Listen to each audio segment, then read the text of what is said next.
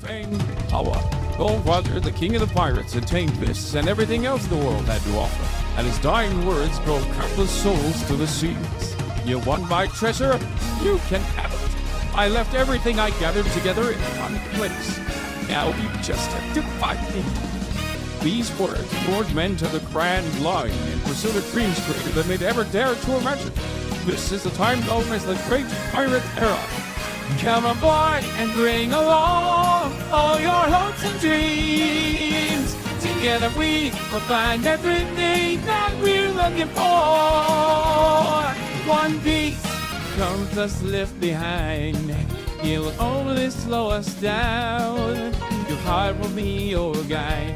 Raise the sails and take the helm. Down a legendary place that the end of the map reveals is only legendary until someone proves it real. Through all the trouble, the times, to the heartache and to the pain, know that I will be there to stand by you. Just like I will stand by me. So come aboard and bring along all your hopes and dreams. Together we will find everything that we're looking for. There's always room for you if you want to be my friend. We are the crew. We are. What's going on, everybody? I hope everyone's having a fantastic evening, afternoon, pre-noon, no matter where you are in the world. I'm Hassan Piker, and this is the Hassan broadcast coming to you live from sunny California, Los Angeles, folks. We're live nope, it's not sunny, actually. Hold on. Live from rainy California, Los Angeles, folks. We're live, and I hope all the boys, girls, and MBs are having a fantastic one. It is not sunny here in California. It is actually, as a matter of fact, incredibly rainy here in otherwise sunny California, Los Angeles. I'm Hassan Piker. This is the Hassan broadcast, and I hope all the boys, girls, and MBs are having a fantastic one. And that is because today's a beautiful day. Today's a wonderful day. Today's a very special day. My hair's out of control. When I got my haircut, this new hairstylist, one thing that I forgot to stress to him was that my bangs shouldn't be this long. He just kept them very long, and because of that, I haven't been able to. Happening to this camera, everything is fucking up. That didn't work. I should not have wiped it like that. Oh, it did work. Anyway, I'm live and alive, everybody. We're doing the damn thing. You finally changed it? Oh yeah, I did. I changed my my actual certified freak 7 days a week thing, because it's no longer 7 days a week where we're certified freaks. Oh, new OTV video came out. And it was really bad. This is one of the grossest things that's ever happened to me. So yeah, we'll be watching that as well. OTV. That's true. I forgot. Hope you guys enjoyed it. If you have watched it, maybe you didn't watch it. Maybe we'll watch it on stream, because guess what? Today is a beautiful day. Today's a special day. Today's a wonderful day. Today is a type of day that we consider special every week. We finally here, right? It's Friday. It's Friday then. It's Saturday, Sunday. What? It's Friday. That's right, ladies and gentlemen, boys, girls, and MBs. It's motherfucking Friday. It's Flat Fuck Friday. It's Fuck a Fan's Mom Friday.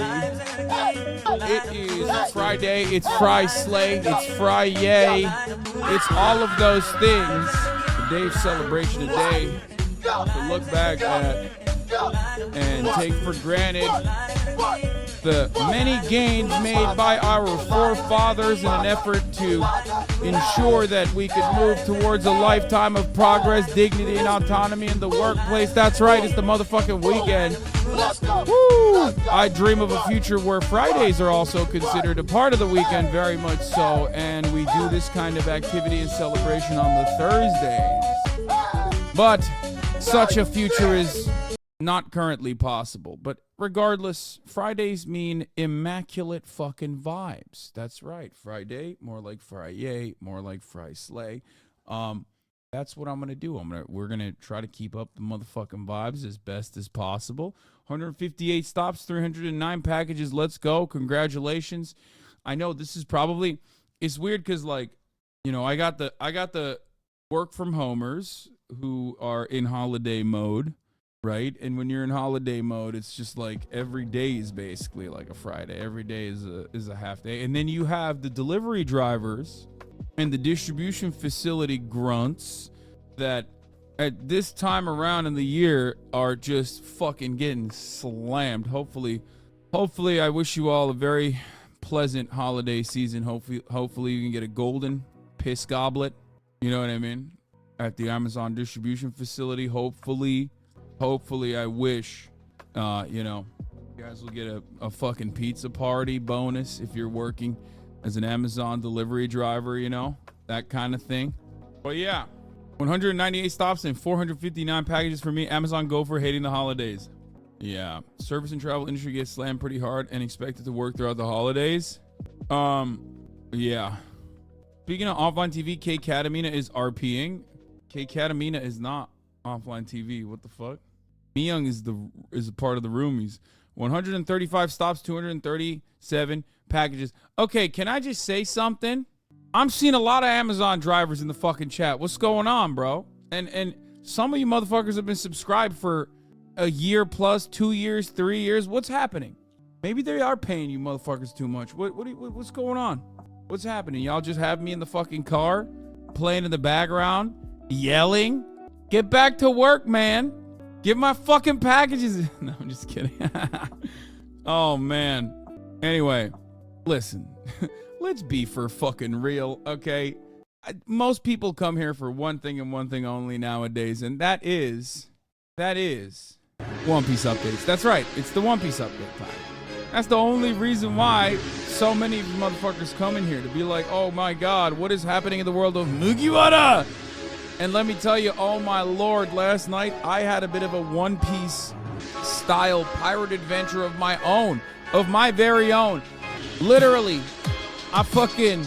let me tell you something. I got done with another 10-hour shift at the dick sucking factory, okay? Which is what I like to call content creation for some of you ungrateful motherfuckers. That's right. And then I'm like, all right, what am I gonna do? Now that the dick sucking job is over, it's time to fucking watch a little bit of goddamn One Piece because I'm so invested. I was talking to Matt about this earlier today. I'm like, fuck, man, Dressrosa and One Piece has really saved me. It's really changed the game, you know what I mean? It's peak. One Piece Dressrosa arc is peak. Don Quixote Doflamingo is probably one of the greatest villains of all time across the board, but certainly in the One Piece universe, a universe full of colorful villains, right? So I'm like, all right, it's time to fucking watch some One Piece because the One Piece Dressrosa arc is incredibly, unimaginably slow, probably impossible to watch in one sitting. 148 episodes or so, you know, a lot of filler. But what happens? What happens is my fucking One Piece streaming website is down, so I can't just like go on, click on a website and watch it on my goddamn laptop as I cast it to my television, and all of a sudden things are taking a sour turn in my life. I'm thinking, man, I'm just like Monkey D. Luffy for real. I got Hassan D. Piker, Will of D in the middle name. It's right there. Do I also have the destiny to fucking fight back against the Celestial Dragons? Is that written in my life as well? You know? But what did I do? I went to the motherfucking Discord. Hoscord. That's what I did. I went to Hoscord, and boy, was that a big fucking mistake. I said, Hoscord, it is time. I need your help.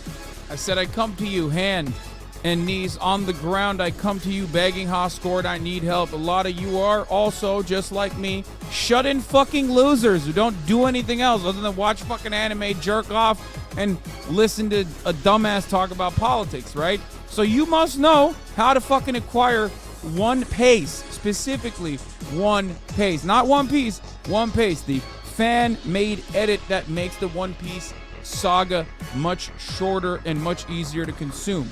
And boy, was I fucking wrong, dude. Holy moly. I had like hundreds of people, just some being deliberately obtuse, some sending me the same, like, you know, 9anime, Kiss Anime, all these websites. I'm like, bro, I have Crunchyroll. I'm not a fucking broke boy, okay? I can watch One Piece legally I'm not looking to watch One Piece illegally. I'm looking to watch the fan edit One Piece.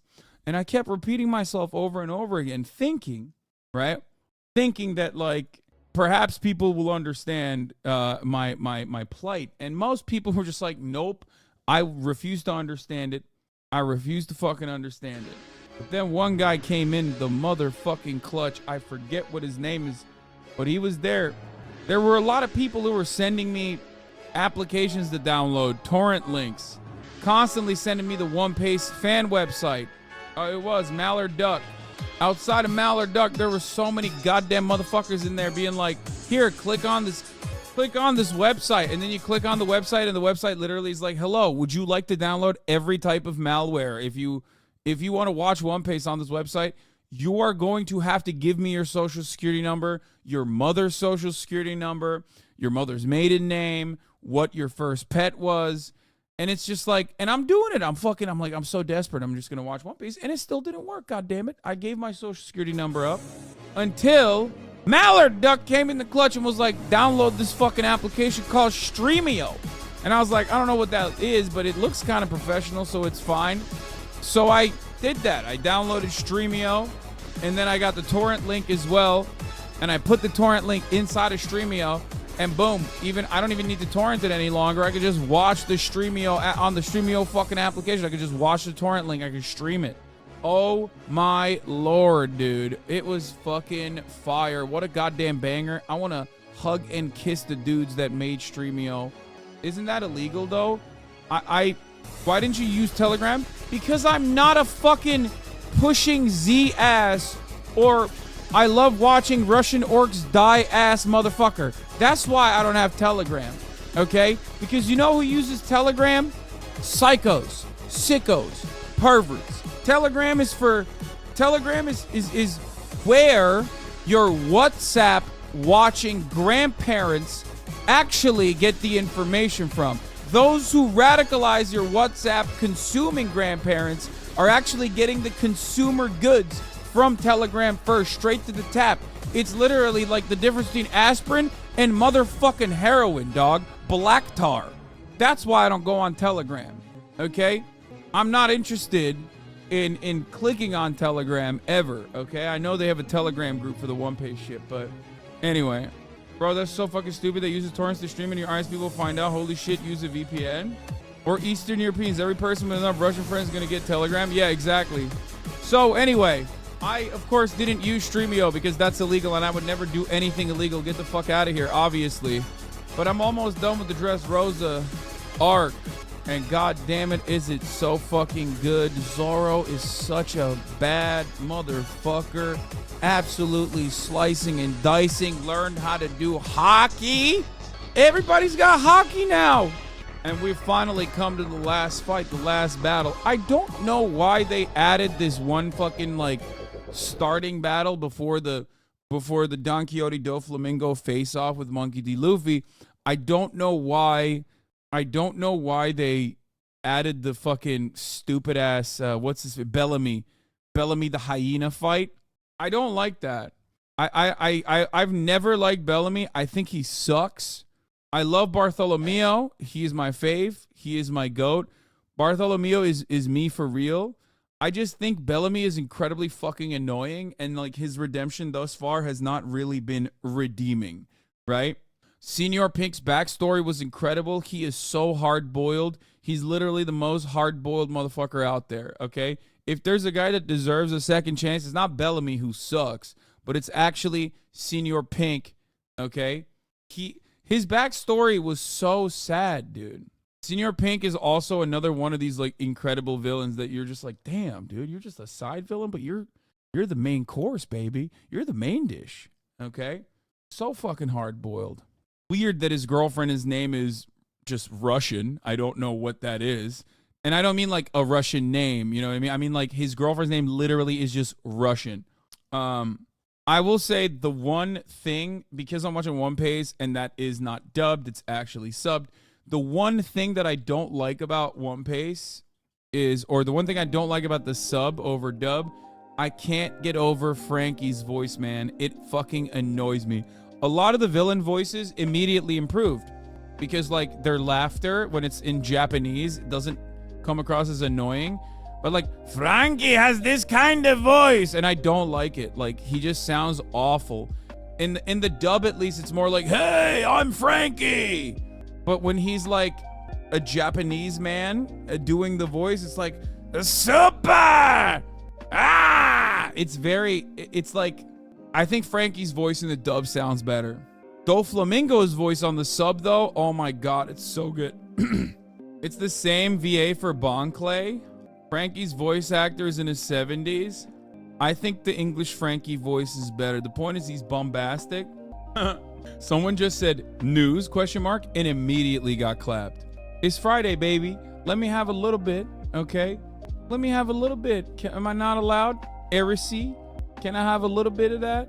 Is that okay? Can we have a little baby bit of the, like, not... Can I talk about, like, you know, what's going on in my life, right? Like, oh yeah, parasocialist hour, like a little bit. You know, it's been 27 minutes, dog. It's been 27 minutes, which means like for the first 10, we were playing the intro music. It hasn't been that long since I started. We'll get to it. Don't you worry about it. All right. Anyway, but yeah. So, damn, Sudek wants to apologize to you. This is a poop sock, isn't it? When I was Anyway, regardless, where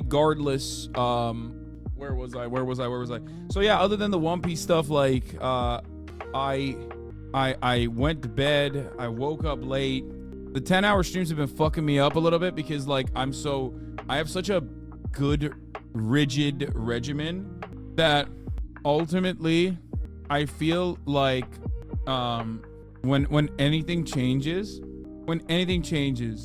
it absolutely fucks me up. Like doing 10-hour streams and like adding no pixel to the rotation for the last like 2 to 3 hours of the broadcast has like cooked me a little bit. 34 MKD50 back, spreading some motherfucking Christmas cheer despite the fact that he's Turkish. Oh my god, our Turkish oil king is back. He's doing it. So did you see young Jamie wreck Joe Rogan with a fact check? Yeah, I saw bits and pieces of this. Pretty good. We'll talk about it. It was so goddamn good that I actually put it on my blast off for my own. I put it on my blast off for my own Instagram story. Like, that's how much, because I'm gonna talk about like Trump versus Brandon mental faculties. Like, are they in order? Who has more mental clarity? So, you know. Beyond that, we also have another one-dime banger about the Maoist cultural revolution and basically like Maoist cancel culture from a Maoist perspective. Two of my favorite subject matters. So got to get on that, and we'll definitely watch it. Yeah, part 2 came out, Pog. Can you please tell me why I'm getting banned from chat on every account? Like, what I'm saying is so bad. Immediately. Babe, you're on Raya? Please date me, Hassan. I love you. Babe, if you're on Raya, I'll find you. Heart. Hot as ever, babe. I want you so bad. Please date me, Hassan. Well, there you have it. Maybe be a little less weird. Just dial it back a little bit. You know what I mean? Like, don't tell the streamer that you are trying to physically pursue them. You know what I mean? XO Chiro Girl OX says, damn, even I'm not that bad. Exactly. Just like, and then we have the Christmas in Hawaii Christmas King. Christmas in Hawaii King. We have so many fucking weirdos in the chat. Some of them turn into Vorlo. Okay, some of them are just memeing and turn into Vorlo. Others are like, I don't know what happens to others. I don't want to know. I think the point is, in order to become Vorlo, you must make like good art for the community. You know what I mean? Good memes for the community. So we recognize you as like a memer and not dangerous. You know what I mean? I just like the LARP that you're my father. Squeaks as Vivek is my favorite addition to No Pixel. Dude, Squeaks is so funny. I lucked out a lot. I went and I dealt with 2 incredible newcomers to the roleplay world, I think. Because has Squeaks ever done roleplay before? I don't think he did. He's incredible. I mean, he's already like a generational talent. I've always been a fan, but both Squeaks and Wake Wilder were incredible. So you're telling me that you're running for president. However, I don't believe there's an election coming up for Los Santos for the presidency. Do you perhaps mean maybe mayor of Los Santos? Hey, thank you so much for the question and your concern. I really appreciate it. I love talking to voters like yourself. First and foremost, what I'm saying is, yes, it's mayor to some, but president for others, because every single political opportunity that I hit is a stepping stone to the next big thing. And let me tell you, Donnie, the next big thing for me is the presidency. And that's why I want to be a representative for you and for Lilith and hardworking folks of Los Santos. That's right. It's Vivek Ramaswamy. That's right. Go ahead. All right, Vivek Ramaswamy, not interested in mayor, simply using the position as a leg up. Now, hold on. Oh, now, hold on now. Okay, is this one of the fake media? This is exactly what I was telling Lilith. The You classic are woke editorializing. You are being woke. And frankly, That you're the only thing with Wig is that he's gotta dial it back a little bit. I guess like conversations like in role play, he just has to like maybe I don't know how to say it, like not shorten it, but because like everything he said was awesome and very funny.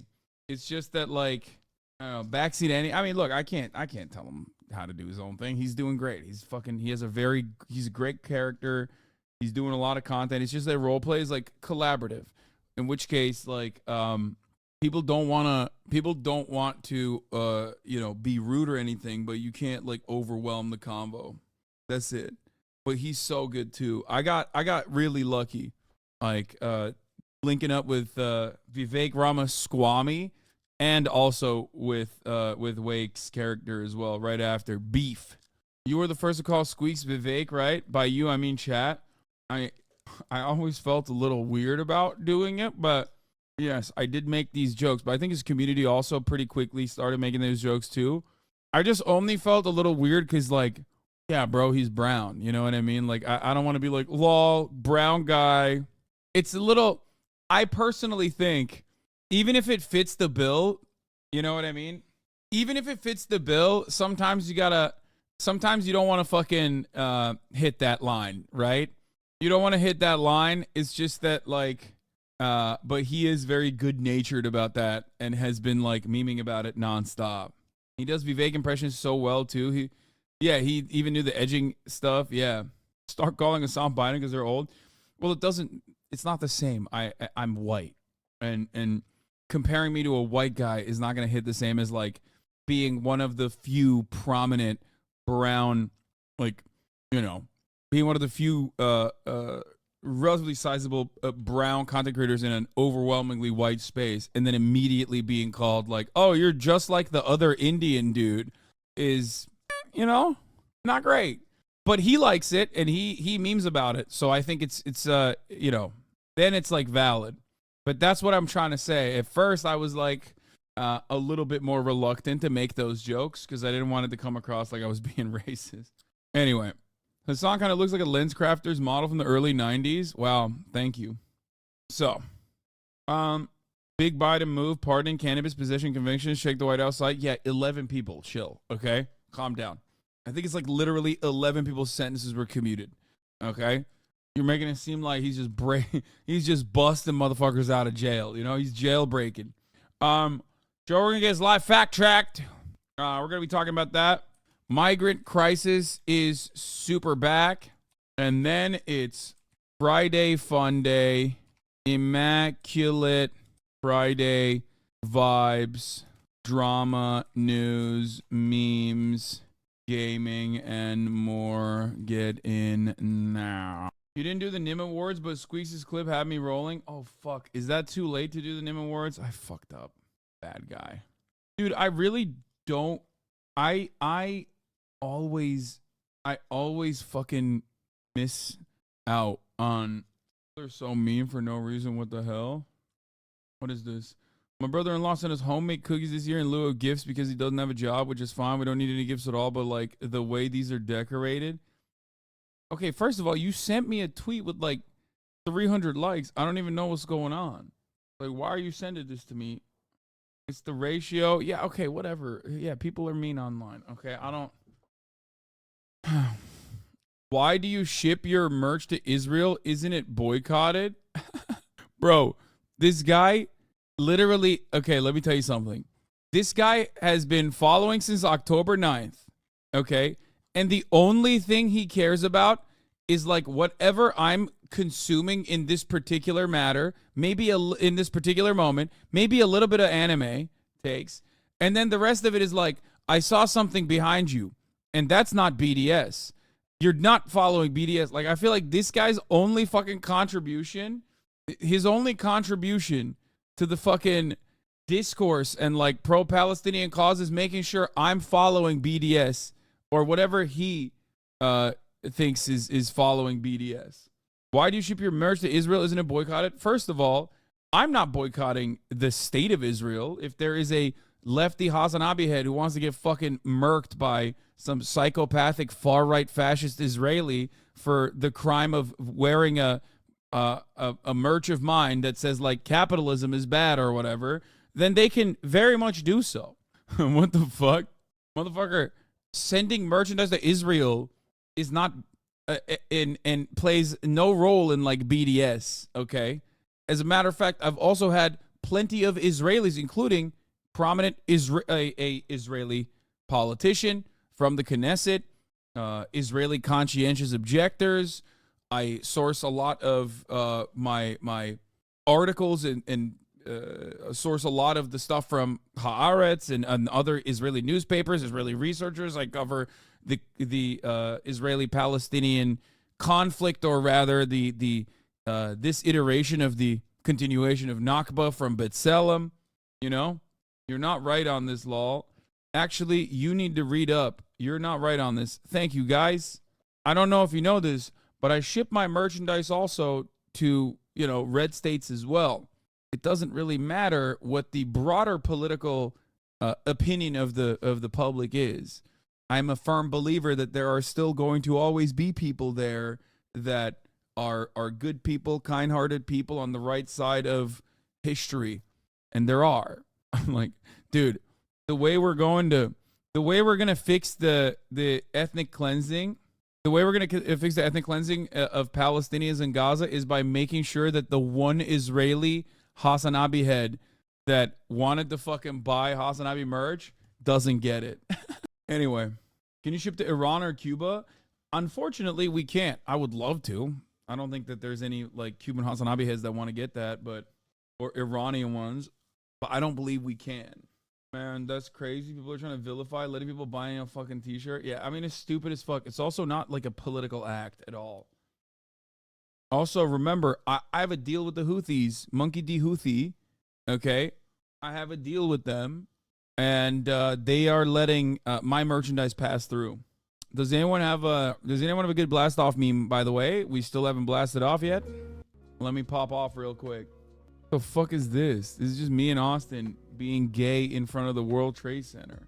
Oh, also, update on Socialismus, where I will take your Amazon wish lists and like buy shit off of them. Yeah, we're gonna do Okay Buddy today. New offline TV Fear End as well. Yeah, we're gonna watch that too. OTV, Fear and collab, drama, news, memes, gaming, and more. Get in now. You want to form me so that Chowder's wish list doesn't randomly have TOS shit in it? Well, I plan on like instead of doing a form, I think we should just simply do it off Amazon wish lists. We should do it off Amazon wish lists that we like. The way I'm thinking about it is, Blood said Socialistmus was a bad name. Yeah, whatever. What does he fucking know? All right, here, blast off. What was I gonna say? So what I'm planning on doing is just like looking through it on my second monitor, or maybe having you guys like having mods if you wanna participate in it. Just like go through some of the links as well before I pull it up, because like I don't want to socialist miss. It's very bad, man. It's a fucking meme. First of all, the joke in and of itself is literally to say, are throne lists allowed, or is it only Amazon? What's a fucking throne list? The entire point of it is, God, I can't believe I'm always explaining the motherfucking jokes. Oh yeah. I just can't let something hang as it is. You know what I mean? I can't let it live. Okay. Amazon is on the BDS list. All right. Socialism is canceled. Amazon's on the BDS list. I'm on the BDS list, motherfucker. I'm an Amazon employee. What do you want me to do?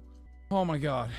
I quite literally utilize, just like every other fucking website that you use, straight up Amazon's web service and its web hosting capabilities on a daily basis.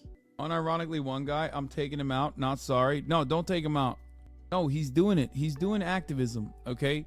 His activism is simply telling me what to not use. Okay. Yeah.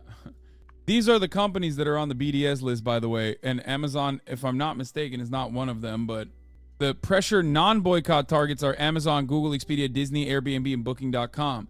The consumer boycott targets, however, is AXA, Puma, Carrefour, Remax, Ahava, SodaStream, HB Siemens. The divestment targets are Elbit Systems, which is the Israeli weapons manufacturer, CAT for its participation in the CAT 9, like the IDF 9 bulldozers that they make, Barclays, TKH Security, HIK Vision, Chevron, Volvo, JCB, and Hyundai. And the organic boycott targets are Domino's Pizza, McDonald's, Pizza Hut, Papa John's, Wix, and Burger King. Okay, how many Vicangles? What? I think like this site, for example, doesn't even have Starbucks on it, and the reason why people are anti-Starbucks, I think, is because like originally there was like the Starbucks, like there was one of the Starbucks unions wanted to support Palestine, and Starbucks was like, nope, you're not allowed, and then it popped off. McDonald's is one of those that developed as a consequence of like the Israeli McDonald's giving IDF burgers, so they don't, they don't go hungry while they're doing ethnic cleansing, that sort of thing. Anyway, so wait, did we even finish what socialism was? Chatter wish list and anything? Oh yeah, here, good question. Oh god, I get derailed so fast because I have fucking dildos in here who are like, hey dude, are you trying to fucking do something fun and nice for your community while also making a meme? Socialism is not about like a rich person giving things back to people who have less than them. That is the entire joke. The entire joke is that I'm calling it socialism is because it's what people think socialism is when it's actually not. Who's eligible? If you're a subscriber, you can send a link, which means you are eligible to participate in it. That's it. And I'm just gonna randomly pick people. And I didn't want the mods to also like pick people from the community in general, because like I don't want to play favorites. Like I don't want to do any sort of like favoritism. You know what I mean? And I don't want people to like get mad at the mods and be like, oh, they didn't pick me because they have their own personal vendetta or something like that. It would be random forms and lottery. I mean, I guess we could do that. So originally, no, not right now. If Austin is willing to participate in it, it's going to be tomorrow. If Austin is not willing to if Austin can't participate in it, I'll do it on Sunday. This is fire. We got some fan art. Austin, I be tripping fall. I don't know what came over me, but I had to draw more of these too. I don't typically do comic style posts, but so this was interesting.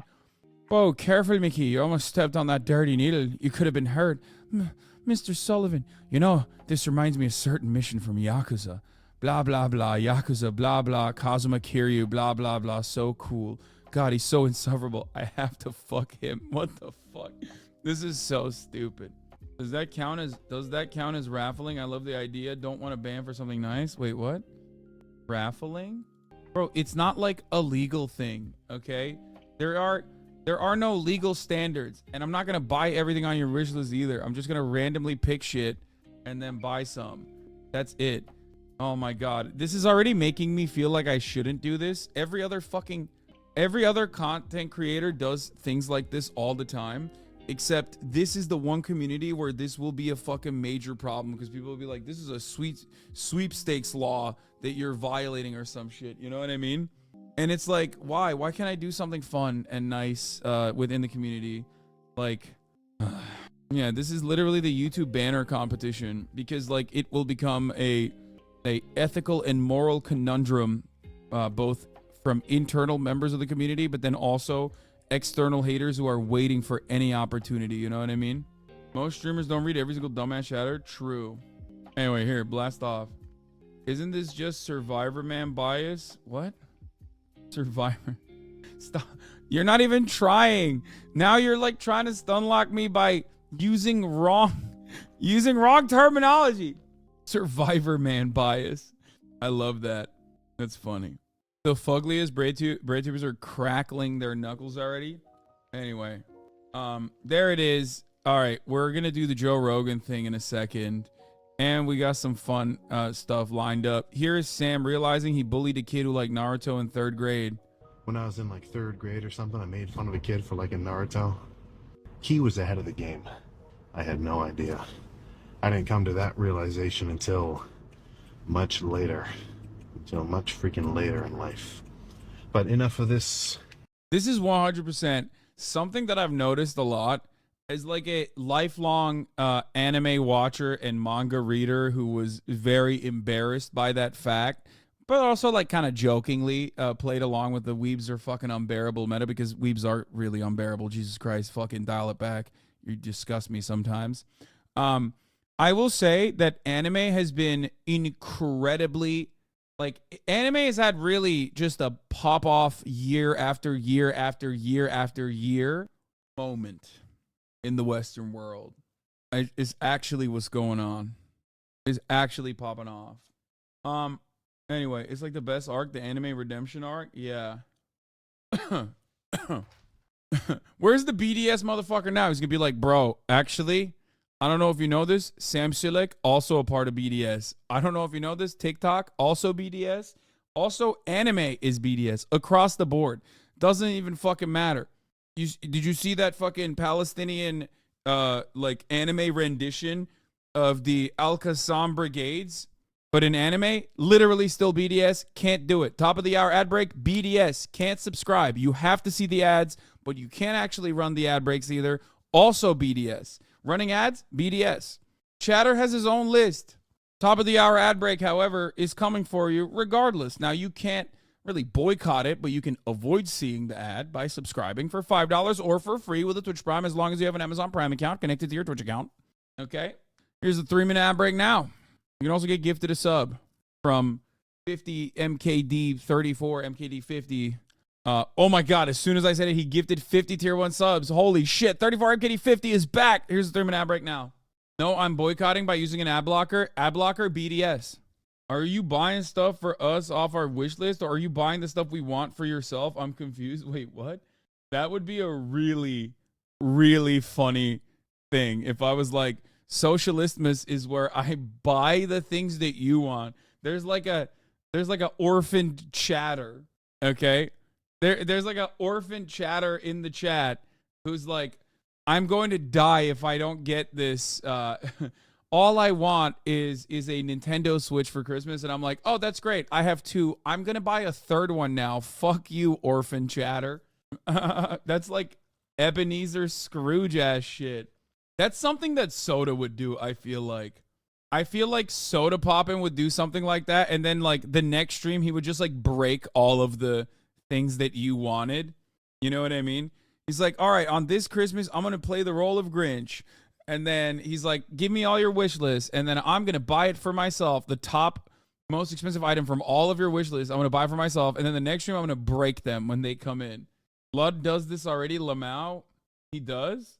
That's disgusting that he does that. Why would he do that? Fuck Ludwig. Anyway, this is also...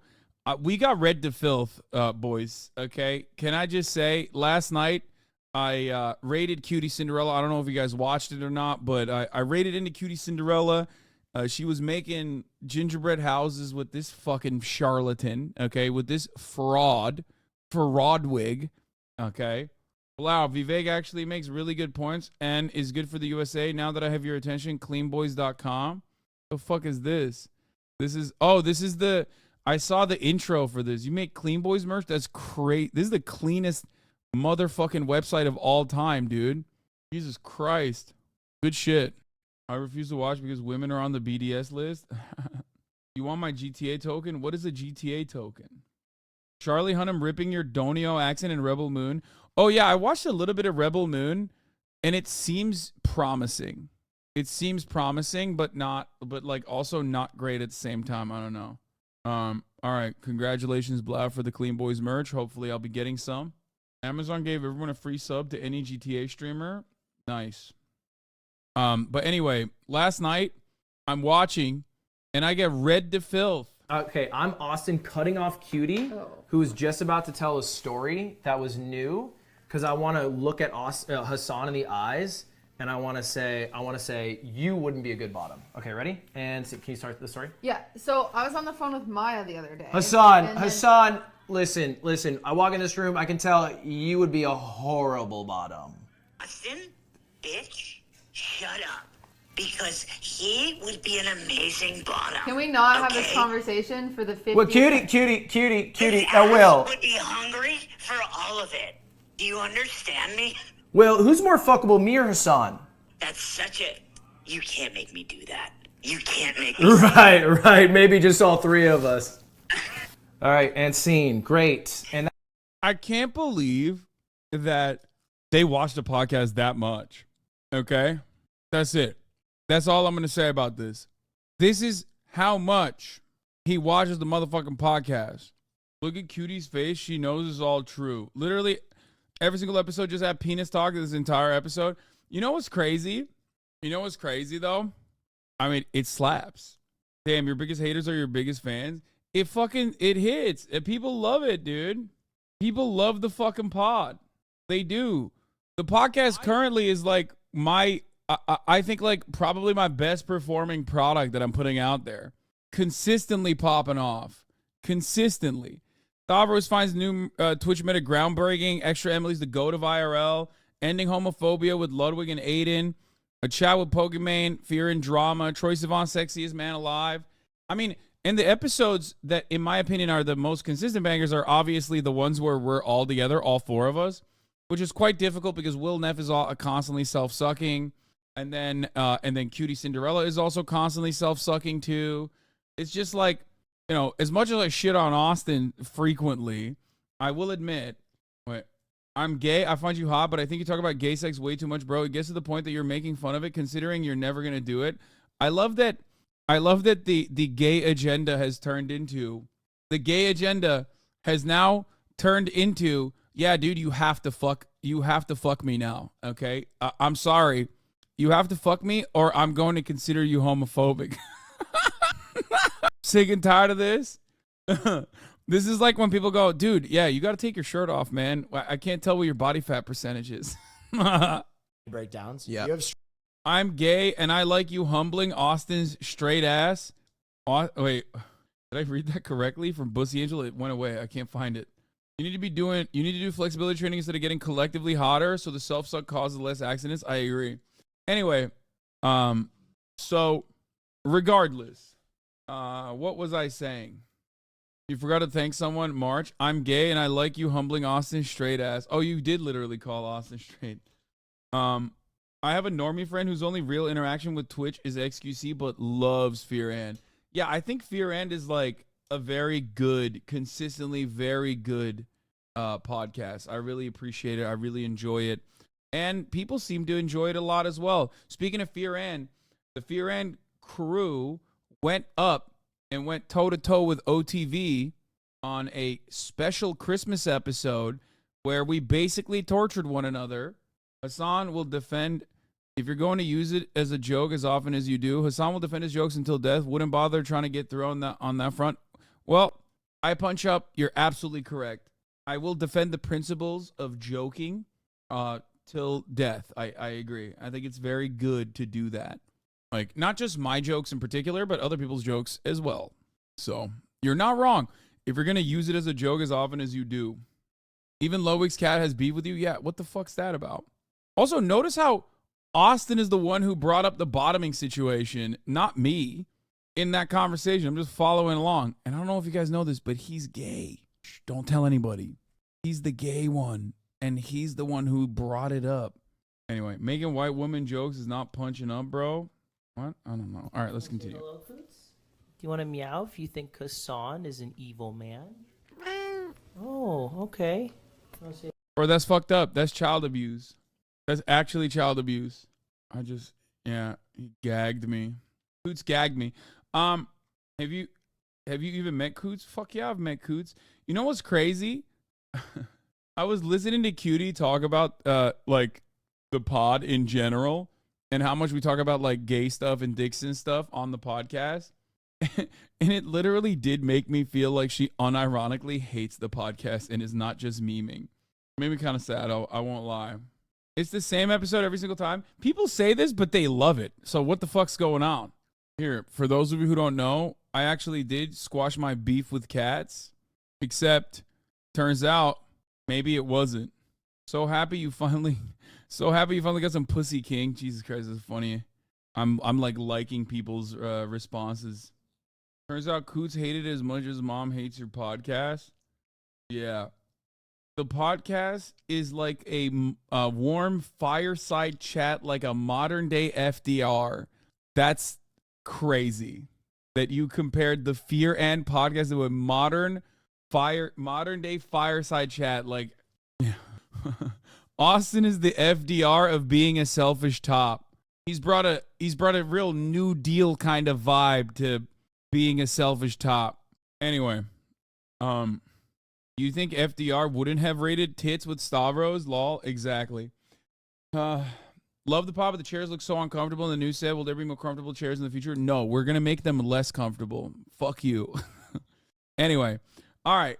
Where was I? What was I talking about? We got a thing on on streaming sites now is that guys are paid a wage to bet with fake paper money on betting sites all day to make kids addicted to gambling. This is 100 times more destructive to the lives of teenagers than every softcore porn on Twitch people get mad about on here. I agree with this concept, of course. Aiden Ross gambled over $2 billion. Nice, dude. What's even wilder that this isn't allowed on Twitch anymore because of it. It is allowed on Kick, which is run by the guy who owns the state casino, and is so lucrative they started a new streaming place and bought some of the biggest Twitch guys to just keep it going. But yeah, I mean, dude, I don't know. I don't know what to do about it. There's just like not much I can do about it anyway. All right. Oh, this is the new. I saw this earlier. This lady has been going crazy because I responded to her. She's going nuts. You should try this method when you get one guide. Yo, you just hit my car?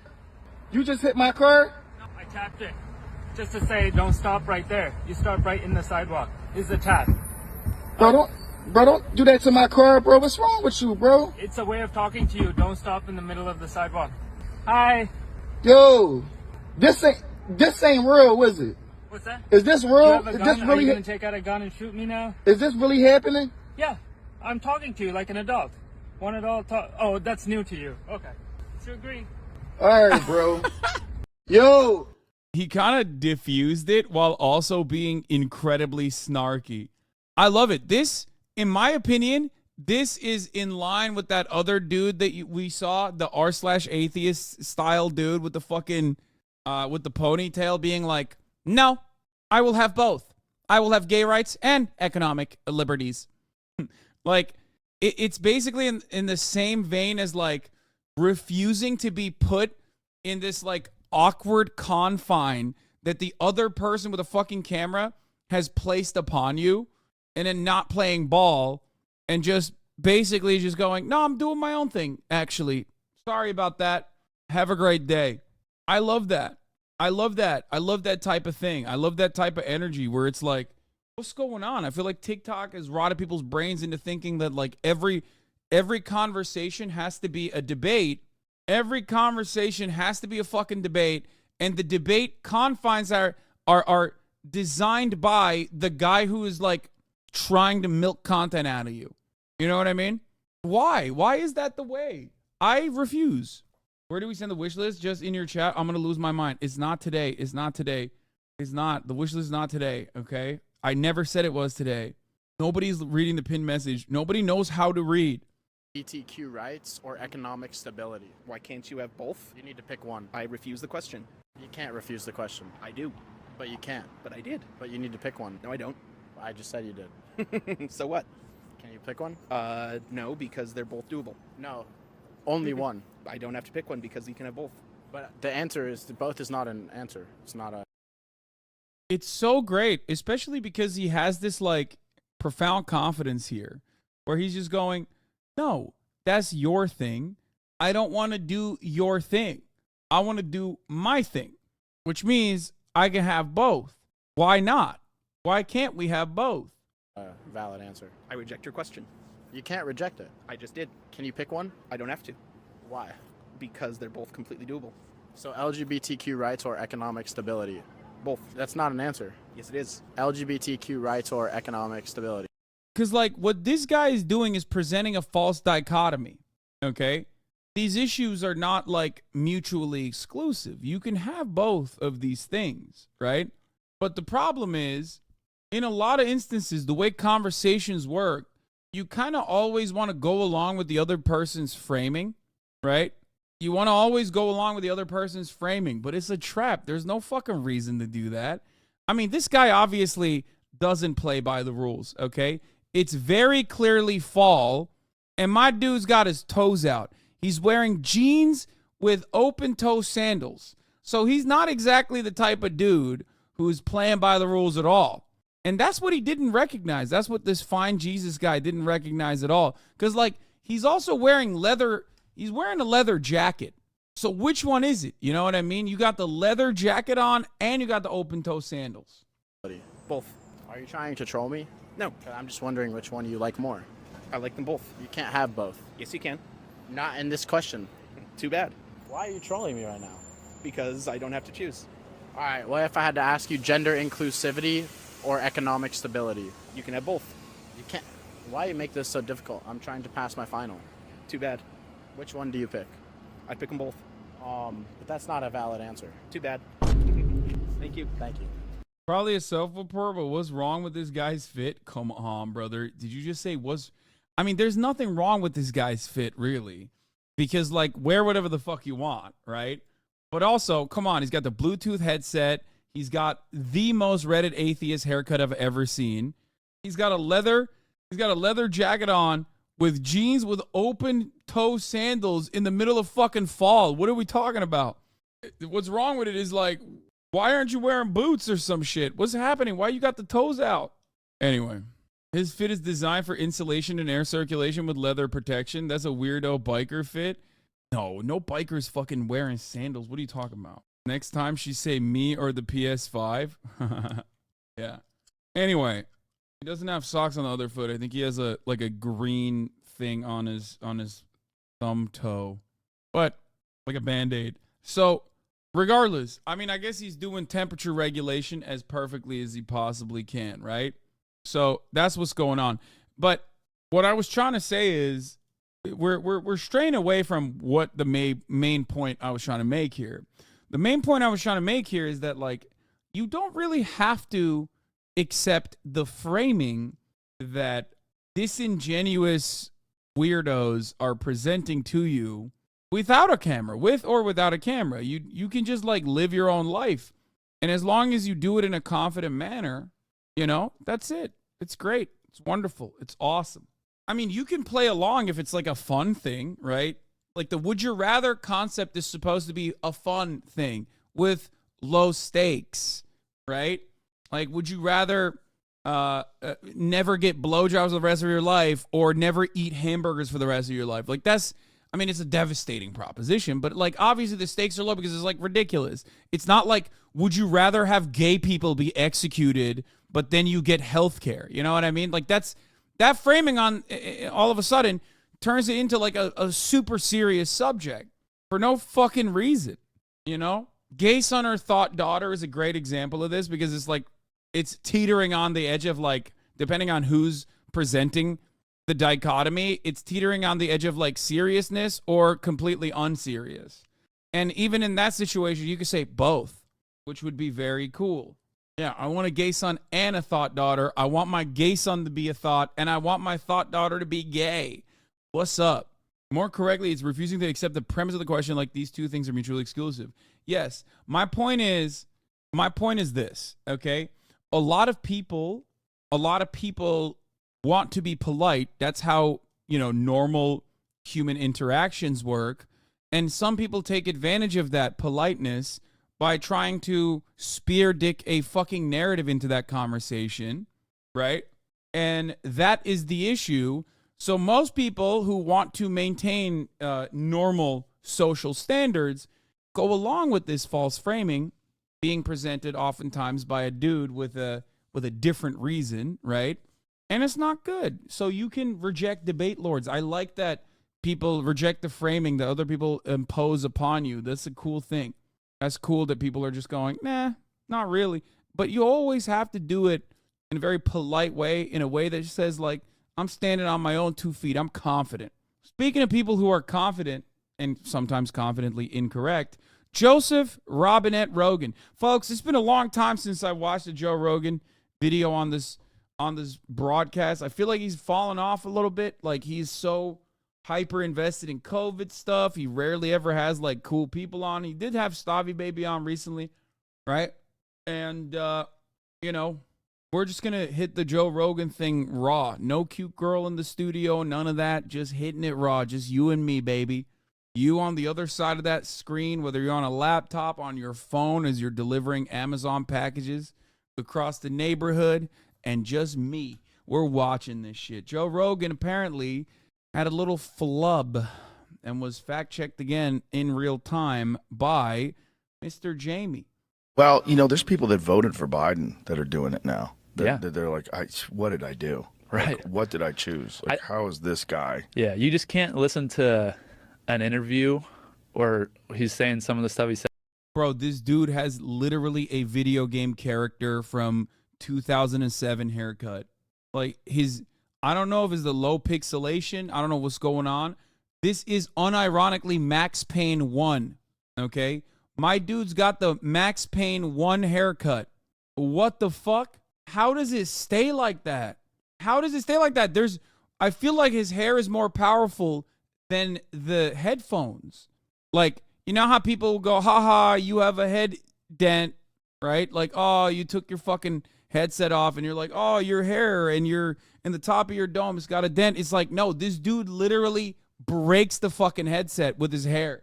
I don't know how he did it, but congratulations. Says it just makes no sense at all. It's like you can't listen to those interviews and feel like you made a good decision. I don't know how you could. Did you hear what he said like yesterday or a couple of days ago? Mm-mm. He was talking about the Revolutionary War. He's like, one of the reasons why we lost the Revolutionary War, one of the problems with the Revolutionary War was they didn't have enough airports. So this is an interesting start to the conversation because there are a tremendous number of Biden flubs and gaffes and goofs that you could point to because my man is a gaffe machine. My man was a gaffe machine even when he was all there, right? Great retail politician, gaffe machine across the board. There's never been a moment in Joe Brandon's career where he hasn't like said some silly shit. And also a serial liar and plagiarizer, right?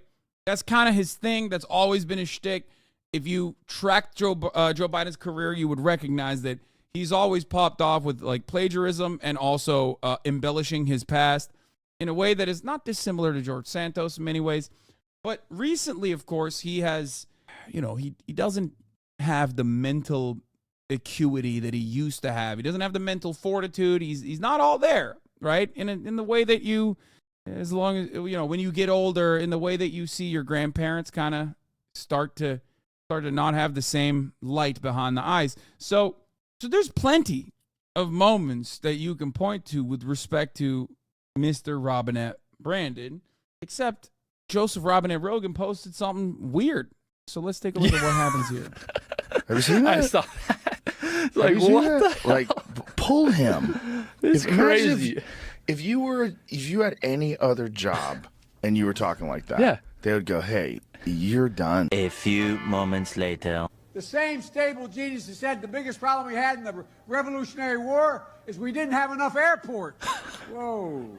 Yeah, that's it. Whoa. Right, what? Just for the record. Is that fake? It's not fake, but he was referencing Trump saying that.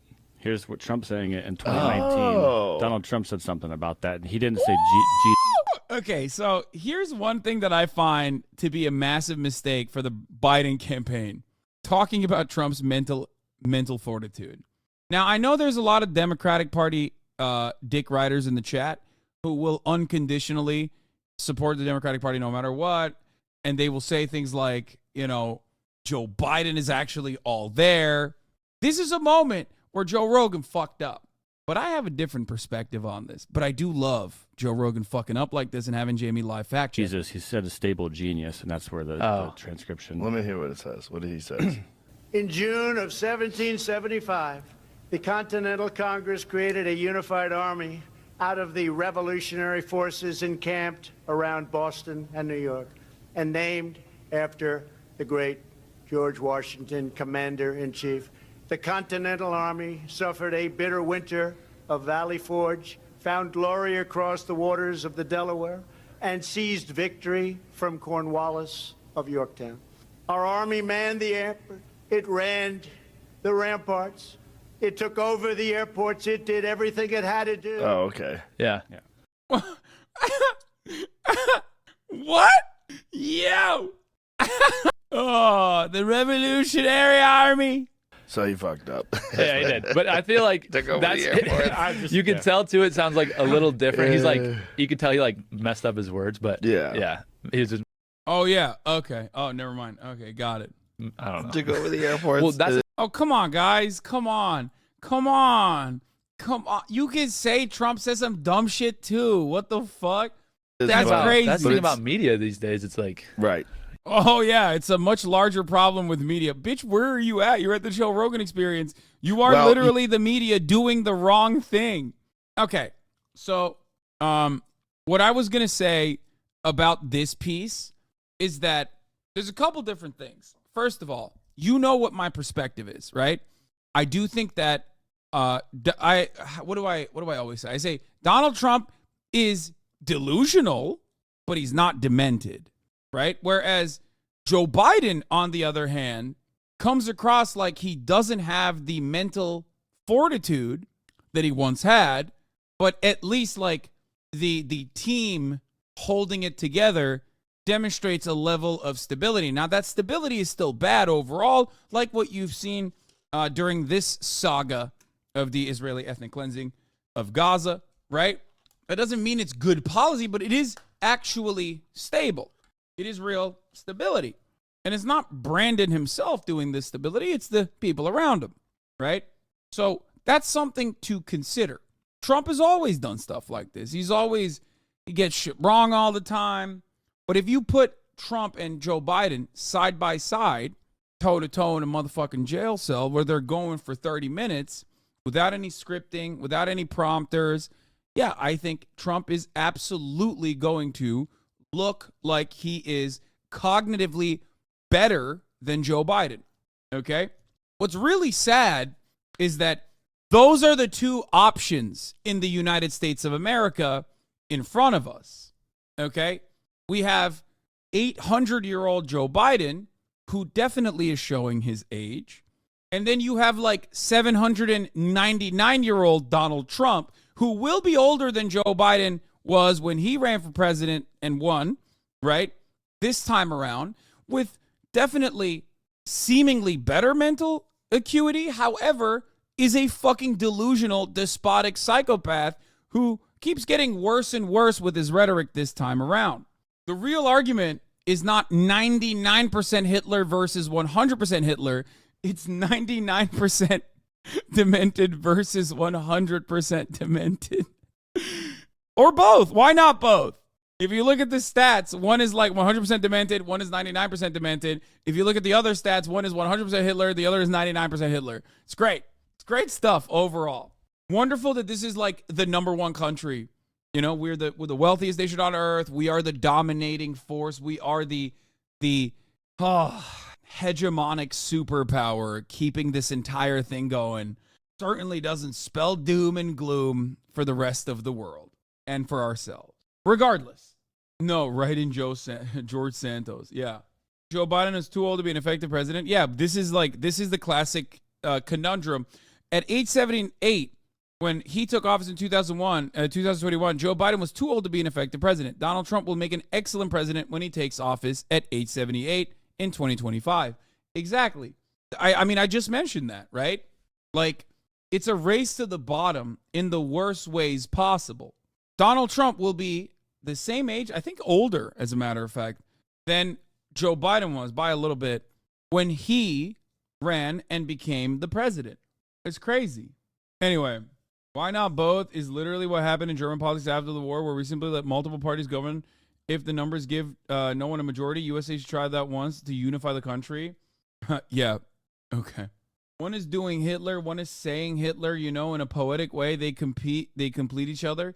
No, the Chuck Schumer retort to Donald Trump being like, immigrants are poisoning the blood of Americans is the perfect demonstration of how the two-party structure creates the ratcheting effect that makes us basically either crawl or sprint towards full tilt fascism. One side is literally going, no, we are actually fascists, and we're so fascist that I'm just basically plagiarizing Hitler. The other side goes, oh my God, that guy's plagiarizing Hitler, except, what he's saying is true. He just shouldn't say it like that. And that, to me, is insane. I feel like whenever, in the past 10 years of my coverage of American politics, I felt like I have kept repeating the same points over and over again, reiterating it over and over again, with different cycles of like other people getting on board with what I have to say and recognizing that reality and then forgetting all about it every 4 years when MSNBC and CNN decides that, Democrats are going to maintain stability or some shit, right? People forget that. And it's like, it is at the heart of my criticism of the Democratic Party, because I criticize the Democratic Party for being too close to the Republican Party in politics. This does not mean I like the Republican Party. I like the Republican Party less than I like the Democratic Party, obviously. Okay? So definitely very sad state of affairs, and not great. People agree with Hassan until porn is brought up. Oh my God, don't bring back the sex work conversation again. What is Tucker doing? Oh yeah, this is from being the most watched anchor in the country to this. Nelk boys are keeping Tucker Carlson's memes alive as desperately as they possibly can. Hate watching a rival podcast. Joe Rogan. Oh, I was like, what are you talking about? But yeah.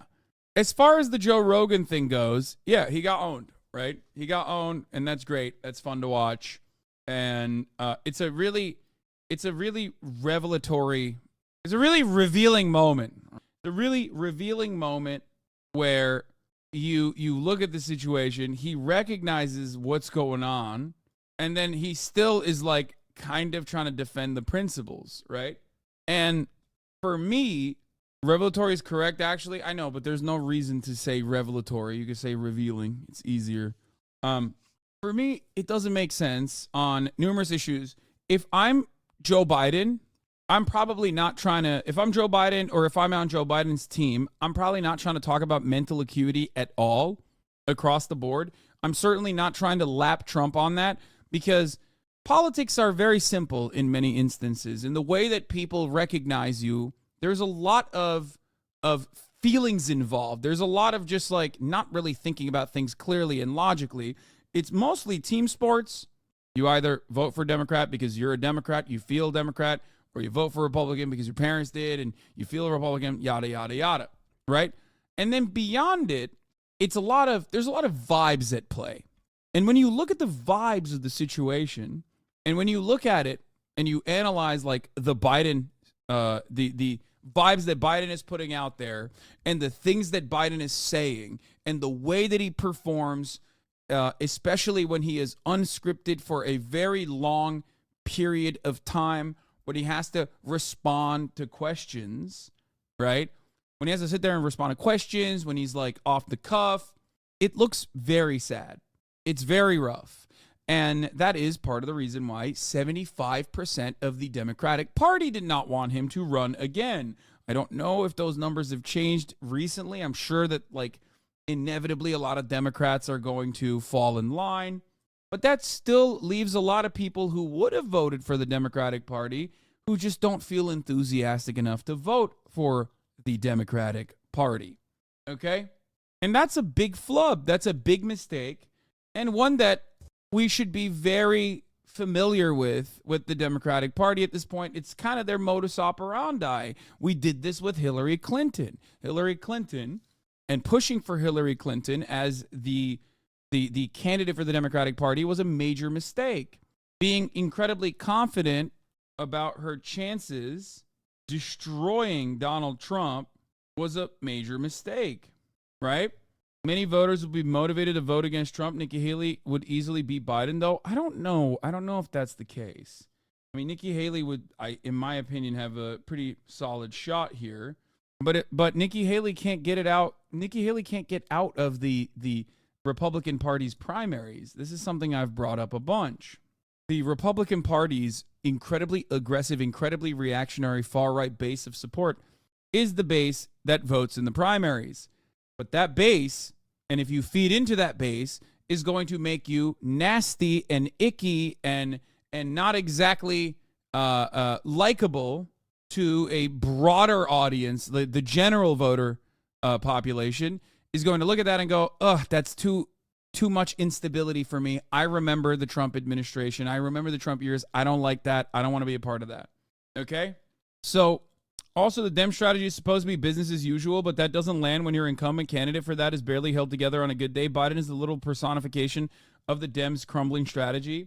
It's really interesting to think about this because if I were to make an honest assessment, remove Biden from the equation, look at the Democratic Party's operations this time around, the last couple of like very far right things that they've done, like signaling to the crowd that they're going to be even more reactionary and more white nativist on immigration policy, beyond with those exceptions, overall on like trade protectionist policies or when trying to improve manufacturing output in this country, like the Biden administration has taken a lot of steps in the positive direction. Obviously, the bar is like way below the ground. It's beneath the ground. But I haven't mixed my words on this. I've said allowing the NLRB to operate in the way that it has so far has made the Biden administration literally more pro-labor than the Obama administration, like objectively, demonstrably, right? The Inflation Reduction Act had some pretty solid provisions in it. You have manufacturing. You have opened up a bunch of factories in different parts of the country. These are going to have very positive these are going to have very positive effects on the American economy in the next 5 to 10 years. So there's a lot going on. You also have the antitrust working on the other side as well. Don't know how positive that's going to be. I don't know if they will rein in Lina Khan in the next administration or not. But overall, there are some good things that the Biden administration has done. But the problem is the figurehead for these policies is seen as like a doddering old fool, and that's not good. Minced words, babe, not mixed. Sorry. Minced words. So it is what it is. I don't know. I think the way I look at it, Biden administration is going to be seen as an administration full of chaos, like years later down the line. We will not remember the good gains made on any fronts. And we will remember him as, and I'm not saying that this is a correct way to approach him, but many people I think will remember him as the guy who, one, genuinely facilitated the ethnic cleansing in Gaza, which continued the Trump era policies of the Abraham Accords and moving the embassy to Jerusalem and all of that. The guy who also got us into a proxy war with Russia. Once again, this is also Russia's failure and Russia's doing, certainly, right? But this is the way that people are going to perceive him, in my opinion. If I'm to remove myself from like immediately looking at this situation and just like pull myself out of it and try to think about what people will remember, they're going to think pulling out of Afghanistan was a positive thing. I think that years later, years down the line, I think people are going to probably look at pulling out of Afghanistan as a positive thing. They'll say that was good, and then what came after is very, very bad, right? Because people don't necessarily look at the situation and analyze the situation in front of them adequately, okay? But his administration is the one where certainly the one where, the war in Ukraine happened, and that will be presented as one that is America's fault because America does involve itself in everything happening at the global stage. Okay, his administration will be remembered with Israel's actions in Gaza and allowing that to continue in the way that it did, in the way that it has. His administration, unfortunately, will be remembered as like the old man trying to steer the ship and failing to do so effectively. I don't personally believe that there's a singular guy out there who controls the government. I don't, especially not in a situation where you have Joe Biden being brought out of a fucking vat every day to deliver 2.5 hours of media press junkets or whatever. I don't think he's actually steering the ship regardless, but that is how people will remember him. The other thing, of course, is that Roe v. Wade was destroyed under his reign. That's another thing that people will bring up. So, I don't know. It's sad because I feel like a more charismatic, younger, more dynamic leader that didn't make some major mistakes with respect to America's foreign policy, for example, would very likely look like a really positive figure that was able to change America's course, change America's trajectory. Because there are good things that his administration did, like I said, right? It's very weird. But I guess that's perfect for Joe Biden, who has spent his entire political career trying to triangulate the median voter, trying to always be dead center on issues from the Democratic Party. And that's precisely what has happened.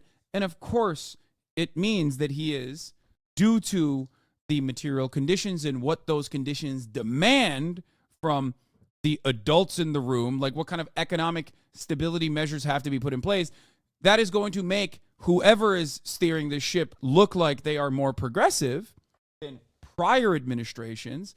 But at the same time, there's a lot of stuff that Biden is just incredibly fucking reactionary on, especially when we are talking about a country that has gotten way more right-wing over the course of the past 30, 40 years. I like how charitable you are, even with this ghouls, man. Thank you. I mean, yeah. I feel like people would have viewed Roe v. Wade better if Biden tried to fight it on the courts instead of being like, oh, well, I don't want to politicize the court.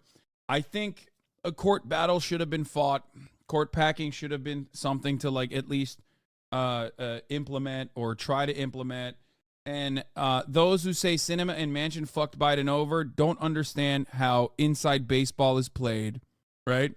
I'm sorry, chatters, but I know that I have a lot of pie in the sky ideas, and I'm an idealist, and sometimes sometimes people like to say, oh, what you want to happen is what you are saying can happen immediately. That's not what I'm saying at all. There's two different kinds of analysis that I engage in all the time. One is what I think should happen because it's good, and one is what I think the Democrats could be doing that they're not doing, not only because it would be good for the future of the country, but it would be good politics. I talk about politics and policy all the time.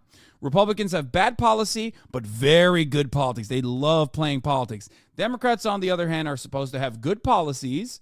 They at least advocate for good policies when they're not in a position of power. But they have horrible politics. They do horrible politics, just awful politics in general. So when I'm talking about the Democratic Party, when I put my electoralist Andy hat on, I am actually criticizing the Democratic Party as a Democratic voter. Okay, very different than what I think is the moral thing for the Democratic Party to do, the courage to demonstrate moral leadership, to do the right thing, even if it might be perceived as unpopular in the short term. And as far as Manchin and Sinema goes, even without considering their political positions, here is why it was a major failure. People hate gridlocked Senate. People hate gridlocked Congress, okay? They hate it more than anything else. I can tell you after years and years of covering this stuff with 99% certainty that doesn't matter how bad a fucking bill is, okay?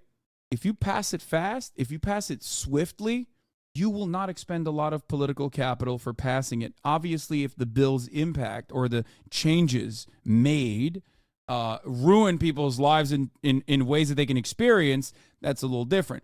Roe v. Wade, the destruction of Roe v. Wade and the protections that it offered to women is a perfect example of like, yeah, if you pass that or if you change that, Americans' lives are going to be materially harmed immediately, and they will know that you are at fault for it, you are responsible for it. But as far as like tax cuts, for example, tax cuts on the wealthy and the entire American population, that was passed expeditiously under the Trump administration, and people did not have the time to even like gather their opinions on it.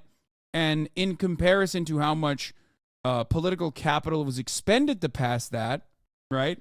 In comparison to how much political capital was expended to pass those tax cuts, if you compare that to something that is objectively good, like Obamacare, and how long that process took, you come to the recognition that people care almost less about like the actual benefits that they got from it or the actual damages that it contributed to, and more about how long it took to pass something, right? Yeah, we should for sure let the government take more of our money. They always use it wisely. Don't worry, Bone Doc. You're going to get your fucking taxes automatically increased again because you're not a part of the top 1%. That's right. 2025, baby. You're going to be paying more in taxes next year when your fucking tax cuts get sunsetted. You know whose tax cuts are not getting sunsetted and are unironically permanent, made permanent by the Trump taxes I was talking about? Mine, jackass. You don't know what's good for you, dog. You just think about it from the perspective of like, oh man, the government's stealing my money. It's just like an incredibly reactionary opinion. Oh my God. Anyway, so what about other tax for people like the people who have to watch the ad break at the top of the hour? Fuck you. God damn it. That's like such a weak ass debate that I got clapped with. At the top of the hour, there is a little bit of a Obamacare style situation in the form of a 3-minute ad break. It doesn't give you care. It doesn't help you at all. And it's broadly viewed as unpopular. So it's not like Obamacare at all, which at least had some very decent provisions in it, like the pre-existing condition mandated coverage. Okay? Anyway, the 3-minute ad break is upon us. It's a bit like Obamacare if you get gifted a sub. If you're lucky, here's a 3-minute ad break now. Yeah. Okay. Oh, the last thing I wanted to say about the Joe Rogan saga is that he fucked up 34 MKD50 with another 50 big ones. Holy moly, we're back. We're so back, boys. The other thing I wanted to mention about Joe Brandon versus Donald Trump is that I would stay away from talking about mental acuity and cognitive functionality if I was on the Brandon camp. I would simply try to show, that Brandon still got it, pump him full of drugs, whatever. Meth surfy, give him some meth surfy. Thank you for the 5 get the subs. I don't know what that means. And try to make it seem like Joe Brandon is actually still kicking, all right? But that is a major problem for Joe. That's a major, major problem for Joe, that he looks fucking real bad on camera. And it's not just like TikToks fucking showing that he's slipping, okay? A lot of people love placing the emphasis on TikTok. They're like, oh, why are the youth anti-Israel and pro-Palestine? It must be TikToks. It's like, TikTok is not doing what you think it's doing, okay? Unless you are openly stating that, like, the complete media control of a narrative is what should be the reality, is what was the reality. And TikTok is kind of breaking through that, which is why, people have a different perspective. In which case, there is truth to it. There is definitely truth to that. TikTok has a lot of bad. There's a lot of conspiracies, a lot of silly nonsense. But TikTok also does constantly fucking show things to you that you are not going to get in traditional legacy publishers and mainstream media, right? Every now and then, the New York Times will write an article about Biden's lost his step, but ultimately, they know not to cover that sort of thing, right? Same with fucking Israel-Palestine. Mainstream media very rarely and very reluctantly covers the impact of the Israeli campaign of ethnic cleansing in Gaza. It has taken them 70, 80 fucking days to finally get to the point where they're like, yeah, these Palestinians are being slaughtered and it's kind of ruthless. It's kind of fucked up, actually. It's taken them 20,000 deaths more than 10,000 children being murdered ruthlessly by the Israeli rockets that we give them, by the Israeli missiles, by the Israeli artillery that we give them. And only now is the media basically saying, like, yeah, maybe we should dial this back a little bit. And now you're also seeing, like, the State Department-backed Democrats actually outflank Joe Biden on this issue because they are recognizing that, like, okay, this has become untenable. This has become unmanageable. This is actually making, this is actually making the Biden administration in America look bad, right? Hasancığım 1 dakika reklam oluyor mu? Güya kapitalist karşısın sen. 1 dakika değil kardeş. 3 dakika. 1 dakika 30. dakikada 1 dakika veriyorum. 4 dakika total 1 saatte. Kontrakt. Ama zaten sen Türkiye'desin. Büyük ihtimalle görmüyorsun adleri. O yüzden boş ver. Sıkılma. Okay? Anyway, the Delta social media person reacting to that, reading that thread. Oh, yeah, we're going to get to the immigrant thing in a second. This being an election year upcoming is a double-edged sword. I just think that there's definitely a much better way to manage the situation than the way that Biden managed it and the way that Anthony Blinken is managing it, where they come across like they're weak. They offer unconditional support while simultaneously saying, okay, don't kill civilians.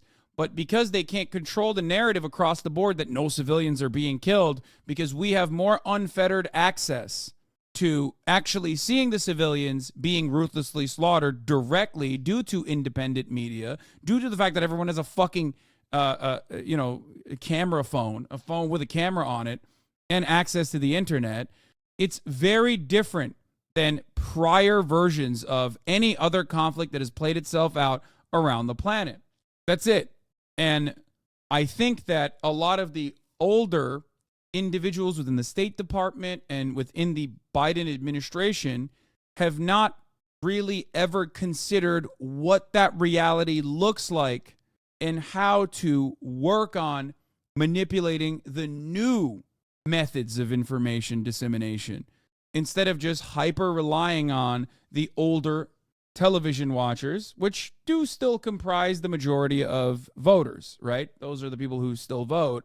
And that's why you look like you are allowing our partner to do gross and inhumane acts that you simultaneously recognize are kind of fucked up, while your inability to stop them is what people will remember. You're America, after all. If I am the median voter, I'm looking at Biden and I'm like, I love Israel.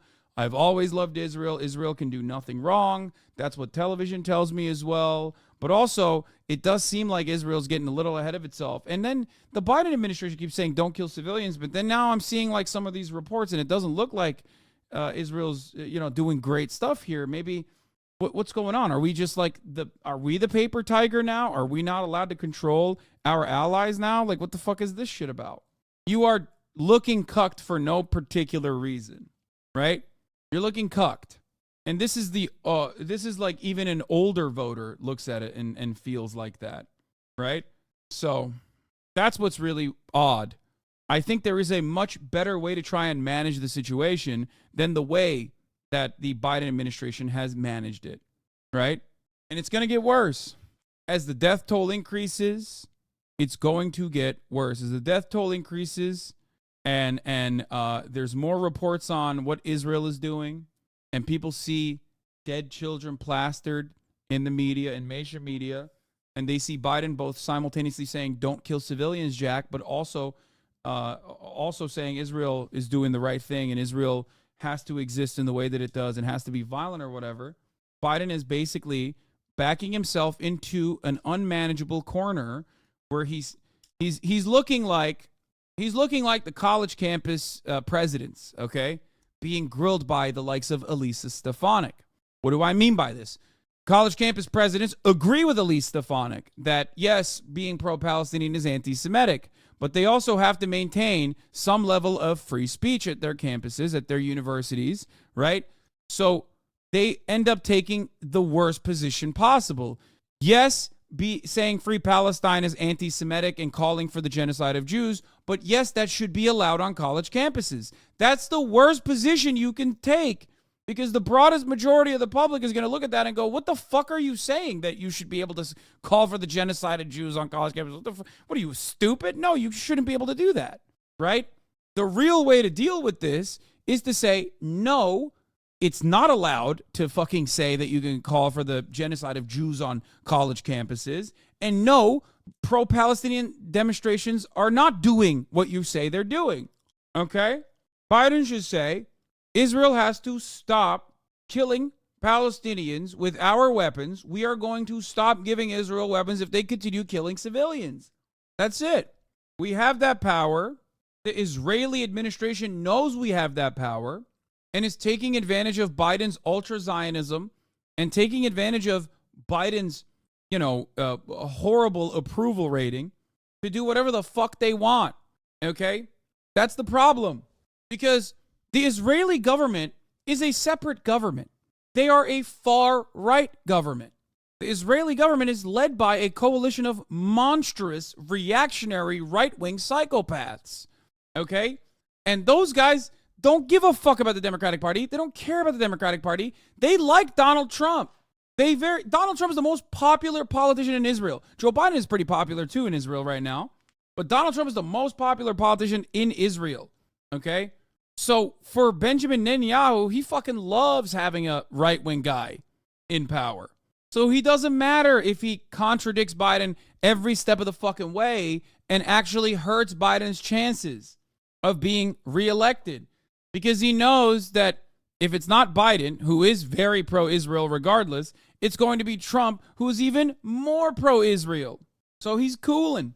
So in that situation, both to save his domestic chances, in my opinion, although there's an overwhelming amount of support for Israel, both in mainstream media and both through what Biden is saying, there's a much better way to manage the situation by going, listen, these institutions that we care about as liberals, like the Human Rights Watch, Amnesty International, the United Nations, like these are countries that we still care about and we still want to influence. The entire global population is seeing these actions unfold, and enough is enough. You need to rein it the fuck in. You need to put a ceasefire in immediately. You need to implement it immediately. This is what the American government should be doing because the attitudes are shifting, and it has been shifting. This is not 1994, okay? This is not 2005, 2006. We're in 2023. People can see what the fuck's going on with their own two eyes and get very frustrated about it. And they also can see when the Israeli government is like openly placing Biden in a difficult situation on an issue like genocide. Why I feel like you going, let's go, after Trump saying he was going to get rid of the school system of filth and was going to install anti-Christian persecution force, unserious and Gamer League coverage is something very unsettling. Well, because what am I to do but laugh sometimes at tragic instances, especially tragic instances that would also, harm me directly as well. A little bit of gallows humor, chatter. Yeah, I think that is pretty damaging overall, as you know. Unless you think that I personally think it's good. And that's why I'm like undermining the seriousness of the subject matter with my coverage. Because I have some secret secondary opinion that it's actually good that there is going to be a Christian moral police in this country that will arrest the likes of those who are saying anti-Christian things. Do you think I'm pro-Christian Death Squad? I'm not. You were like geeking, bruh. Okay, stop tone policing me. You were like geeking, bruh. Yeah, I was geeking, bruh, because I like it, okay? Shut the fuck up. Stop tone policing, bitch. All right. Don is a secret Muslim trying to replace my wife. So, going back to the Joseph Robinette Rogan moment. Yeah, Joe, they're pissing off the voters to get votes for people who can't vote here. 12:55. Yeah. Did you see that video? There was a video that was going around today of people in Chicago that are furious that the government is giving so much money to all of these immigrants that have illegally migrated into Chicago. No, I didn't see that. They're giving them cell phone and $1,200, whatever it is. And these people are fucking freaking out. Yeah. And, these people that were Democrats are like, hey, if Trump wants to talk to us, come talk to us. Like, we're tired of this shit. And I'm like, wow, this is wild to see. These people are waking up. Like, why are you giving people that aren't even from here all this money and a free phone and all this shit? You're not giving anything to us? That is fucked. It's like fucked. I think those people deserve, but it's like we're seeing that's like Why aren't regular people getting that same shit? Why doesn't everybody just get that? Why is that person getting special treatment where it's like, we're just fucked? I mean, that's the safety net. They shit. shouldn't get it either. What they're doing is they're trying to buy votes. That's what I think they're doing. They're trying to get rid of voter ID, and they're trying to bring people in, or allow people to get in, and make it easy for them to travel all around the country. And if someone like let you in the country, wouldn't you vote for them? But they can't vote, can they? Well, what if they can? What do you mean, what if they can? But they can't. It's so stupid. You said they buy votes from a group of individuals who literally cannot vote. God, Republican commentary is so idiotic, man. It's so fucking stupid. It's so dumb. I can't believe we feed people who are in prison. Damn, Dems buying votes. Joe Rogan isn't a Republican. Learn your facts. Joe Rogan isn't a Republican law. That's the funniest part about this argument, is that Joe Rogan has openly said that Ron DeSantis is like very good, okay, and much better as a politician than anyone else. I don't know what the deep shame people feel about like who they want to vote for and what they believe in, okay? I openly say, like, I vote for the Democratic Party, okay? I'm not a Democrat. I don't like the Democratic Party. I regularly criticize the Democratic Party, but having said that, I vote for the Democratic Party. Okay, that's it. It's the lesser evil voting. That's what gets me every fucking time. Having said that, I'll still use my voice and my community to try to get the Democratic Party to do to do things that are objectively good, right? He's just against the deep state and realizes how fucking corrupt everyone is. No, he's not, brother. You are not against the deep state if you're fucking pro Ron DeSantis. The fuck do you mean? And if you're pro Donald Trump, you're not against the deep state either. Donald Trump is not an anti-deep stater. He was literally the fucking president. Shut up. It's so stupid. It's so incredibly stupid. He's not pro Ron DeSantis. He can say he has some good policies. Yeah, good policies like what? Fucking banning books in school? Like fucking owning trans students or whatever? These are all reactionary Republican agenda items. If you like them, you are most likely a fucking Republican. Not locking the entire state down during fake or COVID. Yeah, I got it. Yeah, that's right. Not locking the state down during fake COVID is actually the deep state. Except the same capitalist enterprises that wanted the fucking states to be open were also playing a pivotal role in the CDC, rolling back some of those restrictions that they were posing at the tail end once the vaccines were out and rolled out. So I don't know what you're talking about when you say the deep state, okay? The draconian policies weren't keeping your ass at home and fucking giving you money, dumbass. The draconian policies were saying, yeah, keep going to work, actually, and you no longer even get a day off when you actually get fucking sick. It doesn't even matter if you get other people sick. Now you're going to, oh, yes, let's give everybody money. How'd that work? Record inflation. First of all, okay, that's Donald Trump. So you're all over the place with your politics, I guess. And secondly, if you didn't give people money to stay at home, people would have just simply died, okay? And not only would have people died, but the global consumption engine would have fallen apart, absolutely eviscerating the global economy. So you had to give people money regardless, okay? That's two. Everyone says shut down and give free money, all the Democrats. So you're saying Donald Trump was a cuck and gave people free money because he was listening and capitulating to the Democratic Party. No one can work. Everyone has to sit in their house and be scared of our only savior was the vaccine. Okay, you're all over the place with your arguments because I didn't like the shutdowns, okay? But I understood, especially before the vaccine, that it was an absolute necessity, okay? Rolling back commerce to a certain degree was an absolute fucking necessity for the safety of individuals. We still fucked up. There are plenty of places that did not shut down at all, and they suffered a tremendous amount of losses, okay? Now, having said that, however, once the vaccines were rolled out, big time fucking advocate for that shit, it was great. It was awesome. I was immediately out and about, and the unfortunate reality is that many people still refuse to get the vaccines. We still didn't take the necessary precautions when we were traveling, and COVID still kept popping off. You think you can actually change this dumb fuck's mind? No, but I think it's good that I'm actually responding to his stupid fucking takes because it gives people the ammunition to deal with their relatives, especially during the holiday season when they have to deal with their dumbass relatives whose brains have been broken irreparably by COVID.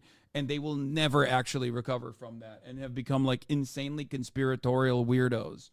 Okay, vaccines are found to be biased results from big pharma. Now we have lagging test scores, schools education record inflation. Okay, couple things here.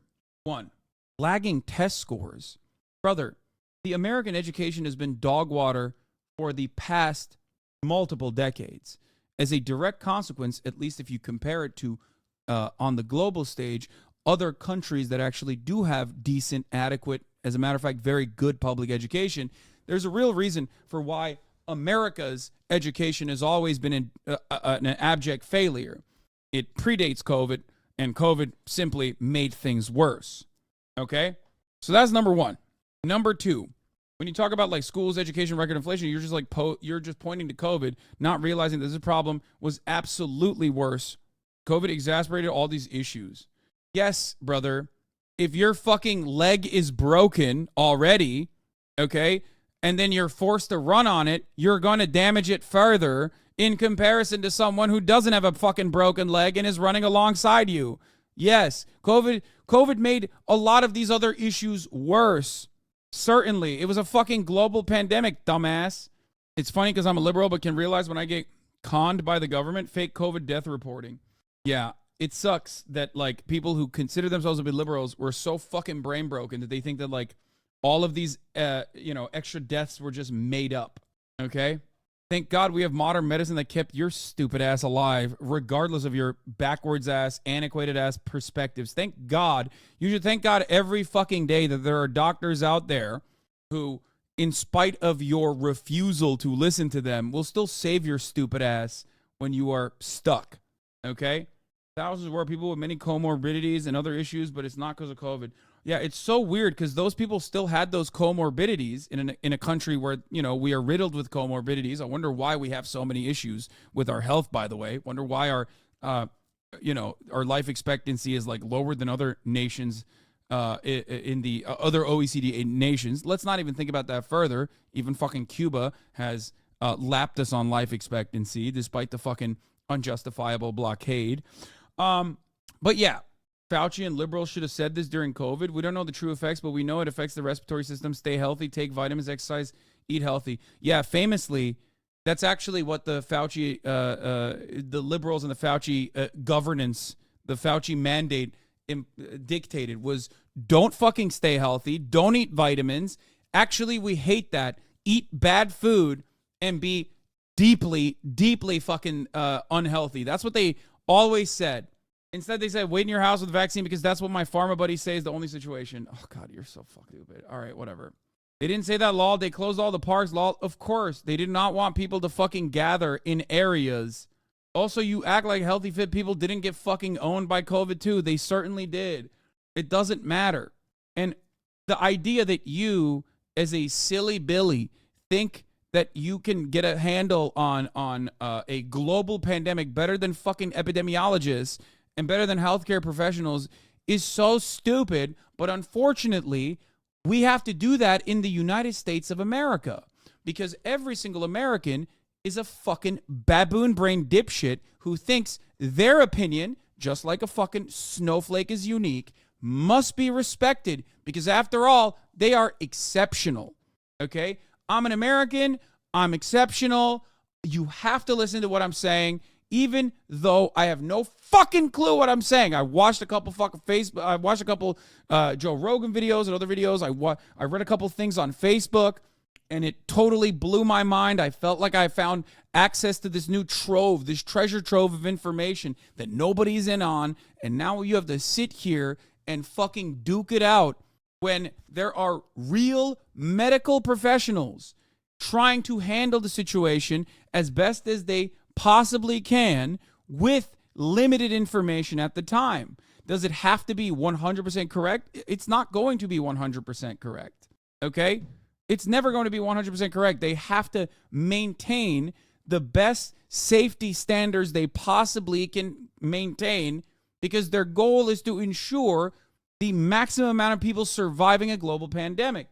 No, plenty of doctors did not say what they're doing is wrong. You got to read the real Dr. Fauci book by Robert Kennedy Jr. Yeah, let's listen to the guy who injected black foster children in New York City with random experimental drugs. you're brainwashed plenty of doctors.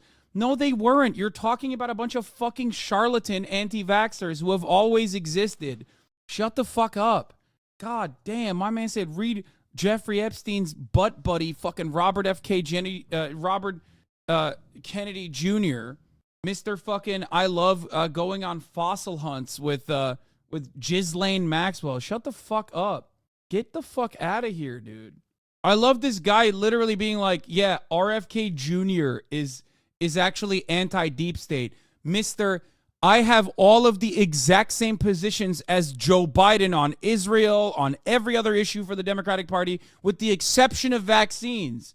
You're just a fucking anti-vaxxer delusional freak at that point, brother. I'm sorry. Okay? It's crazy. RFK Jr. is basically a regular old Democrat. Maybe even a little bit more on the conservative side, especially because he thinks capitalism will be able to fix the problems with the global environmental collapse caused by anthropogenic climate change. But like beyond that, the only thing that is different is that he's just anti-vaxxer. That's it.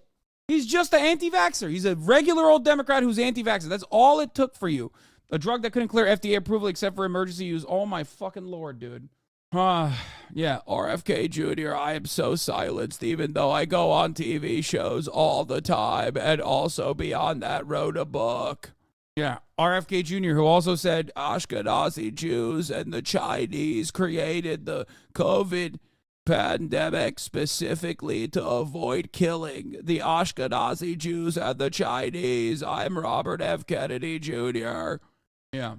That's the guy. You like that guy whose brain is so fucking broken. A dude who dedicated his entire life to fucking fighting against, ironically, the worst polluters, whose brain got fucking polluted somehow and became like the worst anti-vaxxer of all goddamn time. RFK Jr. was like friends with Sam Cedar, okay? RFK Jr. defended indigenous populations against like global polluters. He has dedicated a big chunk of his life to doing activism against climate change. And now he runs around, talks about how capitalism is going to save us from anthropogenic climate change. And also, if you take the vaccine, you will turn gay and autistic. Okay? Insane. Why didn't the deep state change the FDA decision then? I don't get it. Do we have a deep state or not? Yeah. Co-workers with Sam, not friends? True. They were co-workers. But he knew him. He knew him well. It's so funny to think that 98% of doctors were pro taking the COVID vaccine, and these guys literally look at like the 2% that I guess were kooks in that circumstance and go, no, these are the real thinkers. It wasn't even 98. It was like almost 100% by the end of it. But hey, man, I found a chiropractor that told me the COVID vaccine actually gives me shakes. Anyway, how many doctors are being paid by pharma to say that? If they don't say this stuff, they lose their jobs, etc. Brother, you are insane. I'm sorry, okay? You are crazy. Like, I don't know what to tell you. You're talking about millions of medical professionals globally, okay? Here's the problem with a lot of these conspiracies, okay?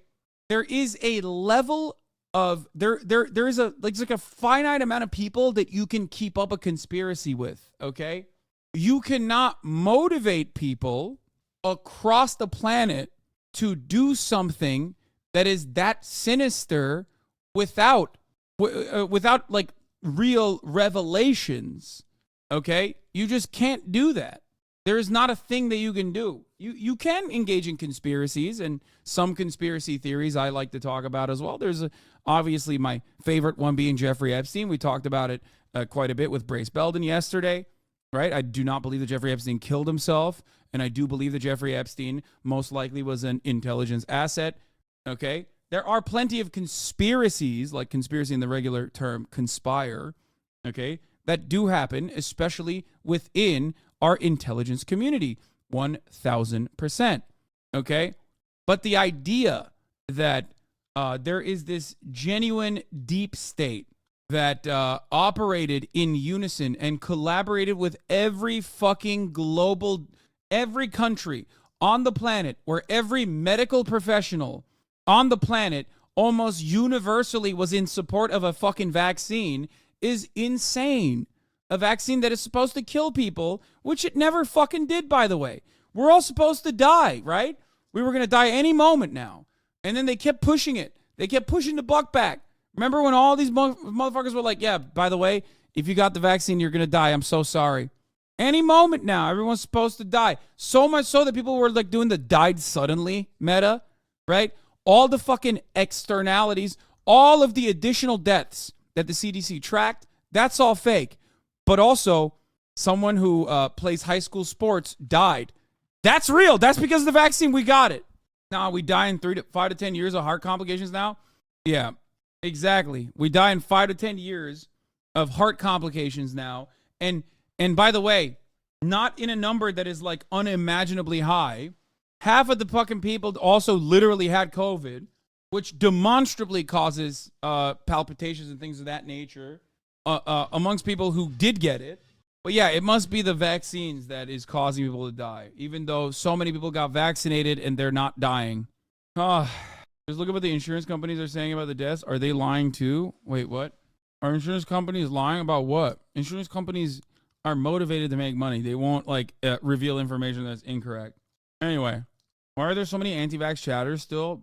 Because when I don't think about something, if RFK was such a liar and could absolutely roast Fauci for so long, there would be a defamation lawsuit. Brother, RFK quite literally was pulled up in front of Congress by Republicans. RFK himself is a deeply unserious person. He said he never told anyone not to take the vaccine when there was like clear-cut evidence that he did. Also, defamation in America doesn't work that way. That's half the fucking reason why so many dumb motherfuckers online can get away with just like literally speaking out of their ass and saying that I'm a sex trafficker of children or whatever the fuck, okay? Because I'm a fucking public figure, okay? So it doesn't work that way at all. You can't just like successfully sue someone for defamation with ease like that. A Hearts of Iron 4 streamer mentioned you in a positive way, Lamau? What? Think about all the urban development, Dankus. Our people will have access to cheap transportation. We're gonna have high-speed rail flying around. Our people are gonna be liberated. Is that you? China. Bo, can you start getting to work on your section, Bo? When the allies are astonished by how fast we're able to travel deploy around, and kiss my ass, Dankus. I see a flaw with losing 80 mils. Bo, we are officially connected. Would you like to do an experiment? I'm gonna take one of my tanks from Berlin before the war starts. Rolling his own video. Wait, is this guy LARPing as a Nazi? This is crazy, dude. Hearts of Iron 4 communities are wild. Brother, 90% of Hearts of Iron 4 players are closet fascists. That's not true. There's only 2 genders in the Hearts of Iron world. Trans or Nazi. Okay? That's it. 100% autism, though. Like, doesn't matter. Anyway, where was I? Not true. I played a socialist route for Mexico and liberated the Americas. Nice. Yeah, the parameters of conspiracy theories is the mathematical formula that shows why large-scale conspiracies are quickly exposed. There's obviously a very large limitation of people you can use in a conspiracy. Like, that's why, and this obviously goes beyond like capitalism, right? Capitalism is not necessarily a conspiracy. It's just our current mode of existence, our method of producing commodities, and that's how the global economy works, and therefore it's not treated like a conspiracy. It's just simply how things are, and that's how that's the reason why like we don't treat the Davos summit or G10 as this like secret society of global leaders coming together with capital owners to decide what the fuck to do in the upcoming years, even though some people try to look at the more liberal side of like the World Economic Forum, not recognize it as a continuation of capitalism, but instead as some secret, scary thing where they're trying to implement socialism. Okay? But as far as like Project Manhattan, CIA, real budget, ironic because you mentioned a conspiracy theory or a conspiracy that is no longer a like, what do you mean? You literally brought up something that has been revealed. That's so funny that you just said large-scale conspiracies inevitably fail because someone reveals them by talking about a fucking thing that was revealed to be a reality. That's the whole point, yes. And let me tell you, okay, the movie Oppenheimer is literally about the Manhattan Project.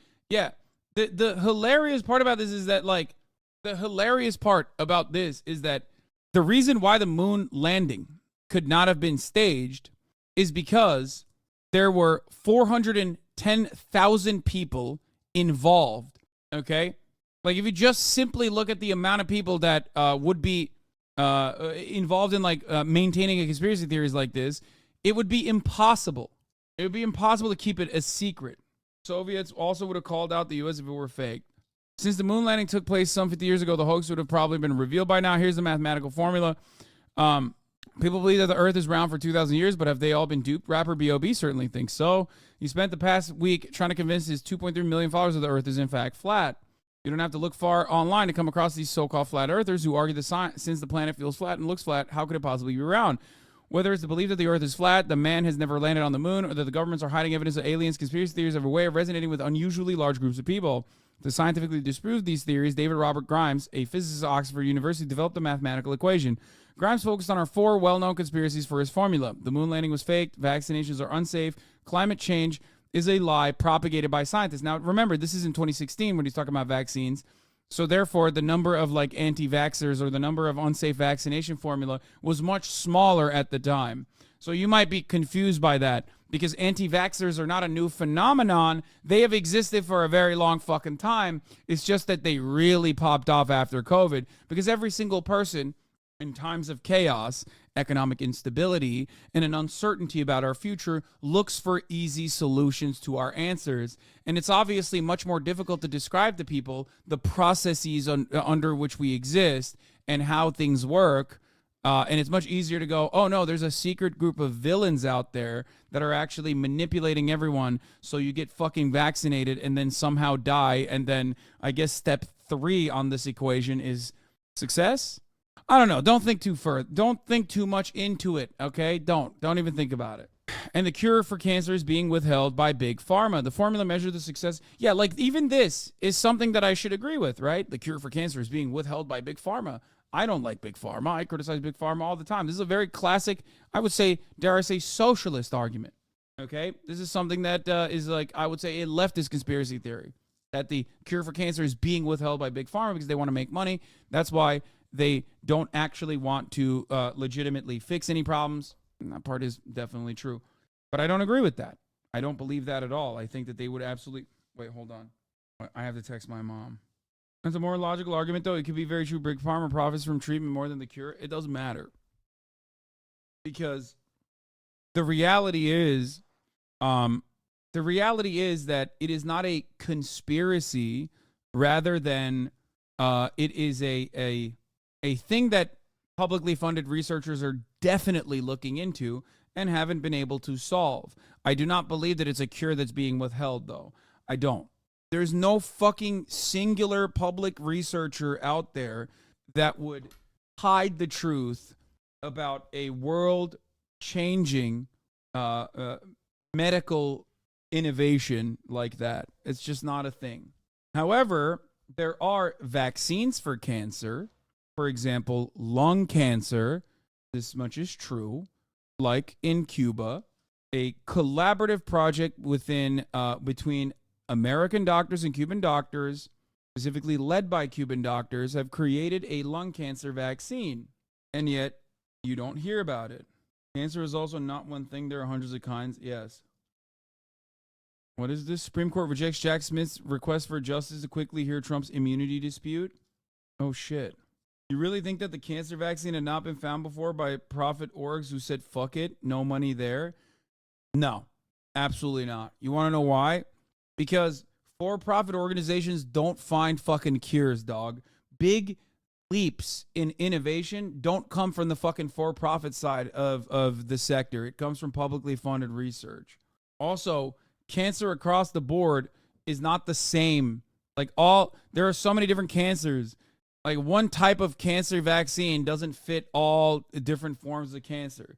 Cancer in the way that it manifests is similar, right? Like the expansion and how it inevitably kills you, but it doesn't matter.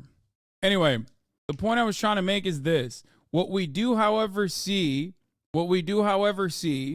in, at the very least, in the pharmaceutical sector is things such as, what things such as, what was I going to say? What we do see in the pharmaceutical sector is, for example, you'll find a drug.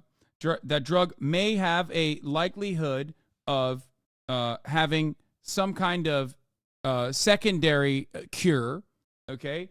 But if it's actually at the end of if it's actually on the tail end of its patent, then they refuse to conduct more research into it because you can't really make money on it any longer.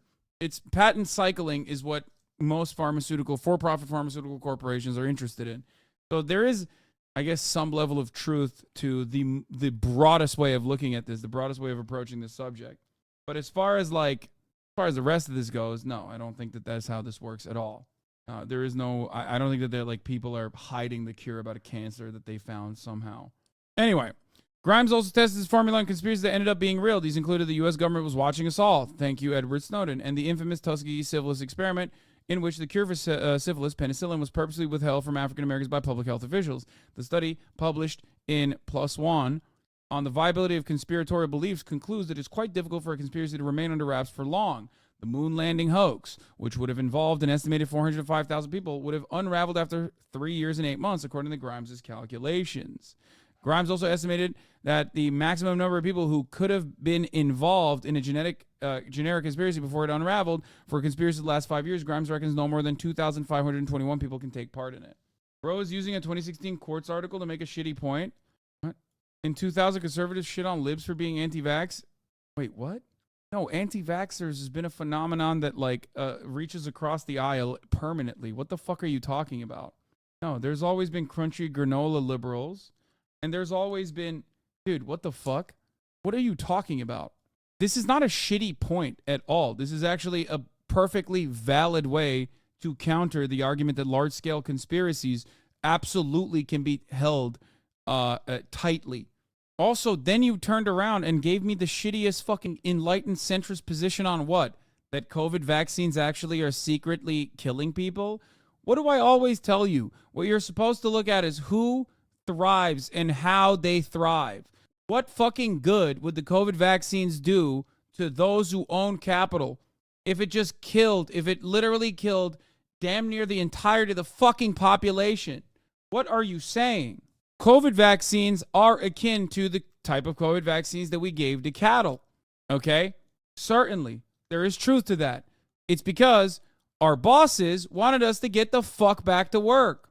Our bosses wanted us to not take an entire fucking month off when we got sick. That's the major reason why they vaccinated everyone. Sometimes the interests of capital owners and the interests of the broader population can align on issues such as this one if your goal is to survive a pandemic. Okay? It is incredibly fucking stupid for people to see this as anything but that. I believe people operate on self-interest. And yes, our bosses and their self-interest, specifically in getting us the fuck to, get the fuck back to work, aligned perfectly with the interests of the broader population if they wanted to survive.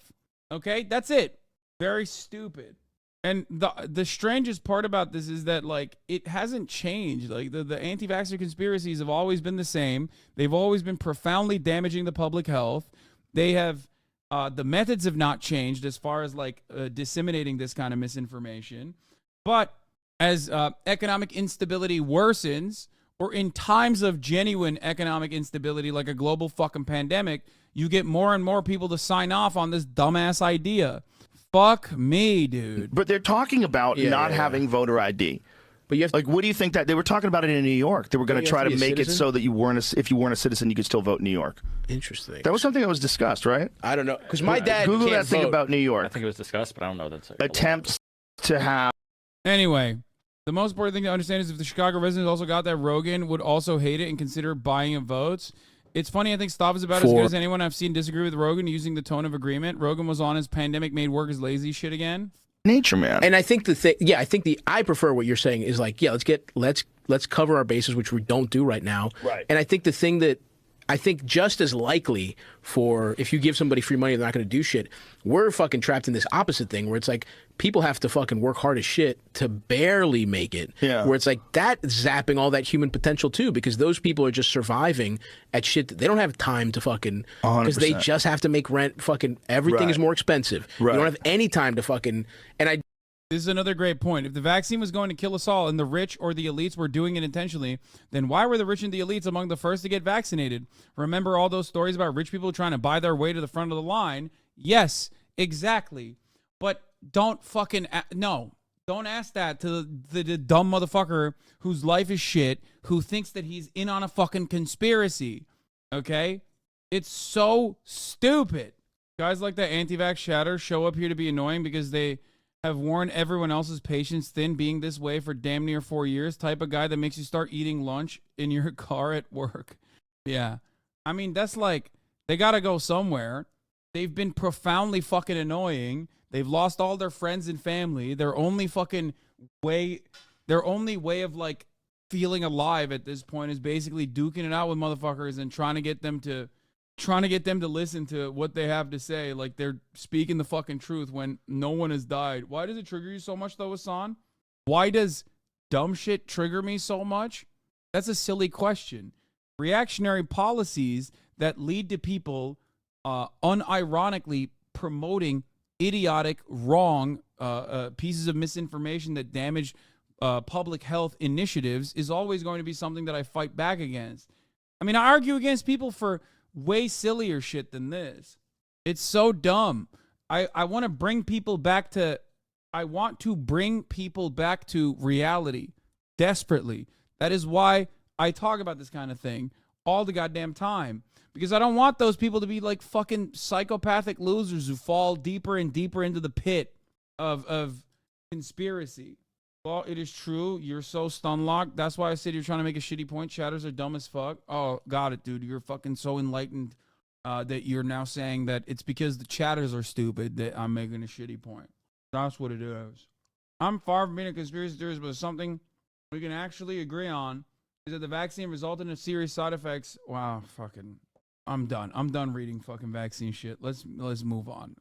I'm done. I'm not, like, even fucking Megaphonics is trying to fucking get my attention here. We're moving away from the vaccine shit, okay? And we're talking about Stavros, Stavy baby. I do agree with you that kind of the middle ground is get their basic needs met and then let them be able to work, but not have to fucking work, 60 hours a week or whatever the fuck, or work 40 hours, but it's grueling for less pay. Like, because you do need that time. You need that space to, I think if you're you want to get correct. ahead and you want to figure your own path in life, you got to have some time. Yeah. It's going to either cut into your sleep or it's going to cut into your social life. It's going to cut it, but you're going to need some time. Totally. And that's the one benefit for a motivated person for universal basic income. Right. But my feeling was when I watched everybody during the pandemic when they were all getting unemployment, how many people didn't want to go back to work? They just wanted that free money. I was like, ooh, this is wild. I mean, but some of that also is that they were like, because my friends were like, what the fuck? This is like like I'm making less money working hard as fuck on what unemployment pays. Like, this is what the government thinks you barely need to subsist. And when I go back to work, I make less than this and I work fucking hard as shit. I mean, it's also a problem of like, I think people also saw in that moment how mistreated they were being and how underpaid they were being a lot of the time, where it's like this low pay, which it wasn't that much money, right? Well, they started ramping up pay at a lot of places after the pandemic. Yeah. They ramped up pay everywhere. Like, they advertise like high pay. Like places like McDonald's. Yeah. Like, what does McDonald's pay now? I think it pays like $18 an hour. Nature, man. One of the funniest parts about this conversation that people always bring up for some reason is like, and liberals do this on Twitter a lot, is that, oh, well, a lot of leftists claim that like higher wages would bring would bring about inflation, right? And yet they seemingly hate it now that inflation is upon us. And it's like, first of all, brother, what are you talking about? Like, the inflation predated the higher wages, dumbass. What the fuck are you talking about? And Joe Rogan is an absolute moron for perpetuating this fucking stupid ass take too. I guess, this should make the Twitter liberals who love capitalism and love dunking on the left or whatever really reconsider their position when like Joe Rogan is saying the same exact shit that they're saying. Great. Good stuff. I love that this guy started out by saying Joe Rogan is not a conservative, by the way. It's like believing the top of the hour ad break is actually just a myth. That's how silly that shit is. Joe Rogan 100% has a shit ton of conservative beliefs, okay? He always has, and he's certainly got them way, way, way worse, okay? The ad break is not a myth. It's real. It's very real, and you will see it unless you subscribe for $5 or for free with a Twitch Prime by connecting your Amazon Prime account to your Twitch account. 34MKD50, thank you for the 50 Get the subs. Allowing 50 people to no longer believe in the myth of the top of the hour ad break. Here's the 3-minute ad break now. So yeah. Man. And if this was true Machiavellian stuff and not just Chicago Dems wanting some place for migrants besides O'Hare in the streets, maybe the GOP could use some info to win elections by housing some migrants in their communities. Exactly, dude. They actually practice when no one's around. A fine artist, like I respect them more than fucking comedy, and I love that though. I think it should be the low. I like that we're the lowest form of show business. Yeah, it's good. We're fucking idiot. I mean, we are dumb as fuck. We have like a type. Some of us have a type of intelligence, or like I think what I like is emotional intelligence. I can pick up on people, but I'm not fucking reading books anymore. Most of my mind, I think my brain is essentially like a tachometer. Like I can redline that bitch. Yeah. Like if I have scientists and I have to have discussions with them, or if there's something serious that I have to debate about with someone, I can redline it. Yeah. But for the most part, I'm cruising on the highway at a steady 2,500 RPMs. Yeah, absolutely. I'm a golf cart. I'm just going like, hey guys, how we doing? Let me tell you about what time my dick didn't get hard. He means he fucking regurgitates Facebook memes that he has in his fucking meme folder, by the way. Everybody wants to feel smart. It's a perfectly understandable thing, okay? People want to feel smart. People want to feel like they're in on something that other people are not in on. And this creates this like weird cycle. I mean, plenty of you guys do the same thing. I do it as well. But plenty of you guys are doing it literally right now. Like you listen to what I have to say. And then instead of doing your own reading further, instead of investigating it on your own, which I do always recommend, you oftentimes just like regurgitate what I've said, and maybe you didn't even fully understand what I had said, and then someone will like come in and own you or whatever with their talking points, and then obviously like it doesn't feel good.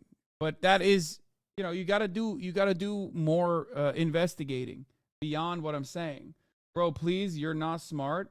I've never said that I am smart. DJ Swag Nasty, thank you for the 5 Get the subs. I don't know why you're... Shut up, dumbass. Why are you such a... We literally unbanned you after like 2 years, and like your first fucking...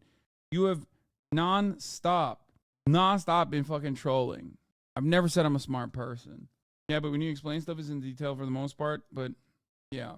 Anyway, my point was, a lot of people want to seem smart, and it's kind of the easy route to just like look at memes that describe something to you. It's a super easy way for you to feel like you fast-tracked intelligence, because it takes a long time to like deeply research and investigate something. Is argumentation the best way to go about it, though? I feel like we need to meet these people on a human level, so they're likely struggling as well. What? I do try to do that. I constantly say the opposite, in fact, and I hate it because it makes me feel stupid. Anyway, my point is, that's why Joe Rogan thinks like, oh, I'm redlining information by just like reading a fucking meme that corresponds to my biases, and it makes me feel good when this meme is agreeing with me. Oh, here's an example of Merck charging $200,000 for the life-saving drug Keytruda. They're making a fortune off of it, but it was developed using taxpayer dollars. That meant for the federal government to have little. That means the federal government has the little known power to lower the price by taking Merck's patent and giving it away. Keytruda. It's pretty remarkable. You're literally seeing a doubling of how long they live. It's now a lifeline for many, approved for over 16 different types of cancers. But there's more to this story. Keytruda's price, around $200,000 for a year of treatment, makes it one of the highest grossing drugs in the world. It re-cemented Merck as one of the world's most valuable companies. A staggering 40% of its sales, Keytruda.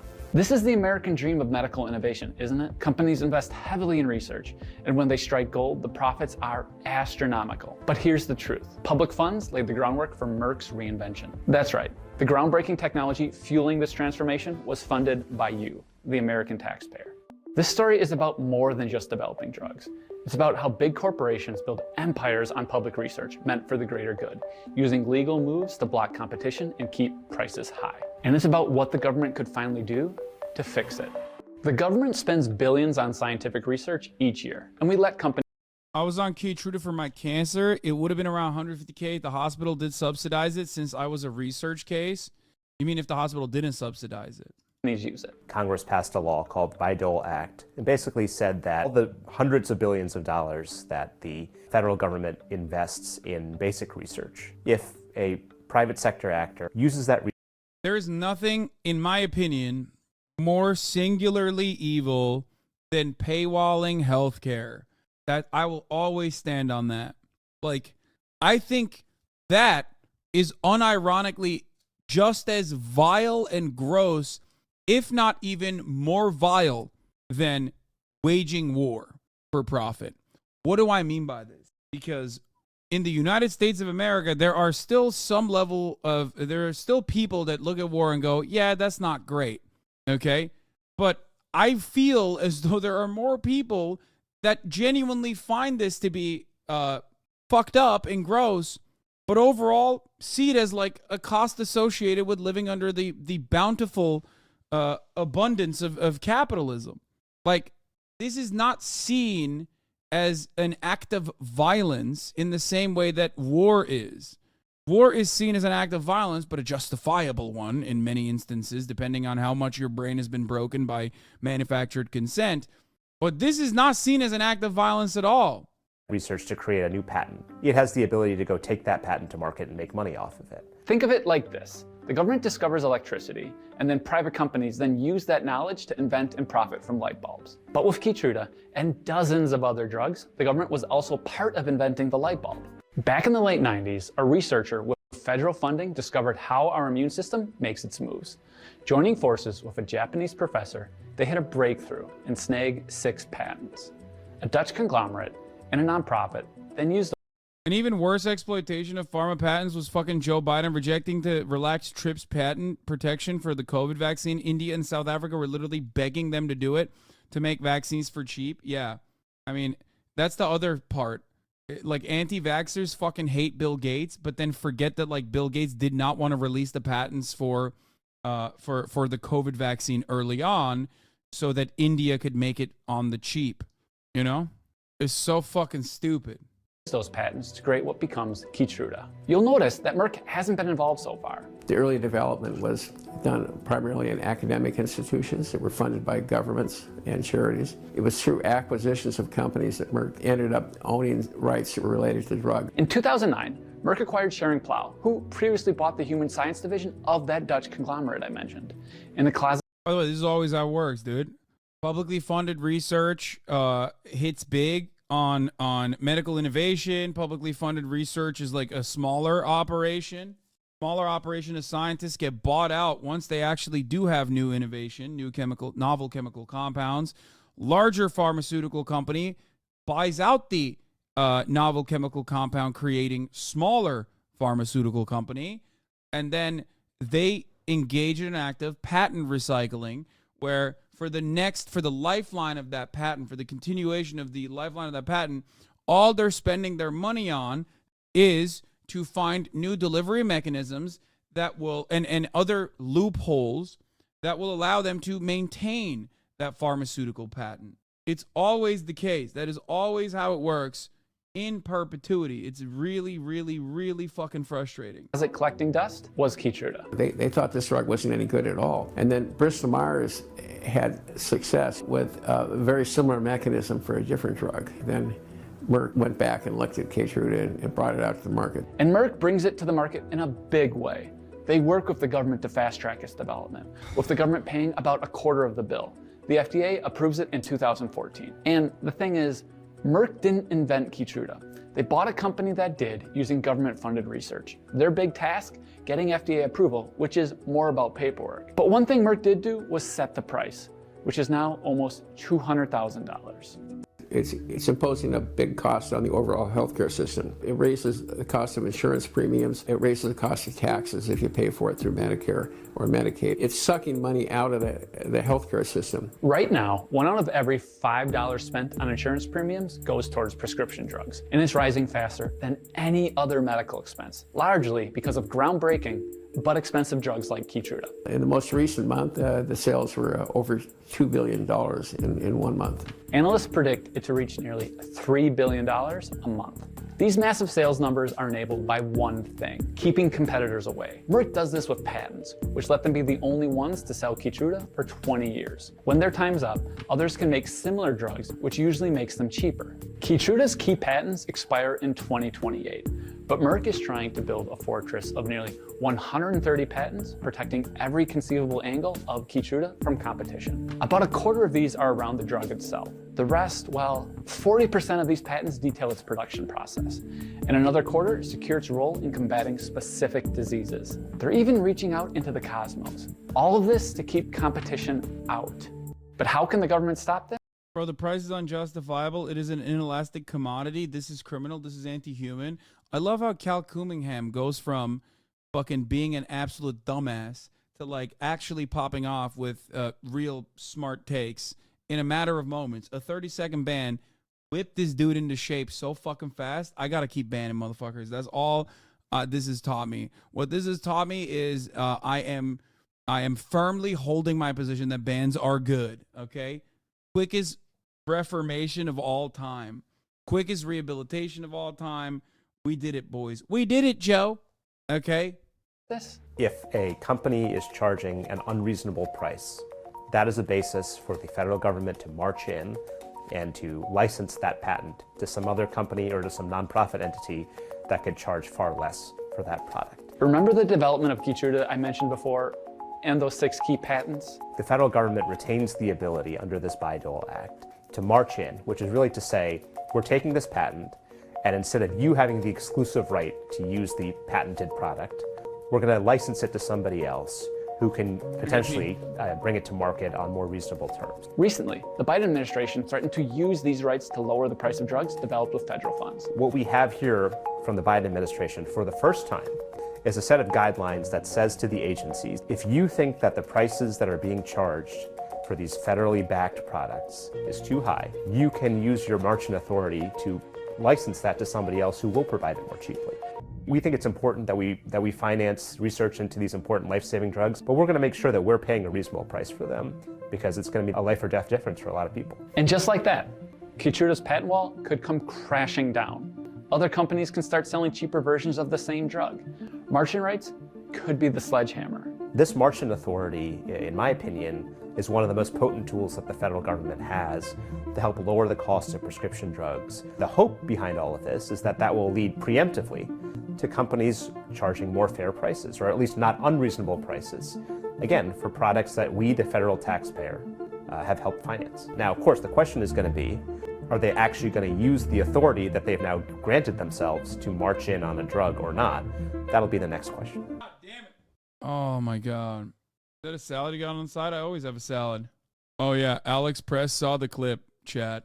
Bro, I can't believe that we are still living on a fucking planet where I have to debate motherfuckers on COVID conspiracies and vaccines and shit.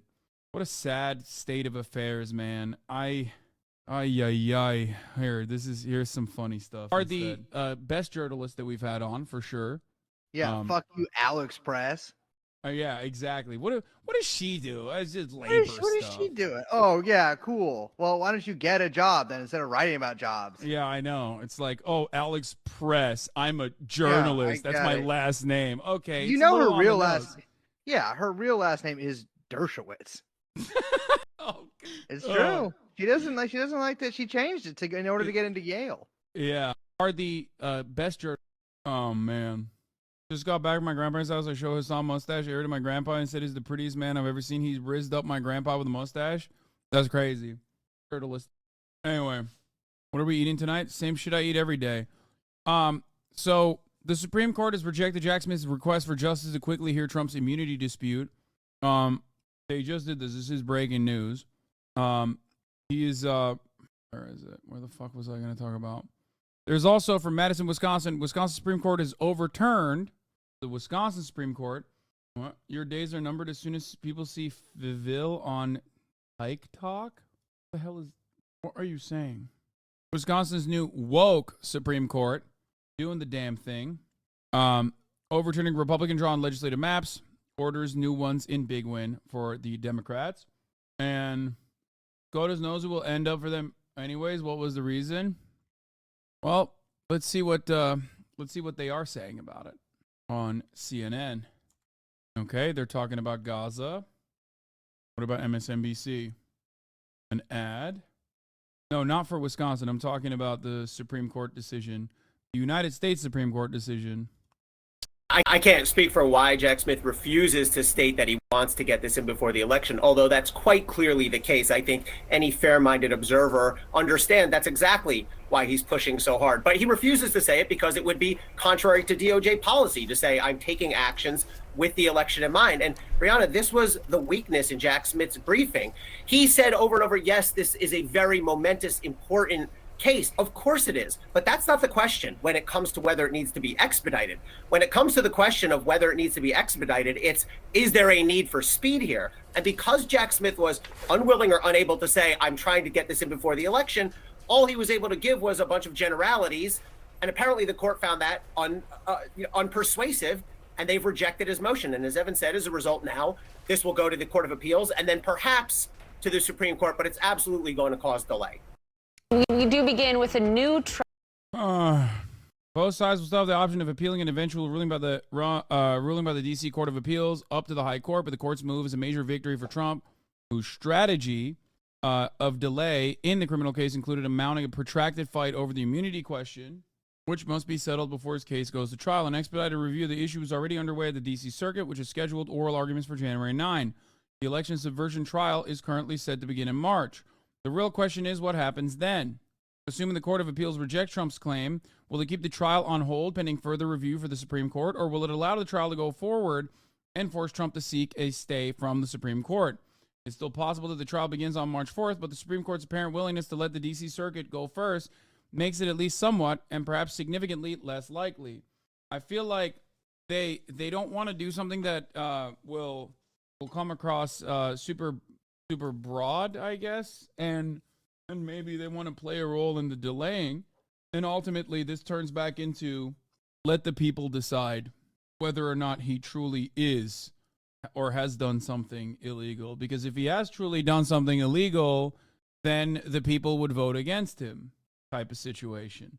You know what I mean? That's what I think. Yeah. New York Times visual investigation found that the Israeli military used 2,000-pound bombs, one of the most destructive munitions in Western military arsenals, at least 200 times in South Gaza, the area designated safe for civilians. Video, no paywall link. This is an area in Gaza where for weeks civilians fled to find safety. These are 2,000-pound bombs. One of the most destructive munitions in Western military arsenals. When a 2,000-pound bomb detonates, it unleashes a blast wave and metal fragments thousands of feet in every direction. Sometimes, 2,000-pound bombs leave giant craters in the earth, like this strike in South Gaza in November.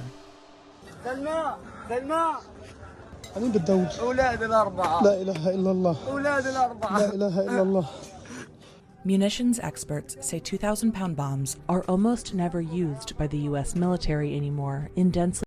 They do censor the blood part. ...populated areas. Why did you not show us the dead body? What? I mean, they censor it, but I still try to not show Israel you. says it must destroy Hamas above and below ground to prevent terrorist attacks like October 7th. And claims it's taking extraordinary measures to protect civilians. But a Times investigation using aerial imagery and artificial intelligence found visual evidence suggesting Israel used these munitions in the area it designated safe for civilians at least 200 times. Our analysis indicates 2,000-pound bombs were dropped on a routine basis in South Gaza during the first 6 weeks of the war.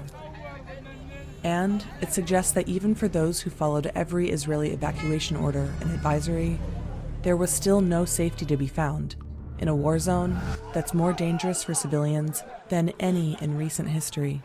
Amplifying the danger are many factors. Hamas intentionally uses dense civilian areas to position military personnel and weapons. Buried underground are vast tunnel networks used by Hamas fighters, but no bomb shelters for civilians. When the war started... Okay, a couple things here. One, intentionally uses civilian dense areas is so ridiculous because you're just describing the Gaza Strip.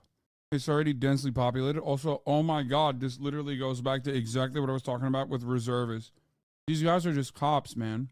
Look at this fucking guy, bro. This guy's just a cop. There's no way. That's a cop, brother. I'm sorry. Anyway, as far as like Hamas uses civilians in densely populated areas, and they have tunnels but no bomb shelters, it's like, that's such a fucking prevailing and yet idiotic narrative. Wow, dude. I can't believe Hamas didn't build bomb shelters, as though Israel would, one, allow them to build bomb shelters, two, allow the civilians to exist within the bomb shelters. They're literally blowing up city blocks. You just showed it. Why the fuck? There's no bomb shelter that can withstand 2,000 fucking pound bombs. That's not a thing. Okay? It's so stupid. This argument is such a stupid fucking argument, dude. Also, Israel is calling hospitals, without any evidence whatsoever, Hamas headquarters. What would stop them from saying the bomb shelter is also a Hamas headquarter? Like, Israel would allow the bomb shelters and be like, yeah, only civilians are there. Like, you have to straight up look at the situation that's unfolding in front of you and just deny reality to come to this conclusion. Israel completely sealed off Gaza's borders and claimed... And this is the most, like, pro-Palestinian peace you're going to get, too. Like, that's the part. ...claimed it was going to keep civilians out of the crossfire by establishing a safe zone and issuing evacuation orders. By air, phone, and social media, over 1 million people living in northern Gaza were told they must move to the south to be safe. The IDF is calling for the people of Gaza to evacuate to southern Gaza. To go south of this river. Move south. For your own safety, move south. But the evacuation routes and the safe zone were anything but safe. Damn, that's crazy. How often the attacks were launched by Hamas is unclear. But visual evidence indicates Israel was dropping 2,000-pound bombs in the area it was ordering civilians to go. That's crazy. No way, The Times dude. programmed an artificial intelligence tool to analyze satellite imagery of South Gaza to search for bomb craters. The AI tool detected over 1,600 possible craters. We manually reviewed each one to weed out the false positives, like shadows, water towers, or bomb craters from a previous conflict. We measured the remaining craters to find ones that spanned roughly 40 feet across or more, which experts say are typically formed only by 2,000-pound bombs. Ultimately, we identified 208 of these craters in satellite imagery and drone footage, indicating 2,000-pound bombs posed a pervasive threat to civilians seeking safety across South Gaza. It's likely that more of these bombs were used than what was captured in our reporting. Because of limited satellite imagery, our analysis omits parts of South Gaza, and military experts say that often, depending on the target, fuse, and type of soil, a 2,000-pound bomb may not leave a crater at all. Even bomb craters that are visible from the sky do not convey the destruction unleashed on the ground. This crater in central Khan Yunis was from an airstrike in October. More than a dozen people were reportedly killed. Scores were injured or buried under the rubble. Hours later, Israel took responsibility, posting video of the strike and a photo of the alleged target, a top Hamas official they said was key in planning the October 7th attack. Israel has said it must take out Hamas leaders no matter where they're hiding. Our goal, and we're taking extraordinary efforts to achieve it, is to minimize civilian casualties. This is our ethos. And here's the problem. We're faced with the most vicious kind of enemy who not only attacks civilians, but commits the other war crime of deliberately hiding behind their civilians. They use them as human shields. In response to questions about the use of 2,000-pound bombs in South Gaza, an Israeli military spokesman told The Times that Israel's priority is destroying Hamas, and, quote, questions of this kind will be looked into at a later stage. They also said that, quote, in stark contrast to Hamas's intentional attacks, the IDF, quote, follows international law and takes feasible precautions to mitigate civilian harm. But the U.S. says Israel must do more to avoid civilian casualties. The Pentagon recently increased shipments of a smaller bomb called the GBU-39, which U.S. officials say can strike underground targets and is better suited to urban... Maybe I'm dumb or naive, but what's to stop them from saying they're hiding so-and-so for every strike? I mean, they kind of do that anyway. Just, that is what they do. When they hit a target that's like really densely populated, like Han Yunis, then they say, oh, there's a high-value, high-priority target there. That's it. Urban environments like Gaza. The GBU-39, one of the smallest bombs in Israel's arsenal, has the explosive power of 37 pounds of TNT. Compare that to the Mark 84, a 2,000-pound bomb which has 25 times more explosive power. When a GBU-39 detonates on impact, its blast wave can injure or kill people in open areas over 1,000 feet away in every direction. The danger from a Mark 84's blast wave stretches almost 3 times further. For both, even more danger comes from the fragmentation. The metal shards of the bomb casings that can shoot out hundreds of feet from the point of impact. The GBU-39 is still deadly, but overall it's much less destructive. U.S. officials told The Times that the IDF has many more 2,000-pound bombs in its arsenal. They said Israel is heavily relying on them because they're more effective than the smaller bombs at destroying... I'm gonna be honest, guys. The New York Times did an 8-minute fucking analysis on Israel utilizing like massive weapons here. And when I see people fucking leave the chat because it's like, oh, I can't deal with this anymore, or when I see people go, what happened to Fun Day? I want to stop doing what I'm doing permanently. Like, I want to quit. Like, this is a massively important story, specifically because of who's covering it. Okay? Like, I get it. You can look away and you don't care and, you know, you don't want to think about it. But it really fucking frustrates me when I see so many people in supposedly at the heart of like progressive politics being like, oh my God, I've greatly limited the coverage. And if you can't fucking sit through 8 minutes, I don't know what the fuck to tell you. At least give me the dignity of shutting the fuck up when you're leaving. Okay? Destroying Hamas's tunnel network as fast as possible.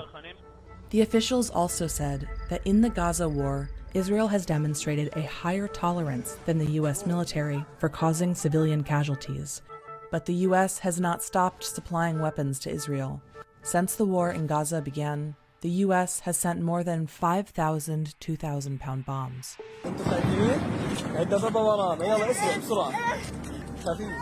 In December, Israel announced it was expanding combat operations to South Gaza and started issuing a new kind of evacuation order targeting neighborhoods, including some in areas previously deemed safe, like this one in Khan Yunis. Hours later, 2,000-pound bombs were raining down. Yeah. It took 75 days and 20,000 deaths, 10,000 children to finally get to the point where the New York Times is like, yeah, this is like indiscriminate killing and kind of fucked up. Anyway, I wanted to show this to you because it's the New York Times writing about it. When the New York Times writes about it, CNN covers it. When CNN covers it, your dad sees it. When your dad sees this, there's only so much of this your dad can see and not turn into a fucking TikTok watching Zoomer about the situation. That's it. That's it. People are very negatively polarized towards Palestinians because they look to Hamas as the only representation, because that is what Israel says. And there is a reason why Israel recirculated October 7 atrocities over and over and over and over and over and over and over again and again and again every single day in mainstream media. They did that knowing full well that liberals will see that and go, oh my God, they have to fight back against this. And as long as that was being shown on mainstream media, The death of the 10,000 children on the Palestinian side, in the hands of Israel, mind you, was not shown. But when you start realizing that, like, what Israel is doing is Hamas times 10, okay, over the course of 80 fucking days, the dynamic shifts a little bit. Human Rights Watch said Meta is censoring Palestine content globally. Yes. Yes. This is also the other part of the reason why I lose my fucking mind when I see so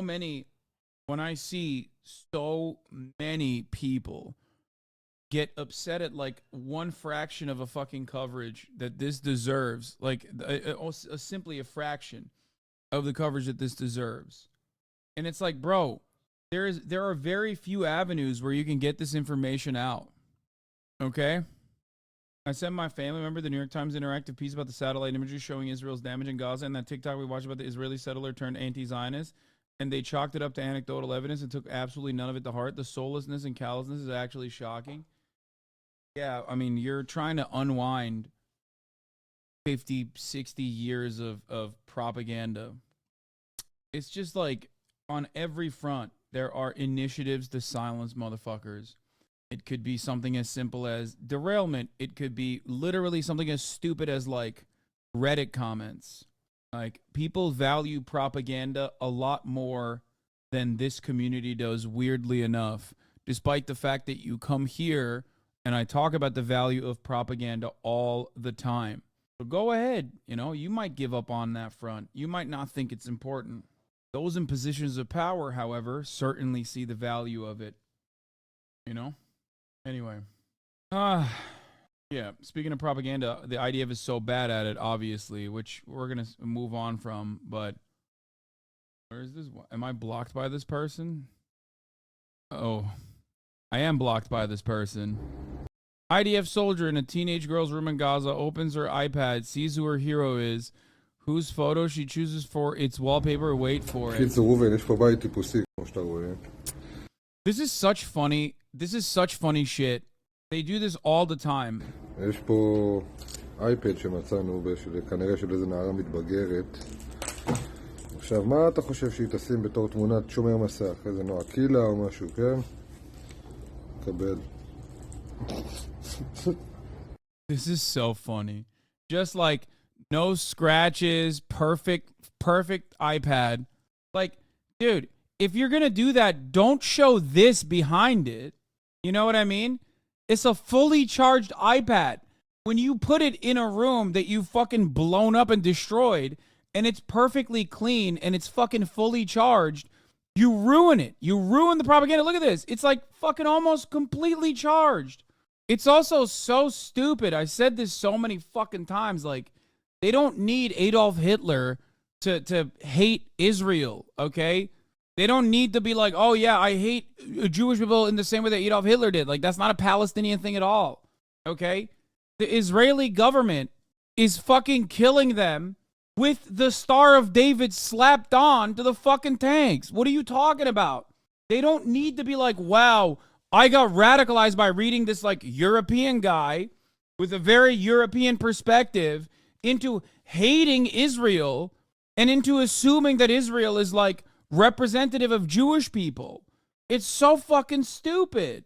That's how you know all of this like, wow, they love Hitler shit is quite literally directed at the Western audience. Okay? Motherfuckers are posting, they're putting the Israeli flag at the heart of like Palestinian centers of existence that have now been completely wiped out. They're throwing up a menorah in the middle of a massive menorah in the middle of an area that they're ethnically cleansing. They're openly building Chabad houses, right? And flexing how sick it is, how dope it is, not realizing that that actually has an impact on Jewish people and the way Jewish people are seen in the Western world and on global scale, for the record, because that does actually contribute to fucking anti-Semitism developing globally, okay? It is unironically the most anti-Semitic shit you can do, by the way, to just to associate Judaism, any religion whatsoever, but Judaism with acts of death and destruction is the most anti-Semitic shit you can do, okay? Straight up.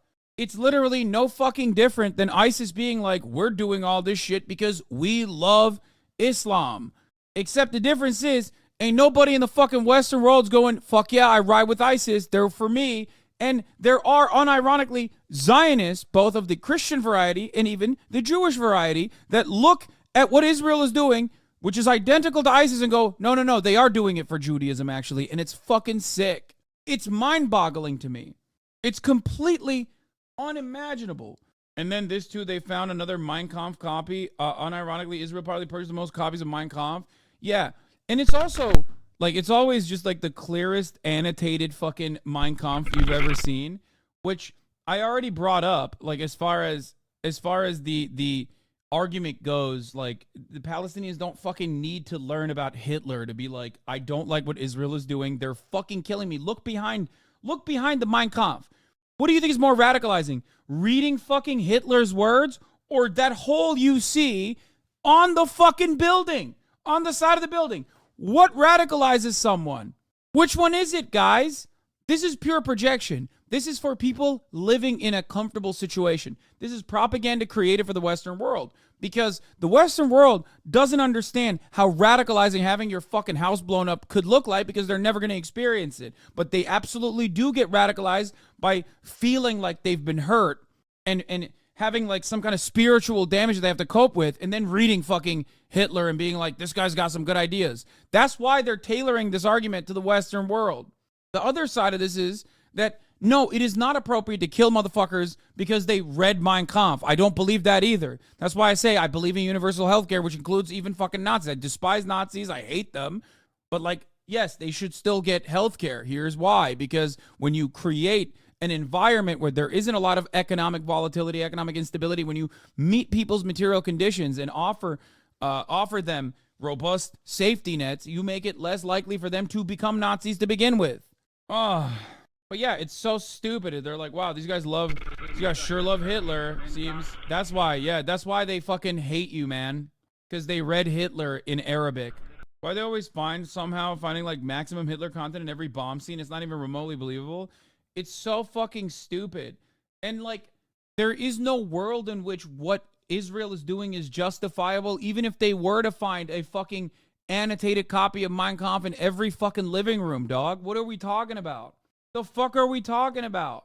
It's so stupid. It's such a stupid type of propaganda. You know what I mean? It's weird. They never find a Hitler book with like a shrapnel in it. You know what I mean? Now that I've said this, I wonder if they will suspiciously find one next week. That'd be pretty funny. If they were like, you know what? You're right. We haven't ever found like a fucked up Hitler book. Maybe we should find one soon. Oh, this is really funny. I know what this is. I'm so mystified by everything Israelis make for global consumption. I like how it's at once thudding and ultra literal, while also being muddled and difficult to understand the intent of it. It's like if they could record the dreams that dogs have. Dear Santa, I'm writing to you for the first time. On October 7th, some bad people came into our house. They hurt my mommy and my little sister, took my daddy away, and are still holding him. I'm all alone. I wish you could help bring my daddy back home. I don't get it. Is this like a Christian? That's the other part of it. Is this like a Palestinian citizen of Israel that's Christian writing to fucking Santa? Like, I don't even understand. It's like, what's happening here? Like, are the Jewish kids also celebrating Santa? What the fuck? IDF like, well, what do we have here? A limited edition copy of Mein Kampf signed by Hitler himself. What an evil terror, baby, this is. It's just... Oh, this is the other normal country mindset. Yeah, one thing I know about my mom and I'm thankful for is that if the army were to shoot me, she would blame the army. Not your fault. Mother sends love. Support the troops who killed son in tragic error. Iris Chaim records message for battalion involved in killing 3 escape hostages, insisting her family doesn't blame them for what happened and that they want to meet them. That is insane, brother. Who said this? Was it Golda Meir? Who was the person who said this conflict will only end when Israeli mothers learn to hate the Palestinians less than they love their own children. It's like, that's it. It is at the heart of this fucking process, is quite literally always the same. The Israeli government as an entity, as a genocidal entity, okay, wants to kill Palestinians more than it wants to save Israelis, Israeli Jews specifically. Like, the government and Zionism as an ideology, which is an inherently more and more fascist ideology, cares more about death and destruction of the Palestinians and ethnically cleansing Palestinians more than it cares about preserving the safety and security of Israeli Jews. That's it. And it's so crazy.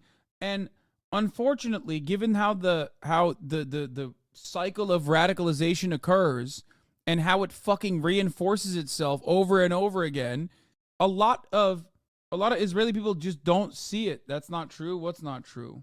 That Zionism hates Palestinians more than it loves defending Jews, because it is the truth. Zionism and the way that it has manifested itself in modernity has created a demonstrably less safe space for Jews globally, as it associates its violent actions against a civilian population in its maintenance of an occupation and its maintenance of an apartheid, a Jewish supremacist apartheid, okay, with Judaism. Speaking of Nazis and Zionism, what is this? The anti-Semites will become our most dependable friends. The anti-Semitic countries are allies. Herzl, I don't know if this is... Did Theodore Herzl say that? Ukrainian Nazi, we support Israel and they support us. І в такому самому становищі, що і ми теж у війні, і вони підтримують нас. Оце правильно. Дякую вам за позицію. I mean, I'll keep it $150 with you. There's a very clear reason for this. This is not unique to Ukraine, by the way. There's a very clear reason for this. I said this already with Viktor Orban. Fuck the Ukrainian Nazi. Look at Viktor Orban. He's an anti-Semite. Why does he fucking love Benjamin Netanyahu? It's been this way since day one. Part of the reason why the British wanted to ship out all the Jews to Palestine was because they were anti-Semitic too. Like, they didn't do this for positive reasons. They weren't like, yeah, we really want Jews to have a wonderful homeland for themselves. There's nobody living there. Like, that wasn't the real reason. Azerbaijan and the Turkish fascists are the same too. That's why they attacked you on after October 7th. Yeah, 100%. Yeah. Oh my God, that was crazy. When I was getting fucking ass blasted by the new liberal Turkish ultra-nationalist coalition, which I thought was really funny. Like, former liberal Turks have become like, some former liberal Turks have become like full tilt ultra-nationalists now. People that they used to make fun of.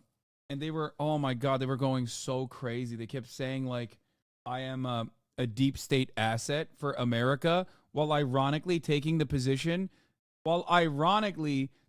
fucking position that America was taking, which was to be pro-Israel and anti-Palestinian because Palestinians are Arab just like the Syrians are.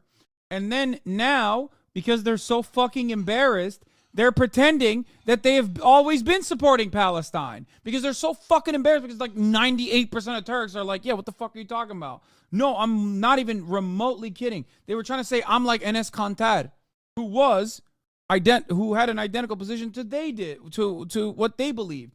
That fucking E-Party lady, Meral Akşener, was literally talking to the fucking parliament saying like, oh yeah, you want to defend Palestine? We'll ship your ass to fucking Palestine. You want to defend Arabs so much, we'll fucking send you to the Gaza Strip. We'll give you a one-way ticket to the Gaza Strip to defend Palestine if you want to be Arab so much. Anyway, just a fun thing to remember. Don't you think there's a correlation that Hamas wants to destroy the Israeli state, and the Israeli state was only created once the Nazis were defeated after World War II? Wait, what? What correlation? What? Brother, Hamas as a fucking, like, genuine movement did not even exist until 1988.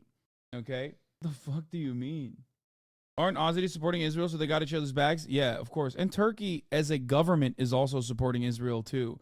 It don't fucking matter that they act like they're not. It doesn't matter what Erdogan says. All right. Anyway, here, let's do some fun shit, and then I'm going to talk about this immigrant situation that's like popping off because this lady is like having a hard time. She did not like that I got on the verge of ratioing her. I don't know if we actually ended up. Oh, shit, I did actually ratio her. Oopsie. We talked about this yesterday, and like I thought it was particularly funny.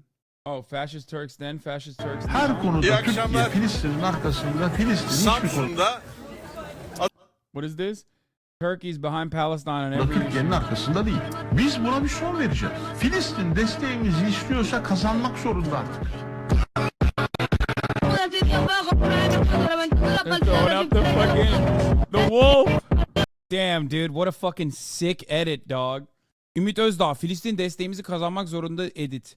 So he's saying Palestine has to win our favor and our support, and they never try, and they should. So that's what he said, I guess, immediately after October 7. Here's what he's saying 7 days ago. Samsun'da, Atakum'da, Starbucks'tayız. Şöyle görün, bakın herkes burada, gençler. He's saying he's in Samsun at a Starbucks. Look at all the youth. Evet. And they're all ultra-nationalist youth as well. They're like fucking throwing up the gray wolf. Ve bazı gerçekten salakların düşündüğünün aksine burada kahvelerini içip sohbet eden gençlerin hiçbirisi İsrail'i desteklemiyor.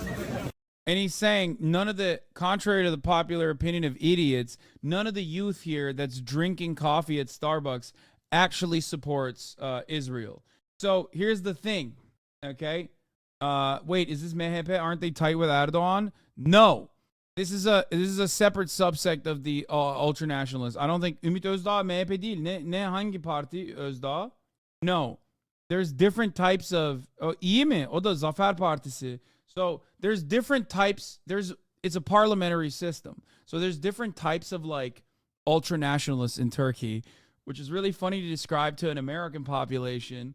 So İyi and Zafer, İyi led by Meral Akşener and then Zafer with Ümit Özdağ are parts of the former major ultranationalist party MHP that cut off, that branched out and joined the anti-Erdogan coalition. So they joined the opposition originally, okay?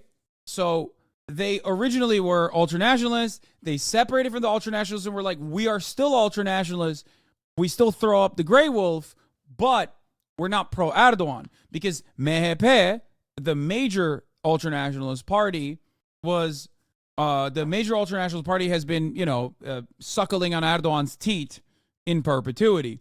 Erdogan, as a matter of fact, could not even build a winning coalition without MHP, as a matter of fact. Because, Erdogan's coalition wins over 50% of the vote every time there's an election. But the only reason why they can do that is because they have MHP's support.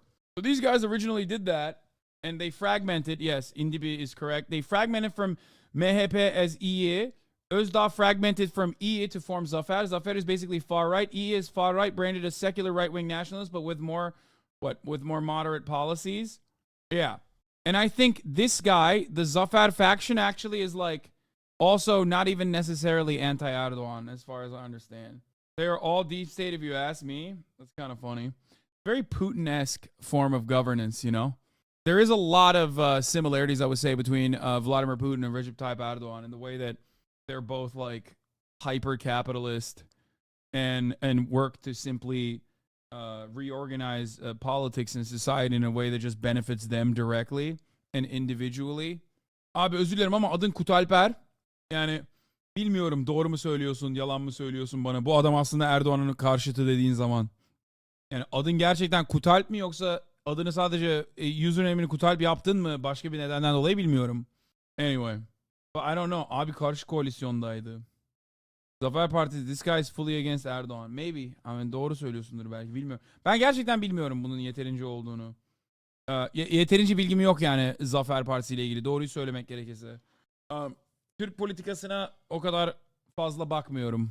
Ama ben bunu kendim gördüm yani. Zafer Partisi'ni siktir et de ben bunu bu liberal önceden liberal olan, şimdi ama Suriyelilerden nefret ettikleri için inanılmaz ultranasyonalist olmuş Türk gençliğini görüyorum yani. Üzülüyorum. Moralimi bozuyor. Anlıyorum nereden geldiğini. 6 milyon tane Suriyeli olduğu zaman kafayı yiyor insanlar. Bilhassa eğer ki ekonomi çok boktansa tabii ki de insanların beyni bozuluyor bunu gördükleri zaman. Ama günün sonunda yapmanız gereken şey Erdoğan'ın karşısına çıkıp ekonomiyi düzeltmektir. Günün sonunda yapman gereken şey Suriyelileri ülkeden atmak değil yani. Anyway.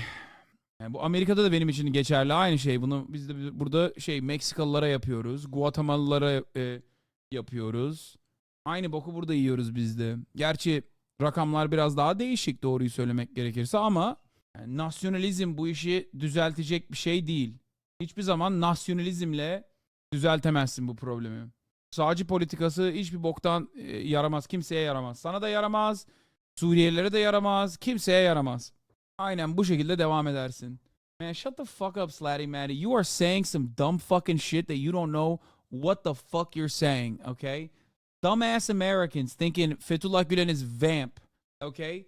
Fethullah Gülen is not fucking opium at all, bro, okay? He is a fucking far-right, psychopathic CIA asset that also happens to be like an Islamist himself. Get the fuck out of here. Man, I just have COVID. Oh, okay, so I guess you could say that shit while I'm talking in Turkish to Turkish motherfuckers. These guys' candidate in presidency aligned with Erdogan. Anti-Erdogan votes at 50+%. These guys basically prevented the Democratic coalition to form. They solidifies the criminalization of the left wing.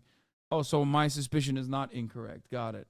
Anyway, Fethullah Gülen is not fucking opium, dog. He's not. Straight up. You know what's opium, though? Not seeing the top of the hour ad break that comes at the top of every hour by subscribing for $5 or for free with Twitch Prime. Right. I'm going to Turkey. January was the school program. Do you have any idea if it would be unsafe?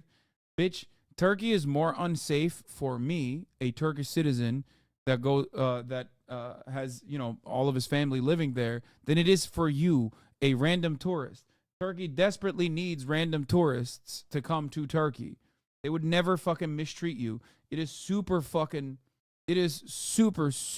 safe for tourists. Anyway, here's the 3-minute ad break now. 34 MKD 50. Not if you're Arab or Syrian. Okay, first of all, there's a lot of anti-Arab sentiment in Turkey. But you know what else there is also? You know what there is also in Turkey? A lot of Arabs and Syrians. So, you know, it's like fucking Kreuzberg talking about like how anti-Turkish sentiment in Germany is very real, but also simultaneously there's a lot of fucking Turkish people in Germany. So at the same time, you know, there's a level of protection and safety that comes from that.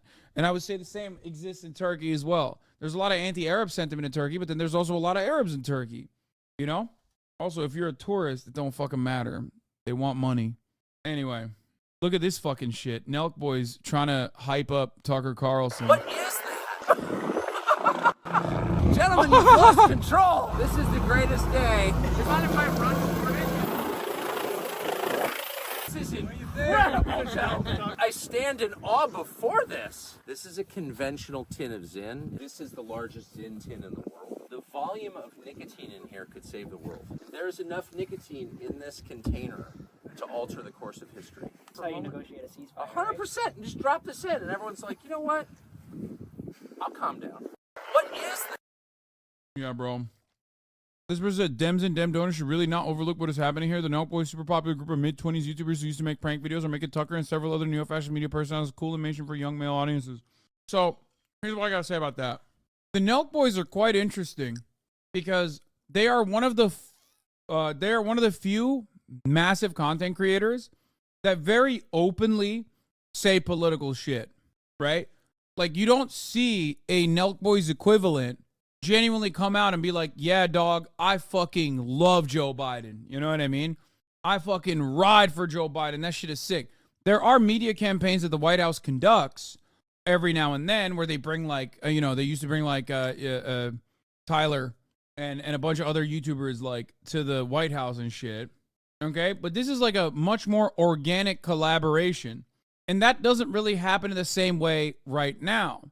You rarely ever see like organic collaborations you rarely ever see organic collaborations to this degree with like with like left-wing content creators. I guess the only difference is like me collaborating with some content creators, but like I'm not Tucker Carlson, you know what I mean? I'm already an online content creator myself. So you got invited to the White House, bro? No, I didn't. Some random fucking PAC that was designed to, I guess, like do like some kind of fucking politics or whatever. It might literally be this guy's PAC, as a matter of fact. Is it this? Cap Action? No, it's not. Anyway, some random fucking political group being like, oh yeah, we're going to bring actual politicians. We're going to bring like, or actual political YouTubers to the White House is very different than like actually being invited to the fucking White House. Now, it doesn't stop and end there. It doesn't start there.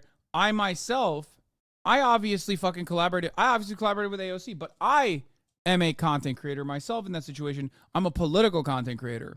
I'm the one who facilitated that.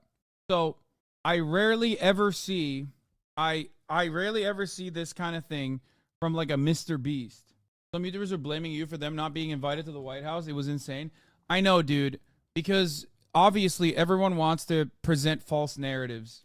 It is ridiculous to think, it is absolutely ridiculous to think that like a guy known for loving horsecock and another guy known for being banned for saying you should kill Black Lives Matter protesters with a car because it's gotten too far was actually going to be super controversial in the same way that a guy who fucking has the same position on China as the American State Department is. Like, it's ridiculous. I myself am mired in controversy, but of course my controversies are more so relatively lower level controversies in comparison to shit like that they find to be disgusting. Ultimately, though, I am under the recognition that, yes, I look toxic to the Democratic Party apparatus. Of course I do. I say piss, shit, dick, cunt, right? That's it. You're automatically disqualified. These people don't understand how the Democratic Party operates. These are the things that you can't even say to open the fucking door to any sort of collaborative effort. It doesn't work that way, okay? Like, there's an insane amount of stuff that would make me absolutely a massive problem to collaborate within the Democratic Party, and it goes beyond, like, my America deserved 9/11 comments, okay? Where the fuck was I? Oh, we were going to do the immigration story. So, yesterday I talked about Ashley St. Clair, talking about how, like, there's immigrants at the airport, and that's fucking terrifying. Obviously, that's not the only thing she's trying to say, but I'm making a joke about, like, a person getting mad about seeing migrants at a fucking airport. Like, what's the big problem with undocumented migrants at an airport versus documented migrants who have a visa? The only thing is a fucking stamp of approval. That's it. They're still human beings, right? Here's both QRT screenshot. I'm sorry, I really can't take anybody who types this way or misrepresents points this aggressively to make up their lack of counter argument. Yawn. This is my official invite for Hassan Piker to leave his multi-million-dollar mansion. Oh, this is like before or after Googling me. This is my official invite for Hassan Piker to leave his multi-million-dollar mansion to come down to the border and processing facilities with me. Come see the issues for yourself and then tell me it's just an issue with foreigners. Though he probably won't fly since he doesn't fly over. Ironically, COVID health concerns. The fuck? Does this dumbass think I don't fly at all? I went to Tokyo twice since then. What? This is pretty funny. I like that her own against me is that I'm successful and I have a house. That person got their information from Florida-based podcast. Yeah, she must have just like seen one fucking Tim Pool article or some shit. Anyway, okay, stop fucking spamming the dumbass Amtrak thread, please. I'm gonna lose my fucking mind. Oh my god, chatters are so one note, dude. Here, you know what? I'm gonna. There you go, man. There. Is this what you want? What if we rode under the mistletoe? There you go. They wrote something horny. Y'all are so funny. Did you make this? Did a Hasanabe head who works at Amtrak make this? Is that why you want me to see it so bad? So you can be proud of your accomplishments? Is that what it is? Anyway, I'm proud of you too if you did it. I love this shit though. Like, this is just like pre-Googling me. I'm sorry, but I really can't take anybody seriously who types this way or misrepresents the point this aggressively to make up a counter. Post-Googling me, this is the best she got. That's sad as fuck, dog. But yeah, the real reason why she posted, she double quoted, was because she saw that I was about to fucking ratio her ass, which I did, which I didn't even think I would, because her tweet was sitting at like fucking 40,000 likes yesterday when I quote retweeted it. Okay. And that's her counter. That's sad. All expenses paid, Hassan. I'll even put you in the air-conditioned car once an hour to make all caps tweets about me so you feel like you're at home in your Whittle gaming chair. Yeah, I'm good. I mean, this actually seems kind of fun. The problem, of course, is that, what is this video about her? Exposing Ashley St. Clair, the right-wing fraud channel? Who the fuck? What is this? I don't want to know what this is. I don't want to touch this with a fucking 50-foot pole. I actually don't want to know about her. I'm fine. I don't want to know about the other guy. I don't know anything, okay? I don't want to know anything. I'm good. I'm good on that, fam. Give me the fucking Joe Biden Conan O'Brien video. That's what I want to watch. This shit is too horny. I feel better not feeling their seething energy. Oh no, that dude is weird. Also, he's a megalib that just got shot. See, this is what I mean. I don't want to know. I don't want to know. Don't tell me. No, stop. Stop. I never want to know about some fucking dude I don't know about, okay? If I don't know about a dude in the realm of like BreadTube or politics or whatever, don't try to fucking convince me to learn about a dude. I'm happy not knowing. You know what I mean? Ignorance is blissful, dog. And then there's like a library of content that is dedicated to that guy who will probably be bad or something, or maybe he's good. I don't fucking know, right? But then there's like all the guys who hate the dude that are gonna come in here and be like, "You watch that dude? You're a fucking piece of shit. You're a real piece of work. You know that? Did you know that in 2017 he said this?" And I'm like, I don't know. I don't want to know. No more dudes. I know enough. Okay. Hey, saw my neighbor down the street just cut their finger off with a skill saw the other day, and his wife is sleeping with his brother. Wow. That's a dude I want to know about. That's my kind of dude. Man, the internet really has broken you. Yes, it 100% has. It has broken me. I don't want to. It's not even like, it's not necessarily like the internet that has broken me. It's very specific subsects of the internet that have broken my brain. I would much rather not deal with the massive amounts of just like the shit ton of negativity, because it's so super not worth it. You know what I mean? It's just not. Every single time I talk about like some online content creator in like the BreadTube adjacent space or commentary space, it's always like, wow, dude, fucking can't believe you shit on my boy Xylitol. Like, that's my fucking guy. I will now spend every single waking moment of my life replying to every single tweet that you make about how you're like a sex trafficking pedophile, dude. And it's like, please stop. I'm so sorry. I love Xylitol. I love all the fucking debate guys. They are so good. They're so smart. Please leave me alone. You know what I mean? It's just, there's no other space that has such like untapped, no other fucking space has so much untapped weaponized autism other than like the debate space, which I do as well. And I factor into this as well, but I try to like rein it in as best as possible. Dudes will literally be like, I don't have a job. This is what I do. Or my job is being online anyway, so I'm going to cyber stalk you and harass all of your friends in perpetuity.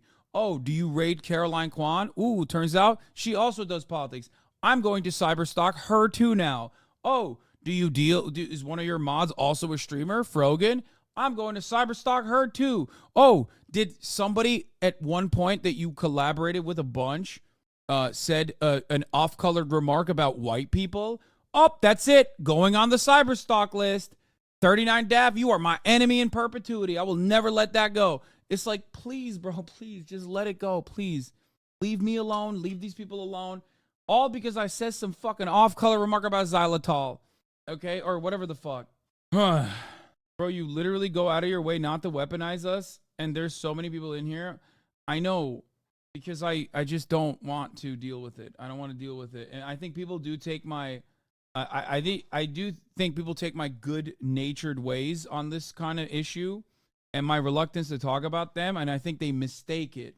They mistake that for, like, fear. cowardice that I or that I don't simply have what it takes. You know what I mean? It's better not to bring that shit up though, because like it gets really shitty for everyone in my orbit and my family every time this kind of stuff happens. I hate it. It's not worth it. It's Joe Biden. I'm lucky to be Conan O'Brien's friend, and I'm lucky. I guess it's because I'm Irish. Yes, you've got the luck of the Irish. You know, I have to ask you, being Irish, because when I do this podcast, I'm always looking for points of commonality. And being Irish is such a part of who I am. There are phrases that have lived on in my family. My mother always called me a bold stump. Conan, you're a bold stump. But I think there's so much of that that's just in who I am, and it's got to be a huge part of who you are, being Irish. It really is, but I think it's because, think about it, the Irish, even once they got here and made it, they were still viewed as lesser because if they were Catholic. Yes, yeah. My mother used to say, remember, Joey, the best drop of blood in you is Irish. Remember, you're a Biden. I'm thinking, who the hell's a Biden? You know, like, yeah, yeah. And that's not Irish. Right. Biden's not Irish. Right. It's kind of all about principle and pride. Yes. It was instilled in us by my mother that we are proper Irish. We are lace curtain Irish. Now, my mother's father had been a policeman, Worcester, Massachusetts, directed Classic. traffic, made, I think, $55 a week, but was able to, my mother was able to go to Vassar College and then Yale Law School. So it was all about moving upward in our world. And it was very important for our mother that we were proper. And then I get into this business where I professionally make a fool of myself. She had to figure that out, but it's a lot about pride. It's kind of expected, you think. I mean, look, for years, well, before our ancestors came, mine came in 1848. Mm-hmm. My mom is 100% Irish. My dad is a quarter Irish. Yeah. But, you know, they got in those coffin ships in the 1850s, and they came leaving a sense of being always ridiculed and looked down on.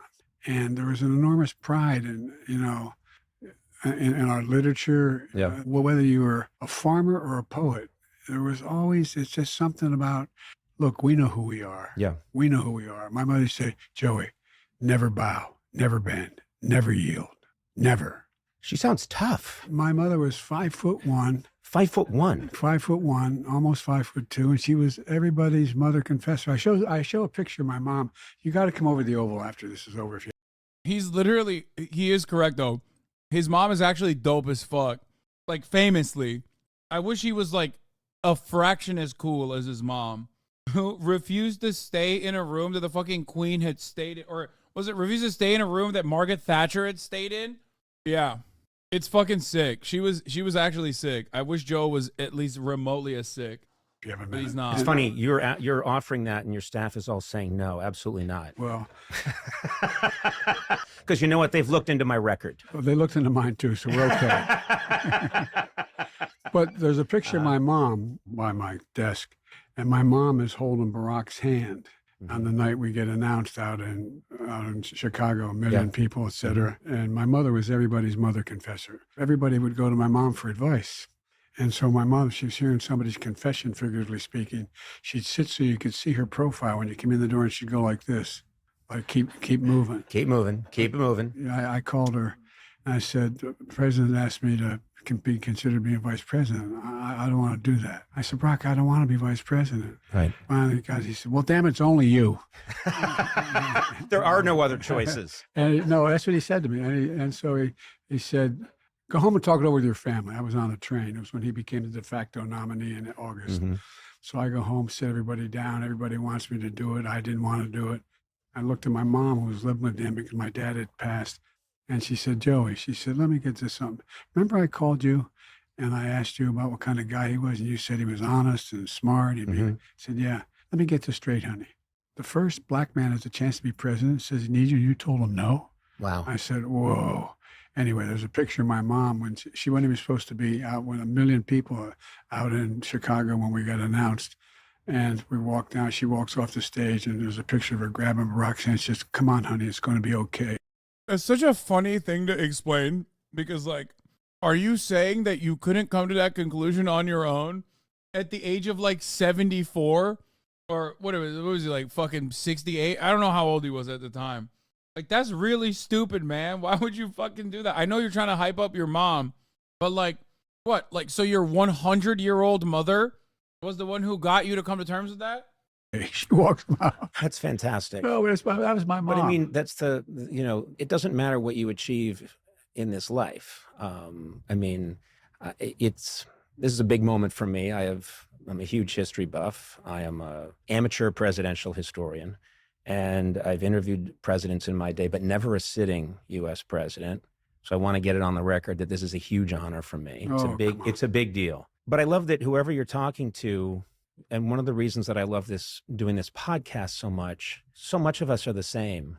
I will do what my mother tells me to do to this day. At 92 years old, my mother tells me to do something, I'll do it.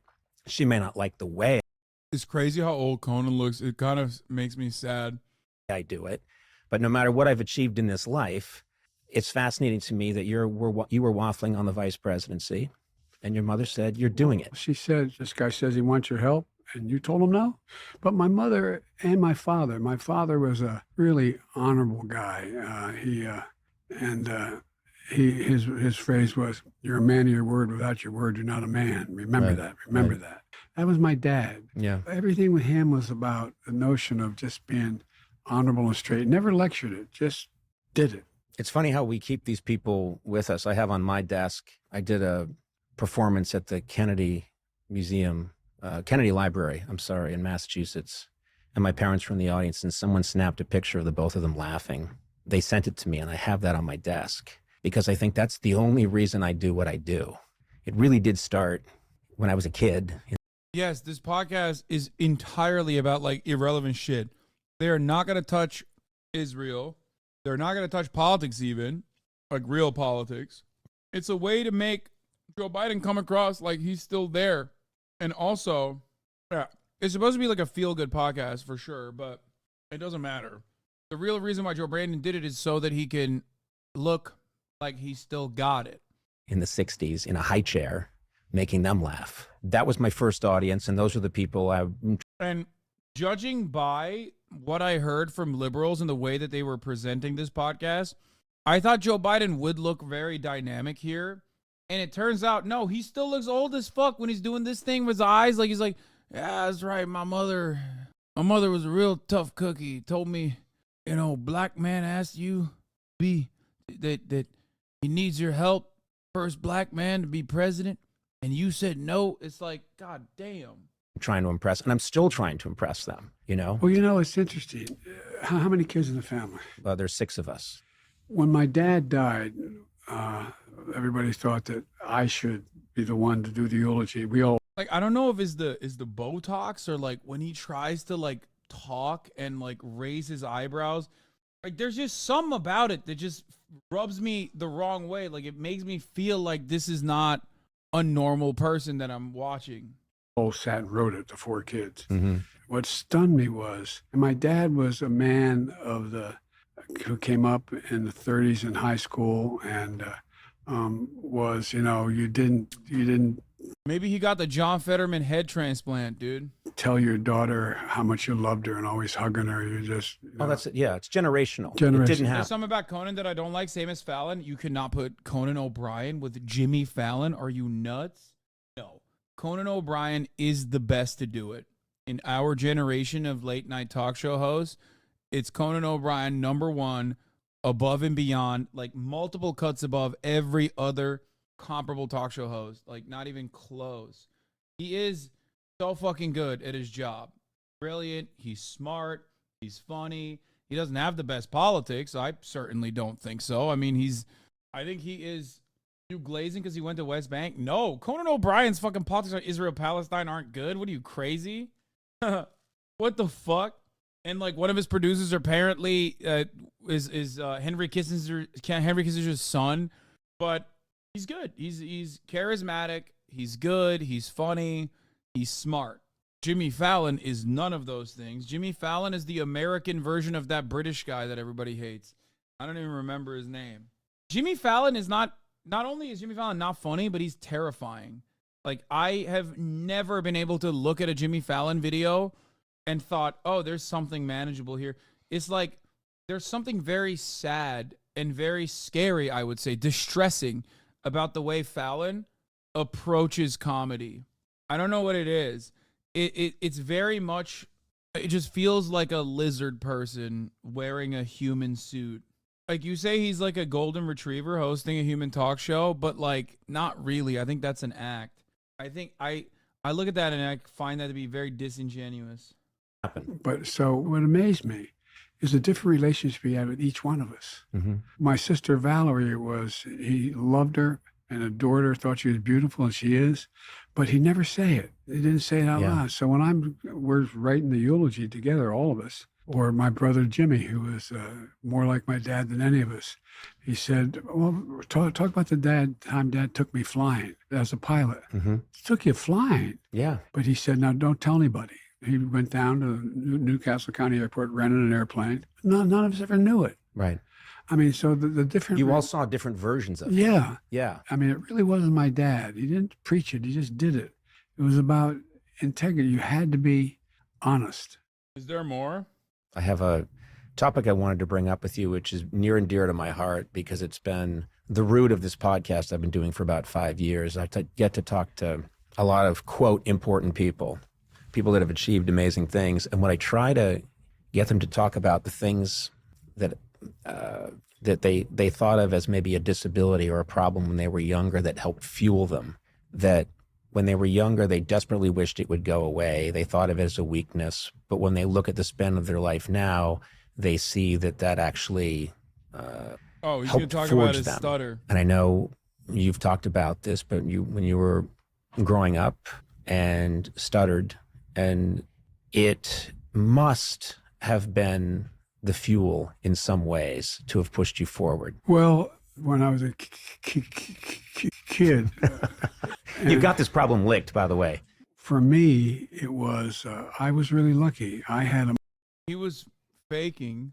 That was like a fake one as a joke that he made, or he tried to. Dude, he's so fucking old, dog. He's so fucking old, dog. God damn, dude. Even that, fuck. That's like such a old man way of making a joke. Did that a little too good? No, it's just because it's like, no. Joe Biden is capable of making good jokes. I'll stand on that 100%. He also used to be very quick on his feet. You have to. To be a good retail politician, you have to be able to do those things. And he's capable of doing that. It's just recently he's lost the step. No, the joke itself is like not landing well, in my opinion, because like, and I think disability activists themselves would like most likely agree with me on this, even though they don't agree with me on much. And that is that like a big point of contention with disability always is that like the feeling that you're faking it, like the prevailing attitude from others is that you're faking it for attention. Why are you throwing up question marks? I'm 100% right on this. God damn. So it's like a touchy subject. It's like a weird moment to make a joke like that. Some of you motherfuckers have never met the types of people I'm talking about. And then you go, damn. A lot of people, I think you would be surprised with how many people, especially with invisible disabilities, like a lot of people think that you're just making it up. Very touchy subject. I think that Joe Biden making like the fake stutter, I feel like there's a way that you can make a joke about your own disability, I'm sure. Right? It's just like his delivery was kind of ass there. A mother and a father that my mother would say, don't let this define you. Look at me, Joey. You're handsome. You're smart. You're a decent young man. Don't let this define you.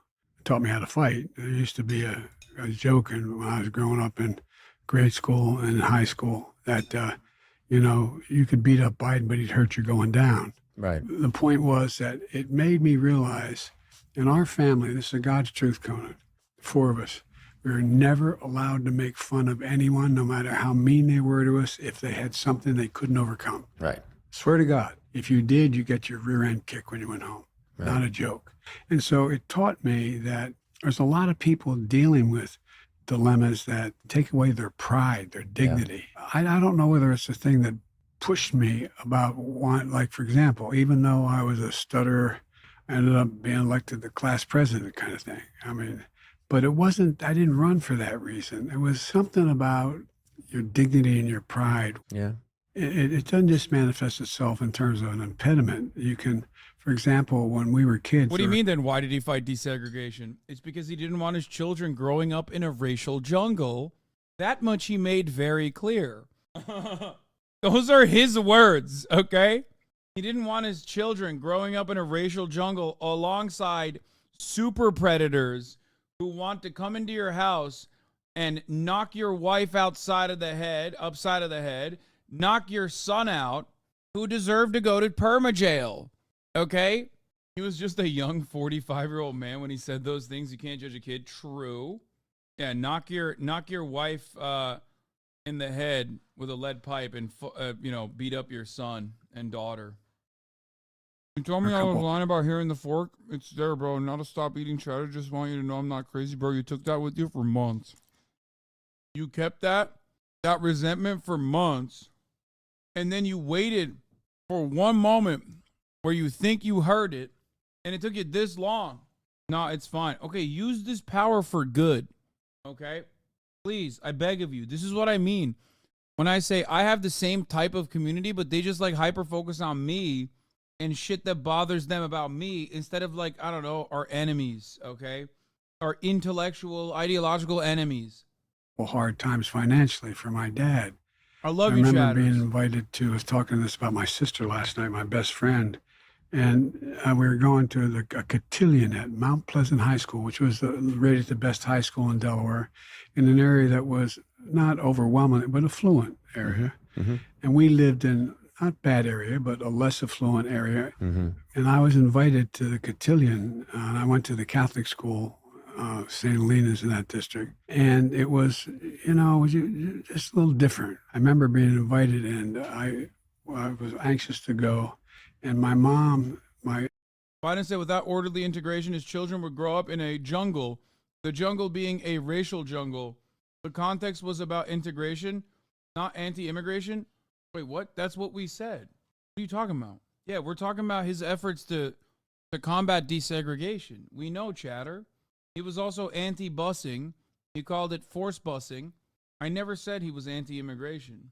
What do you think? He probably had some fucking anti-immigration take. Well, he has one right now, but not busing for real on God. Yeah, that's that kind of busing. This rap is busing. I had an uncle who lived with us at the time. He was 5'7", and my mom couldn't find a white shirt for me. And so we got one of his shirts, and with French cuffs on it, and my mother, and it fit loosely, but it fit. My dad had always wore cufflinks to work, and my dad had the cufflinks. We couldn't find it. I didn't know what to do. So my mom goes downstairs over the washing machine in the basement, in the garage level, and gets 2 nuts and bolts and brings them up and puts them on me. And I said, no, swear to God, my word. Today, that's a fashion statement. And I said, Mom, I can't go. They're going to make fun of me. I said, Joey, if anyone makes fun of you, you turn around and say, you don't have a pair? I swear to God, true, on the health of my children. So I go to the punch bowl, and and this guy, Frank, grabs me and says, hey, look at Biden, nuts and bolts. And everybody started to laugh, and I said, Frank, you don't have a pair of these? I swear to God. I swear to God. He turned and said, yeah, I have them. Anyway. My theory is that if you stay connected to these things that embarrassed you when you were a kid, whatever it was, speech impediment or anxiety or feeling awkward or not being a good athlete, my list goes on and on and on. Having weird hair, having a weird name. I wish you had your hair. I'd trade right now if you want. Do you want this hair? It comes off. It velcros on the back. Yeah. If I could do it, I would do it. I will mail you this wig tomorrow. Do some polling first on how people are going to think about that. But I think what it does.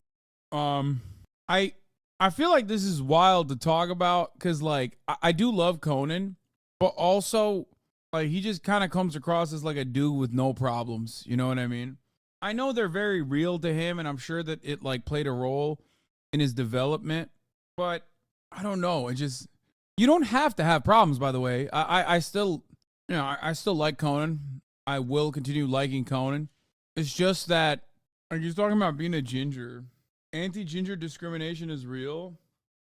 Oh, you come across as a dude with no problems? That's because I am a dude with no problems.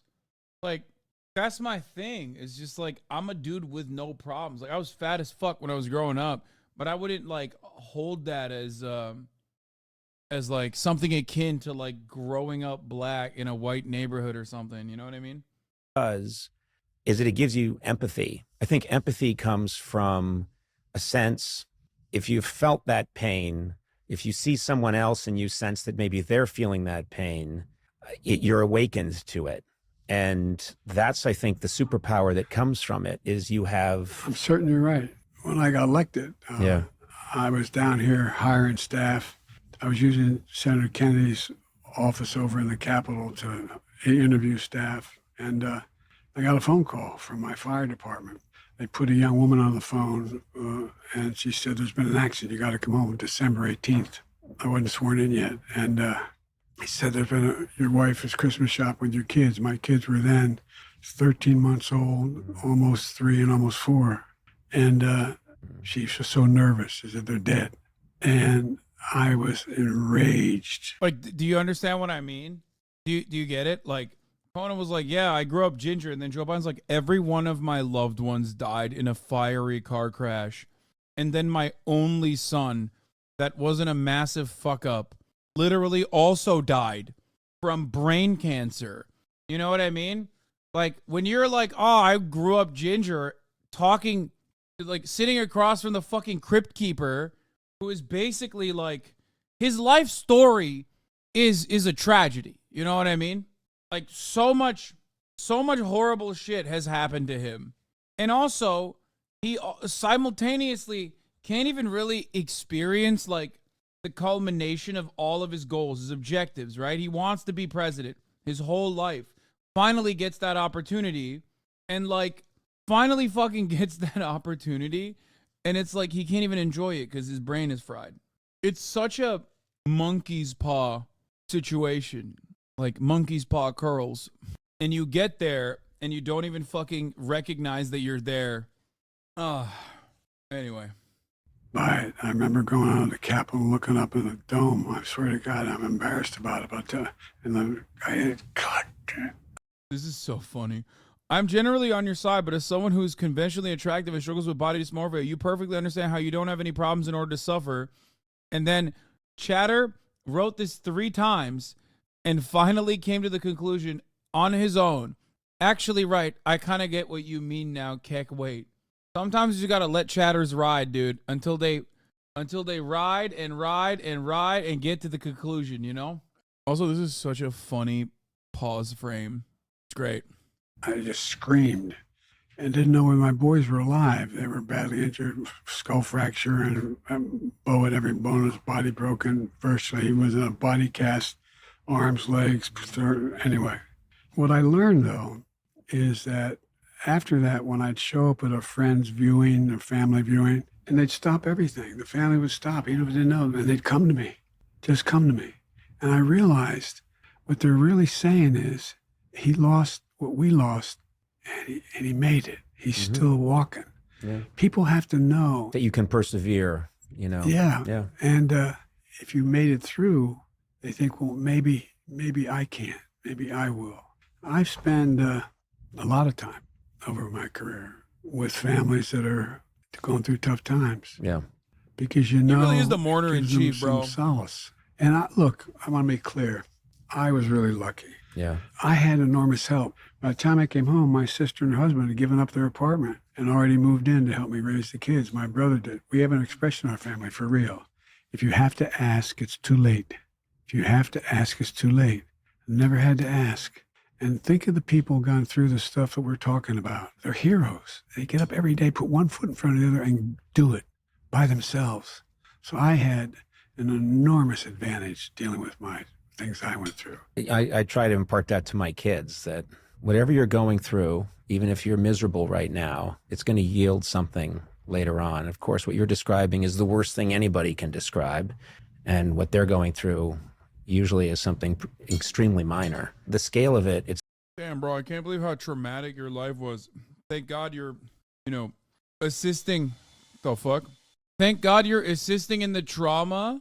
Thank God you are assisting in the trauma in the exact same variety, if not worse, for the families of thousands of Palestinians. Thousands. At least 20,000. Maybe hundreds of thousands. It's like, damn, brother. Really wild to think, like, oh, you lost your fucking mother. Or not your mother, sorry, your wife and your, I think it was, his daughter? Damn, that's so sad. Yeah, surely, you know the grief that people experience?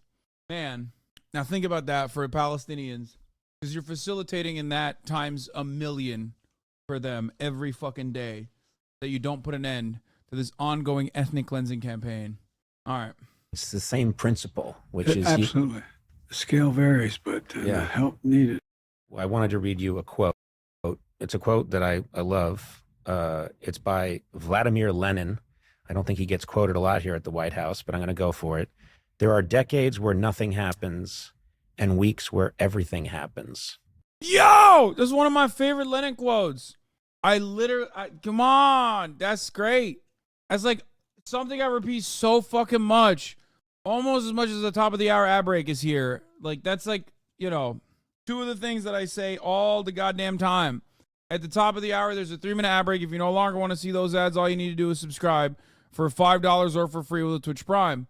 By connecting your Amazon Prime account to your Twitch account, you get 1 free Prime subscription a month. Use it on your favorite broadcaster. Hopefully that's me. Here's the 3-minute ad break now. Like, this is almost as quotable of a Hassan Abihed quote as the Lenin thing. You are living through an extraordinary time as president. It feels like the world is turning on its axis every 36 hours. It's one of the least materials Lenin quotes, though. I know, but I kind of like it for that reason, because I feel like people need hope. So it's one way to instill some semblance of copium upon a population of people who have none of it left. You know what I mean? That's it. For people who don't have any fucking hope at all and desperately need it. Are there times when you wake up in the morning and think, I wish it was a little bit duller right now? I wish things would just settle down. Well, yes and no. Look, yes, when I had that cranial aneurysm, the doc was trying to explain to me whether it was congenital or environmental. And I said, Doc, I don't care. Just fix it. Yeah. This is back in, is this 88? This is 88. And he looked at me and said, you know what your problem is, Senator? And I said, no, Doc. Well, he said, you're a congenital optimist. Well, seriously, that was a quote. Here's the deal, though. One of the things that I've never been more optimistic about America's chances in my whole life.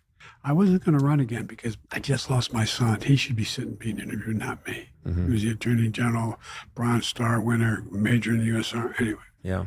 When I wasn't going to run because I was going to write a book on an inflection point in American history, I think we're at one of those points that every 7 or 8 generations occurs. Yeah. Where not because of any one leader, but the world is changing.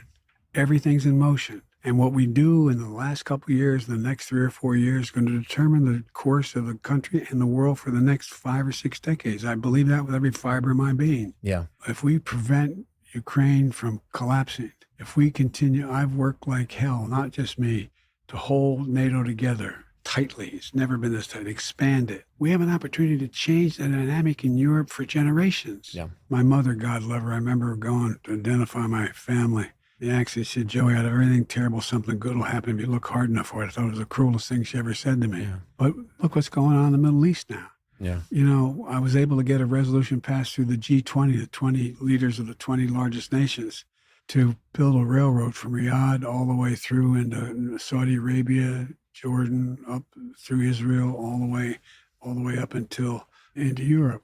Because there's much more reason for them to be together than to be apart. I'm not a journalist, so I'm allowed to give my opinion. And I, as a, again, amateur historian, I think it's absolutely crucial that Ukraine prevail. and it's something that I'm very passionate about. I get confused, as you know, the Washington you came to in the 1973, Republicans were always tough on foreign policy, tough on Russia, and now MAGA Republicans, they've kind of flipped the script, and they're saying, well, we can let Ukraine go. It's not really in our interest, and I don't understand it. It's confusing to me. Say, the other guy says, if we can work with Putin, he's smart. The other guy, I like that he's the other guy. He's like Voldemort now. His name shall not be mentioned. Well, good point. Yeah. I plead guilty. Yeah. But look, I mean, just if nothing but global warming is changing the world. Yeah. Ice caps What are you doing about it, big boy?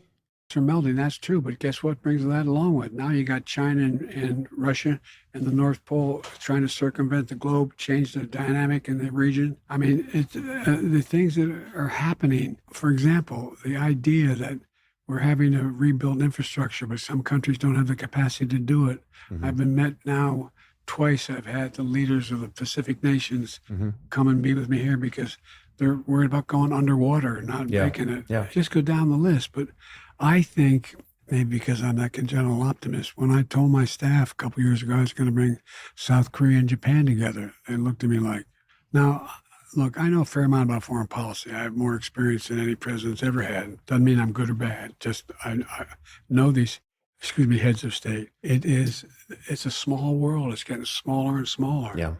For example, in the, China's a competitor, but I have a relationship with Xi Jinping. I've spent more time with him than any world leader ever has. Just because when I was vice president, Barack wanted me to get to know him because it wasn't appropriate for a president to spend time with him but we knew he was going to be the president. He's a very tough, smart guy, but he's got enormous problems. And so, for example, when I put together the Quad, India, Japan, Australia, and the United States, he said, you're trying to surround me. I'm not trying to surround you. I said, we're just not going to let you change the dynamic of world rules. So whether it's... Yeah, totally, dude. Oh, God. I'm not trying to surround you, Jack. I'm just giving long-range missile systems to every nation around you that surrounds your nation. And that's actually totally separate from surrounding you, Jack. It's just the Mac attack, international airspace or whether it's sea space. He said, well, I didn't write them. I said, well, that's what they are. We're not going to change them. So many parts are moving that there's an opportunity to realign the world in a way that is less likely to result in war. Literally, Xi Jinping's nuclear armament initiatives, which he presented as a burden in the latest talks that they had, he said he would very easily go back on as long as the militarization in the near China discontinues, stops. Likely to result in human suffering. It's not my take. It's NPR. Please don't yell at me. NPR is the one who said China was the one who pushed this proposition. Now, I know people look at me and say, well, you're just too optimistic. I think it takes some real planning, and there's ways to step up and lead. And look, one of the things is, again, I want to make it clear, it's not because Joe Biden's president. It's the moment. Madeleine Albright said, America is the essential nation. Conan, that's not a joke. Who leads the world if the United States doesn't? Who? No one else can. And we have an obligation and an enormous opportunity to leave our kids and our grandkids a better world. Well, I like that you describe yourself as an optimist, congenital optimist. I would say I always tell people I'm a 52% optimist, meaning there's a good, healthy dose of me that is very worried and very concerned, but I always lean towards optimism. It's the more challenging standpoint to take. Well, don't get me wrong. I have written about, and I think I know pretty intimately the downside. Yeah. But look, we got to remember, we're the United States of America, for God's sake. Nothing is beyond our capacity when we work together. I mean, it really isn't. Now it's time to hold it in, friend. Please don't give the tanky allegations any weight. Wait, brother, I hate to be the guy to explain this to you, but that's not a real thing. The fact that people know what tanky is, in my opinion, 1,000,000% demonstrates their brain brokenness. Most people in the real world have no fucking clue what that means. Most people even in here don't know what the fuck that means. Most people who are using that term also don't know where it comes from. It just literally, it's such a fucking silly descriptor that even those who originally started using it willy-nilly against any kind of leftist that they ostensibly think is like against American empire, they've moved on to a better term, campist. Oh, this guy is a campist. He just hates America, and he has no other politics other than you hate America. In answering the question, who else can lead? Do you want to be effective on your preferred platform? What? Oh. People love fucking saying that I am simply anti-America with nothing behind it. That argument is identical to what Steven Crowder or Ben Shapiro would say. It's just you're not used to hearing that kind of reactionary pro-empire take from someone who considers themselves to be liberal or, dare I say, progressive. Okay?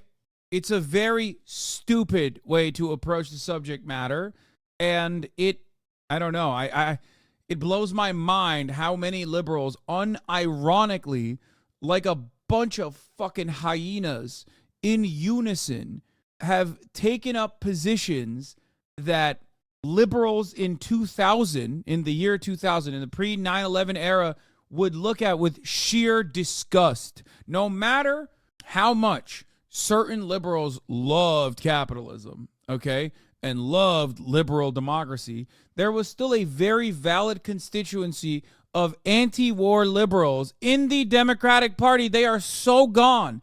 They are so fucking dead and gone. It blows my goddamn mind. You literally will look back at the anti-Bush liberalism era and you'd go, oh my God, these guys just only think America is bad. Liberals nowadays think that the Iraq war was not fought over oil, but for some other reason, some other silly reason. It's not like those liberals back then were correct.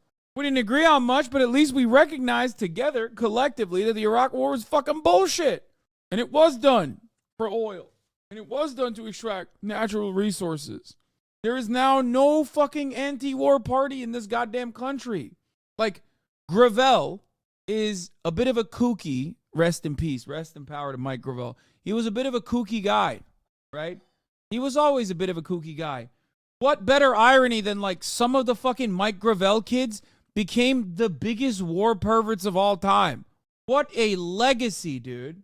Imagine working for one of the biggest anti-war fucking voices in Congress to a degree that you definitely outflank the Democratic Party, working for that guy as a fucking opportunist, and then turning around and becoming like the biggest pro-war guy that you could get to. Like, just, it's fucking nutty, dude. It's crazy. That's where that's where liberalism is. So many people are careerists, and that's fine, right? It sucks. It just sucks so much that post 9/11, there's not even like, there's no shelter. There's no safe space. There's no shelter. There's no coalition to be built with liberals that are going to say, yeah, we can't do these kinds of fucking wars, man. We got to stop. It's just too much. Way too much. Anyway, makes me sad that like so many people in the online supposedly leftist space basically are just rehashing like Democratic Party's agenda, which happens to find bipartisan consensus with the Republican Party's agenda when it comes to expanding on the American empire. That like you guys have just bipartisan support for this issue. You're like a little bit different when it comes to, I guess, wanting health care for Americans, and I'm there for you every day. You know, that's great. But it is wild. It is wild that so many people don't even recognize that. Who are you talking about? Most content creators that claim to be progressive or liberal, that spend a whole fuck ton of time looking for tankies in leftist spaces and attacking them, are doing something that I consider to be deeply unproductive. There is no real fucking valid constituency of even anti-war activists in this goddamn contemporary Democratic Party. It's just like it's a way to try to distinguish yourself as a liberal that still has like the aesthetics of radical politics, because nobody wants to be a liberal. Conservatives don't want to be called liberals. They hate liberalism. Liberals also online don't want to be called liberals because they understand that like liberalism is the dominating force. So nobody wants to be like, oh yeah, no, I'm on board with the current system. I love that. Everyone needs to find a way to distinguish themselves from that. So they desperately seek out like aesthetically coming across as different than neoliberalism. And maybe some are, but when it comes to, American empire, they fall in line fairly quickly. Yeah, it makes becoming a vocal leftist put a target on your back, not only from reactionaries, but other leftists. Exactly. To the outside world, we look like a bunch of unserious charlatans too. There's no consistency. And people literally turn around and go, see, his own fan base fucking despises him. And that's the issue. There's also another side of this as well, where people are Maoist third worldists, or they claim to be Maoist third worldists, and they get mad at you for incredibly Maoist third worldist reasons, and then cancel you from the left because you do not live an ascetic lifestyle. You are not living in a fucking cardboard box, or living accommodations of my choosing for you. And yeah, there's plenty of that too. And it just fucking sucks. I feel like I'm the only sane voice here that's trying to keep it all together all the goddamn time. I make fun of everybody equally on the left. I think there's silly Billy shit on every aspect of leftism. But ultimately, I understand, recognize more than anything else, this is a very terminally online topic. It is a very terminally online topic because it's the only space where leftists can gather. That's it. That's why it is, of course, going to be permanently online, because where else do leftists gather, brother? You got like, do you see actual leftist gatherings? Like, are there big spaces where there's like a tremendous amount of organization happening? It sucks. College campuses. Yeah, I'm a part of PSL at UCLA. You're right. College campuses is one other place. Anyway. The only nation in the world. Yeah, speaking of Maoist third worlders, let's talk about cancel culture and Maoist third worldism. I wanted to watch this earlier today. One Dime came out with another video called Lessons from the Cultural Revolution.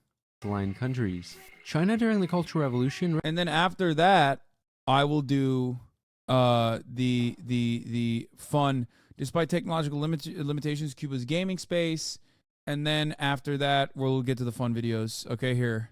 Fun video time. We got the offline TV. We got the offline TV Fear and collab. I'm very excited about that. They really said college campuses. What? I mean, that is a valid place to organize. It's true. College campuses are where people organize. Holy fuck, 7 hours, 300K views already. God damn. Dude, OTV is cooking them. Skip to no peaceful, please, guys. Shut the fuck up. Shut the fuck up. God, I'm trying so hard not to be fucking angry, okay? Please, please, please, please, please, just calm down, man. Calm down, please. It's okay, man. It's okay. You will be fine, okay? Just wait up. Yes, I would love to do another offline video. Yes, I'm going to do Okay Buddy after this too, before I forget. Represented something radically different from this model. Second and most important. Like, I love my gaming frogs, okay? I love you. I cherish you. But you also have to remember you are a sliver of this. You're only but a sliver of this audience, okay? You yell all the time, but there's no group of individuals in this community that gets this much fucking space. And like, I love gaming, and I love having a gaming audience, which is why I don't want to yell at you too much. But the reality is, there are a lot of people, you like everything, okay? Gaming frogs, you like everything. There are people, however, who are just incredibly fucking anti-gaming, okay? That's the major problem. Gaming frogs like variety, and they yell about gaming a lot because under the variety banner, they don't get enough gaming. But there are people in here that don't like variety, that would just fucking despise any other type of content from being shown. Importantly, just like there are people who are news-only frogs, and I don't fucking feed them all day. There's a point in time where I tell them to fuck off. There's a point in the week where I tell them to fuck off extra hard, right? I believe that the Cultural Revolution contains some of the most sobering lessons for people on the left. In fact, many of the lessons of the Cultural Revolution are directly relevant to some of the issues that we still face today, which are hot topics in contemporary discourse. While some of you may have been able to already infer a verdict of your own based on what you saw in the last video, I don't think the lessons of the Cultural Revolution are exactly obvious. Far from it. This was a question that I left my readers with in the essay that I wrote on the Cultural Revolution titled Totalitarianism or Anarchy, published in the book titled Underground Theory. In this video, which essentially serves as a much shorter sequel to my previous mini-documentary on the Cultural Revolution, I will reveal my personal opinions and interpretation that I have come to regarding the events of the Cultural Revolution, which I was not able to fully articulate in that essay. As a result, this sequel video won't exactly be as mass appeal compared to my others, but I believe it will be among the most unique and useful for those who take emancipatory politics seriously and want to play a role in changing the world for the better. This is part 2, the final part, of the one-time series on the Cultural Revolution. This is not necessarily about cultural revolution in general, but instead, what are important Lessons of the takeaways? Cultural Revolution's failure. The real failure of the Cultural Revolution was not just that it created chaos, as some degree of instability would have been inevitable when undergoing such a radical socialist transformation.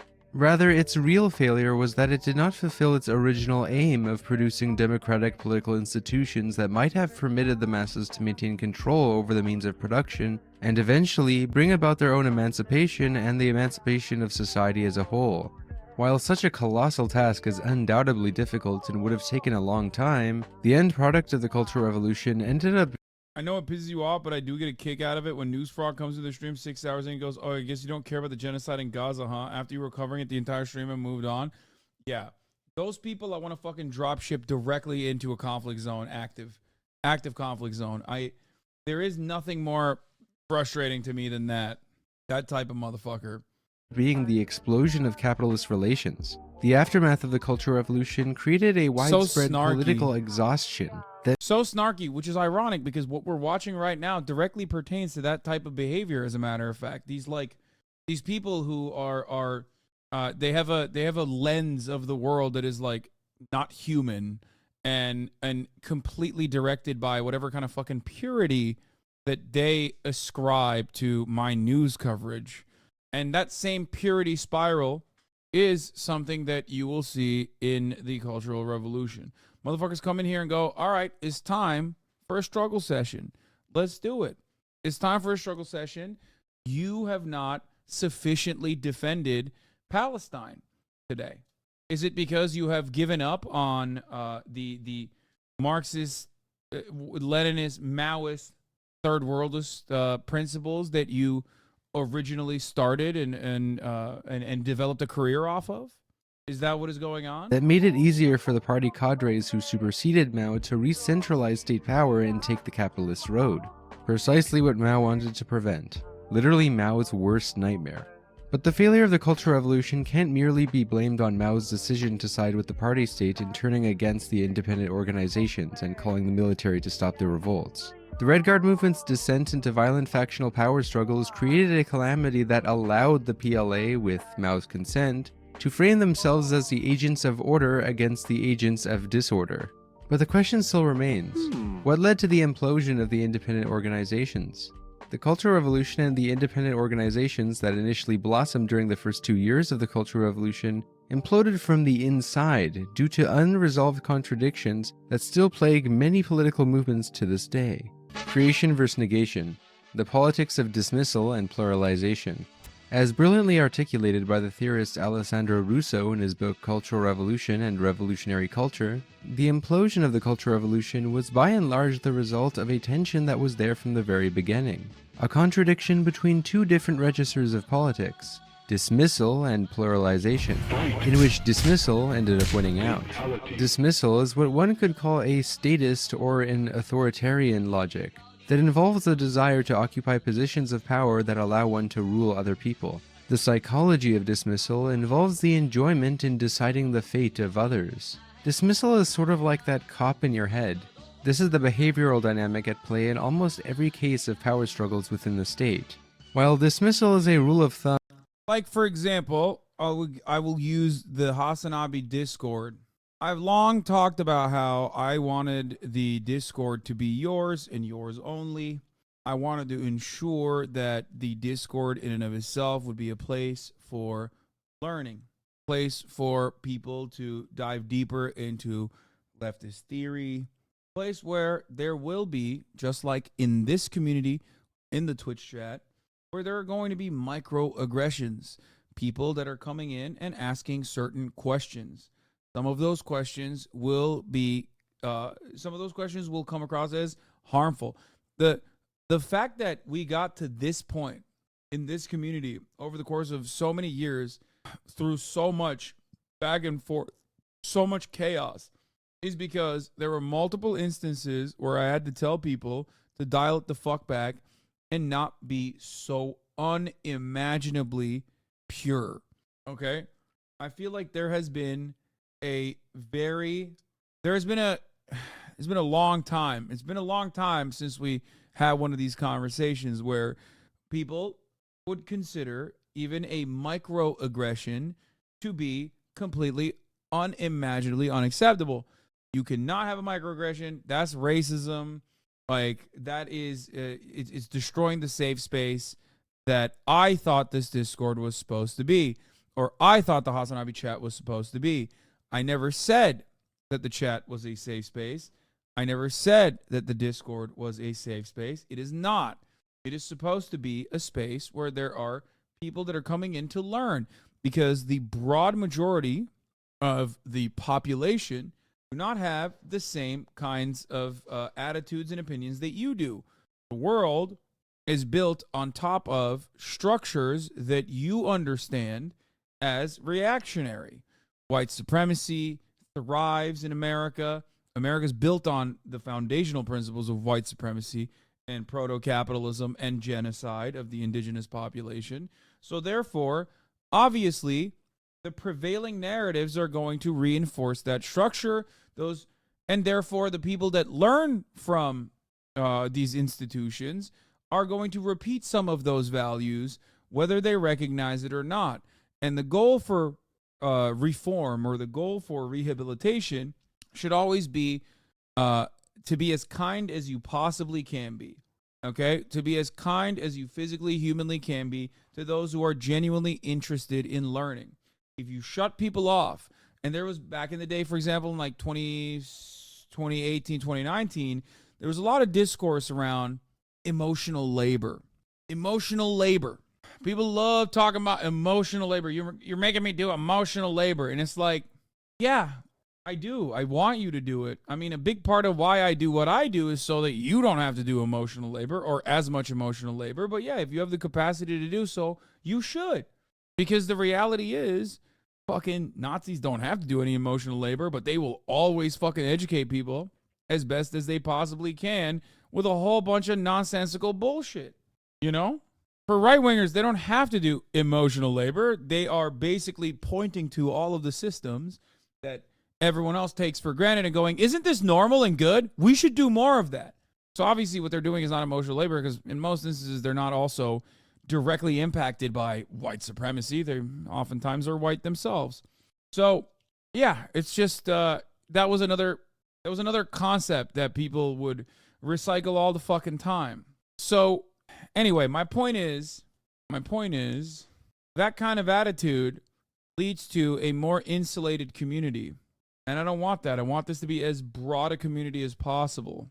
Obviously, that doesn't mean that there is boundaryless free speech run amok here, where you could just like come in and spam the N-word or whatever, or genuinely say racist, transphobic, misogynistic shit. You can't do that. You can't get away with that, right? But ultimately, that kind of purity spiral was very much prominent in this community, and it still is to a certain degree. It's ironic that I've been yelled at quite a bit by trans chatters, or I guess like trans content creators sometimes, or not even necessarily trans content creators, but like trans Twitter, let's say, of not being sufficiently pro-trans, which is, of course, like a laughable notion. If you've been in here, you know that that is a laughable notion. But part of that always has been because I am not making commentary on the trans issue, okay, for trans people. When I talk about trans issues, I'm talking to transphobes.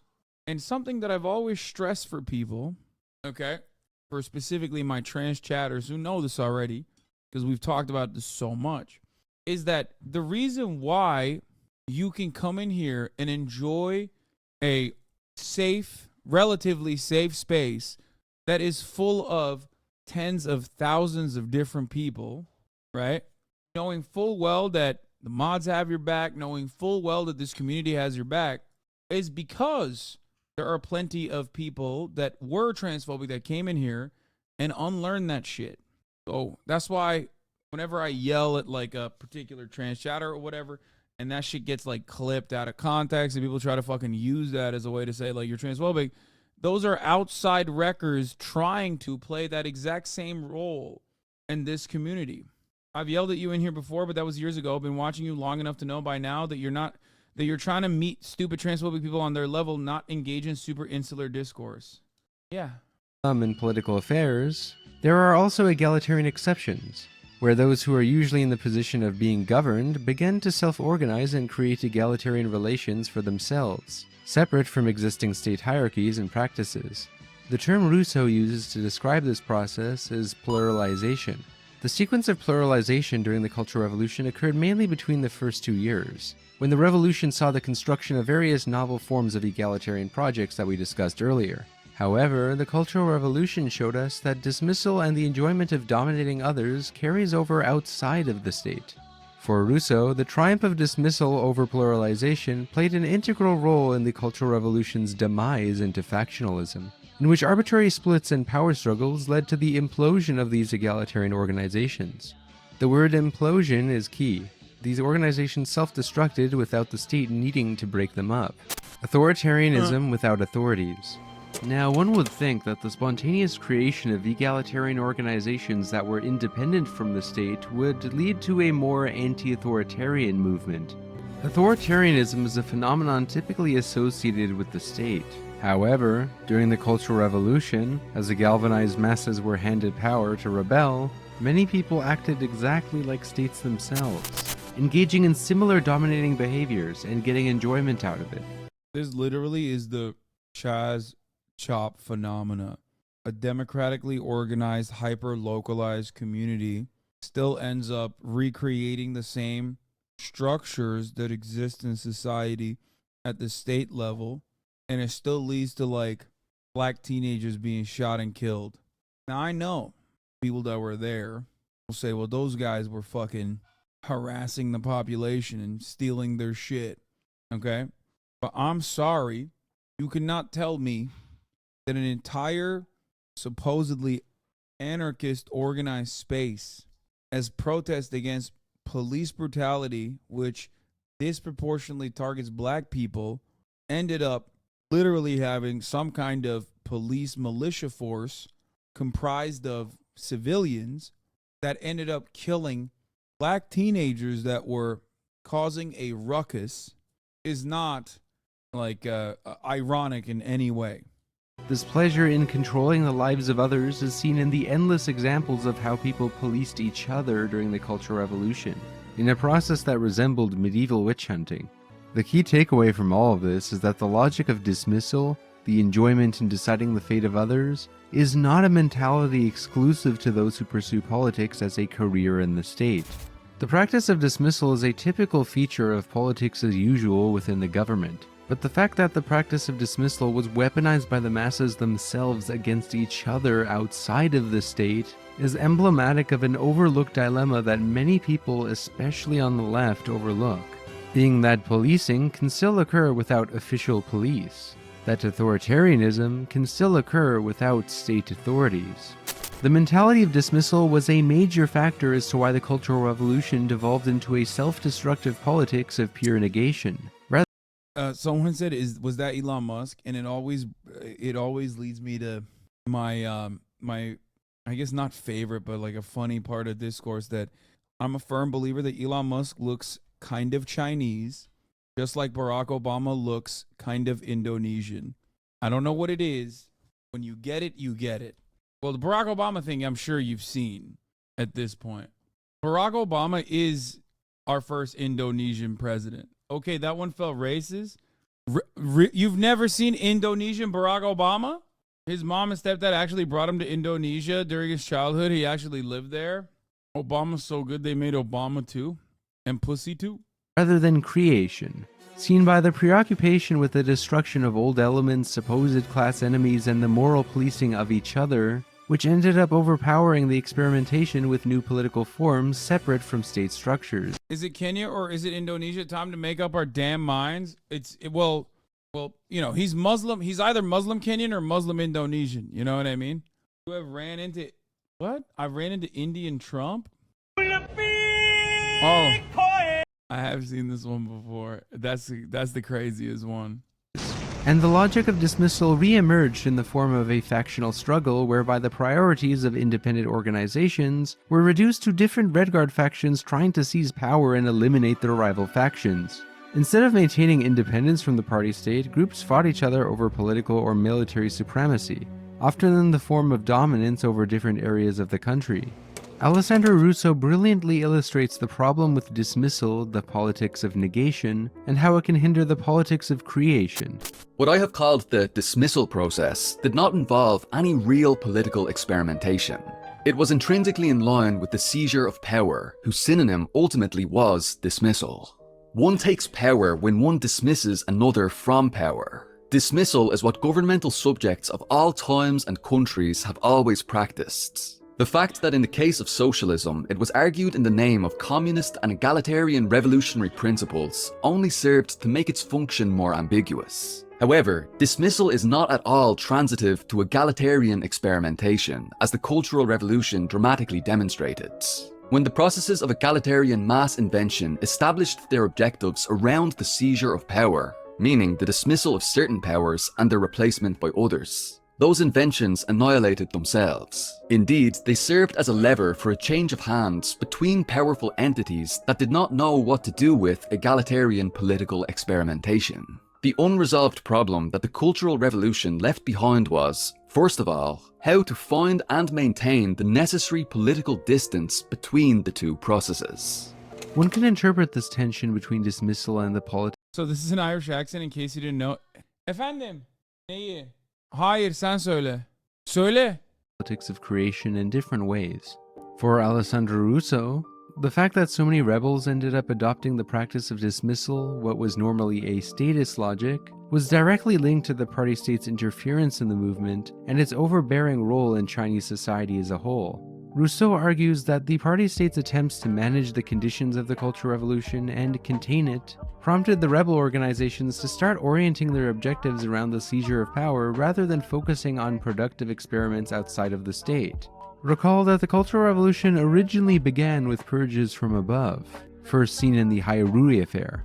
One could argue, as Rousseau does, that the masses of rebels later emulated this logic of dismissal against each other. Mao tried to promote both pluralization and dismissal at once. On the one hand, Mao encouraged the blossoming of independent egalitarian organizations. But as these rebel organizations became more fractured and anarchic, Mao and the CCRG urged the different rebel organizations who had begun to splinter to instead unify and overthrow the revisionist forces amongst the state bureaucracy. But this backfired. Because Mao and the CCRG ended up framing the Cultural Revolution as the seizure of power from revisionist authorities, this implanted a certain logic into the different Red Guard groups that primed them to turn on each other and seize power from one another. The key lesson here is that the primary mission of a socialist revolution should be based on what it wants to build rather than just what it wants to destroy. This begs the question, if we are to subscribe to Alessandro Russo's interpretation, which is more sympathetic to the Red Guards, and places more blame on the state, could the Cultural Revolution have gone in a better direction if it had not begun with the purges of state officials from above, and if the masses had been given power to act autonomously from the state much earlier? Personally, I'm not so convinced.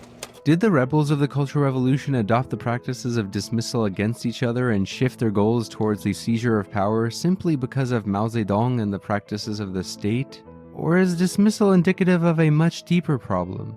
Is dismissal really a statist mentality or a human mentality? Is the self-destructive behavior of dismissal just part of human nature? Or is it more just deeply conditioned into human behavior due to humans living under state authorities for centuries? Consider that China is one of the oldest civilizations, with much of its population living under authoritarian states for centuries. One could easily interpret all of these events of the Cultural Revolution as a lesson as to why human nature makes emancipatory politics impossible. However, one can also argue that as products of our socioeconomic conditions, humans emulate the logics and habits that they inherit from their society and its overlords. These are quite important questions that I encourage you to interrogate, because they force us to confront the critical dilemmas that a revolutionary politics will likely face, which we have to actively choose to deal with, rather than solely blaming the failures of revolutionary movements on external causes such as imperialism, foreign coups, revisionist traitors, or corrupt totalitarian leaders who abuse their power. I don't claim to have the definitive answers to these questions, and I encourage you to comment your thoughts as to which interpretation you're more convinced by. But I have a few tentative hypotheses of my own, which we will briefly speculate on here. Ressentiment, dismissal, and cancel culture. As part of his theory of slave morality and ressentiment, Friedrich Nietzsche argued that those who are the most impotent have the greatest thirst for power. But most people repress their will to power and cope with their impotence by adopting a form of religious ideology that they use as a veil to turn their powerlessness into a virtue, and morally denounce those who do have power. The pleasure of power derives from the displeasure experienced 100 times of dependency, of impotence. If this experience is lacking, then that pleasure is absent as well. Given how the Cultural Revolution panned out, perhaps Nietzsche was onto something when he predicted that those who have the least power can sometimes be the most dangerous and destructive when getting a taste of it. You could see this logic of ressentiment at play when it came to the obsession with weaponizing the label of bourgeois as a moral category and the glorification of so-called proletarian culture, which popularized the terrible stereotype of communism being a poverty cult. After tirelessly going after party bureaucrats... Sorry, I had to run to deal with something with my mom, but this is literally my favorite part of this video. We finally got to it, which is, of course, the thing that I absolutely fucking hate. Because it's like paired up in the Western world with a very liberal and running out of it's paired up in the to persecute. The Red Guards soon turned on each other in a bitter power struggle. The phenomenon that we call dismissal, the enjoyment in determining the fate of others, is at the heart of what we call cancel culture. The Cultural Revolution shows that the phenomenon at play in what we today call cancel culture is not a strictly online phenomenon. Okay, so what I was trying to explain oh my god. Anne yeter ne olur Allah aşkına. Okay. What I was trying to describe is that in the Western world, this exact same phenomenon is also doubly bastardized because it's bastardized to a degree where it's also liberal. So it has like all of the worst liberal aesthetics associated with socialism, but then people who are personally pushing this kind of politics do it on liberal boundaries that liberals have placed upon what it means to be a socialist. And they do this exact same fucking thing. Or something new. Cancel culture is a term that is often abused, and people tend to use it to describe very different things. I personally don't think cases of famous people just facing criticism for provocative things that they said is really cancel culture. No, J.K. Rowling and Dave Chappelle aren't really cancelled.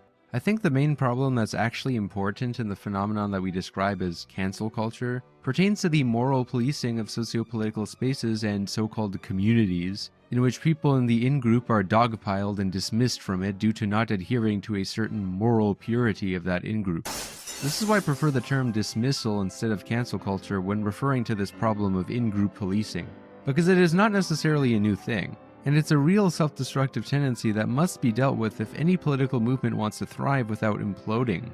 This practice of dismissal, which typically involves a pseudo-politics of identity and the adherence to certain moral expectations, can repress underlying differences that people are too scared to express, and can lead to the cannibalization of movements due to an unreasonable expectation of moral purity. If you want to see more as to how this phenomenon of dismissal in the Cultural Revolution relates to cancel culture, I highly recommend this excellent article by Asad Haider. The practice. This is why leftists are way more prone to legitimately harming their own movements than anyone else. That's it. Because everybody thinks it's about like self-crit, and the reality is that it's not about self-criticism at all. It turns into this like weird ass purity spiral, and it ends up genuinely destroying coalition building and even expanding on a fucking movement. Of dismissal must be contained or balanced by a politics of pluralization and creation that goes beyond the mere negation of things and is more tolerant to human differences and mistakes. Many people take a long time to adjust to change, and we can never all agree on everything. Class and the dictatorship of the proletariat. Last but not least, the final lesson of the Cultural Revolution concerns the question of class as a political category, and the viability of the dictatorship of the proletariat.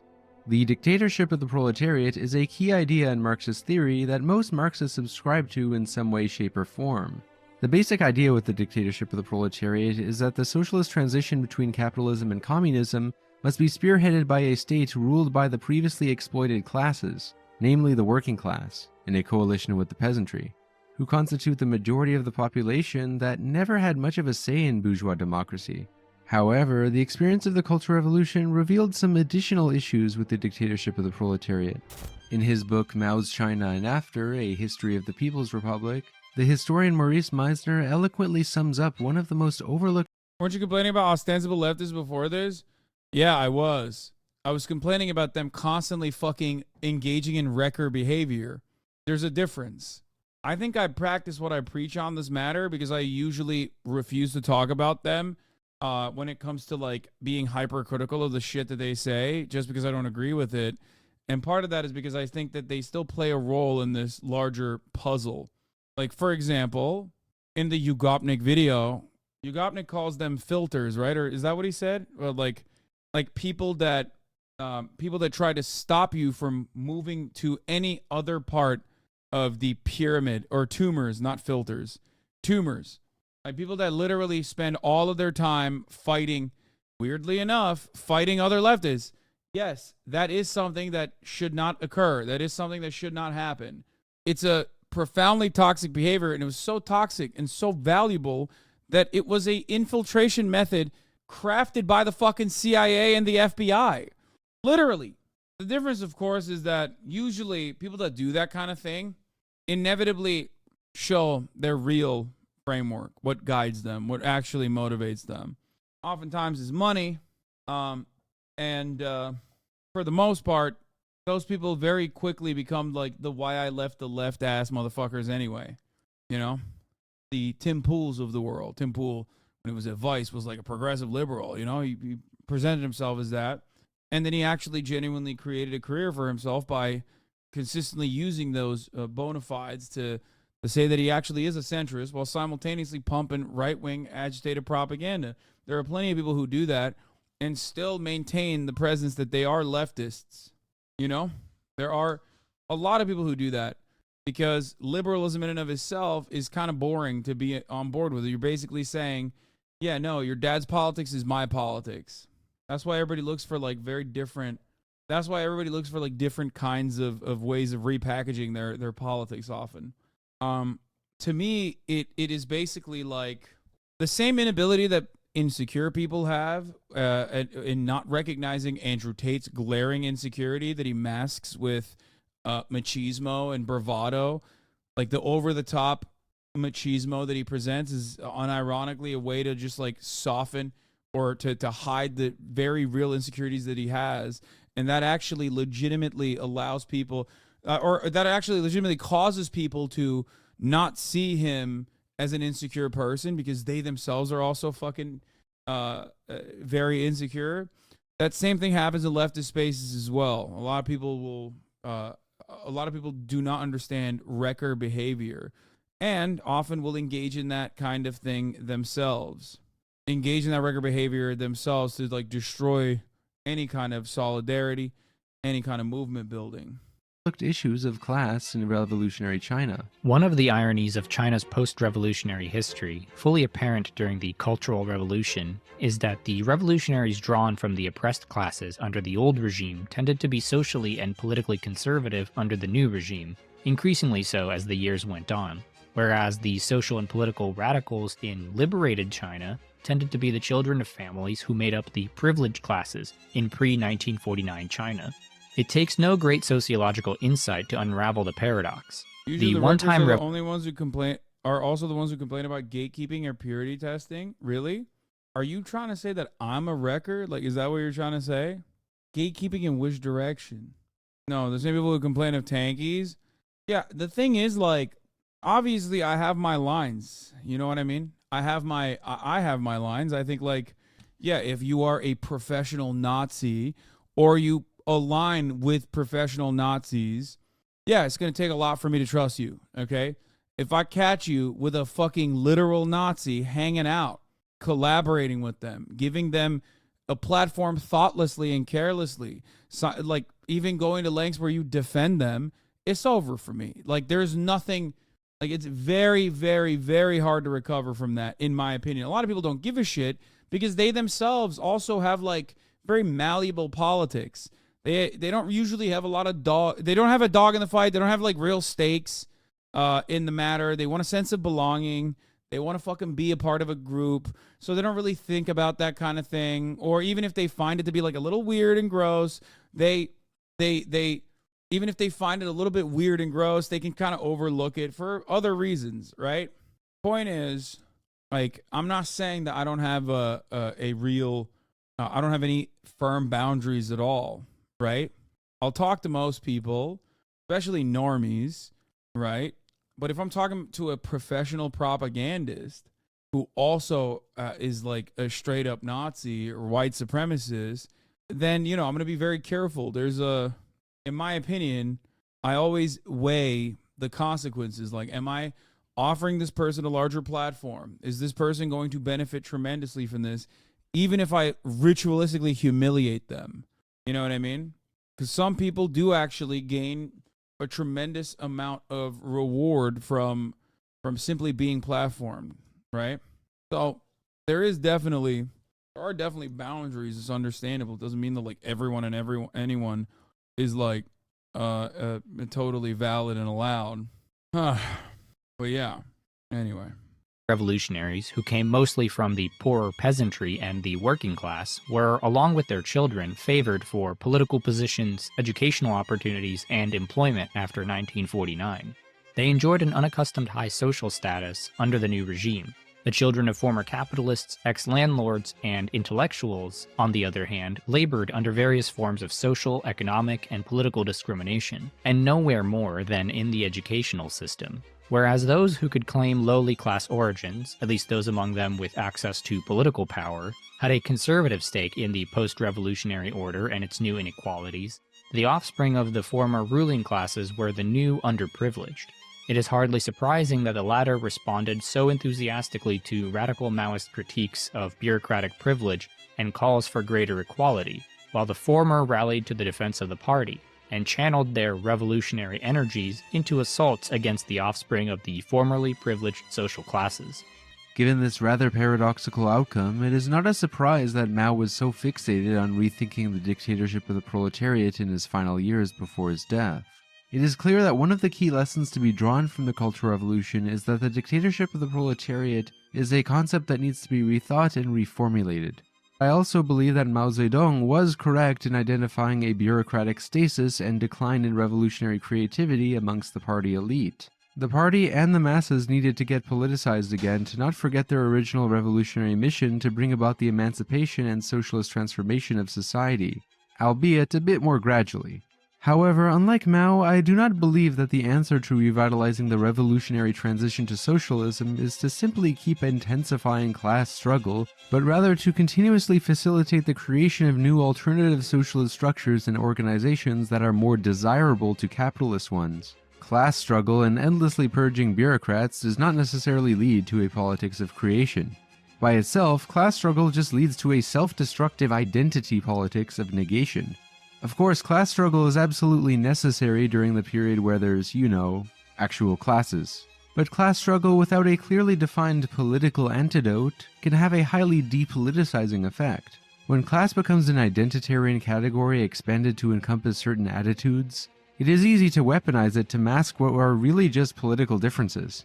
Kinda like how Stalin used terms such as bourgeois and kulak to describe all of his enemies and frame what was really just an attempt to remove political opposition to his line as a moral anti-revisionist crusade for the proletariat. During the Cultural Revolution, Red Guards did something similar to justify their actions when battling each other for power. Egalitarian organizations cannot truly operate successfully independently from the state unless the people reject and overcome the logic of dismissal in favor of pluralization. I am of the opinion that the self-destructive tendency of dismissal can be overcome and unlearned, but gradually. In the meantime, it must be contained through democratic legal institutions.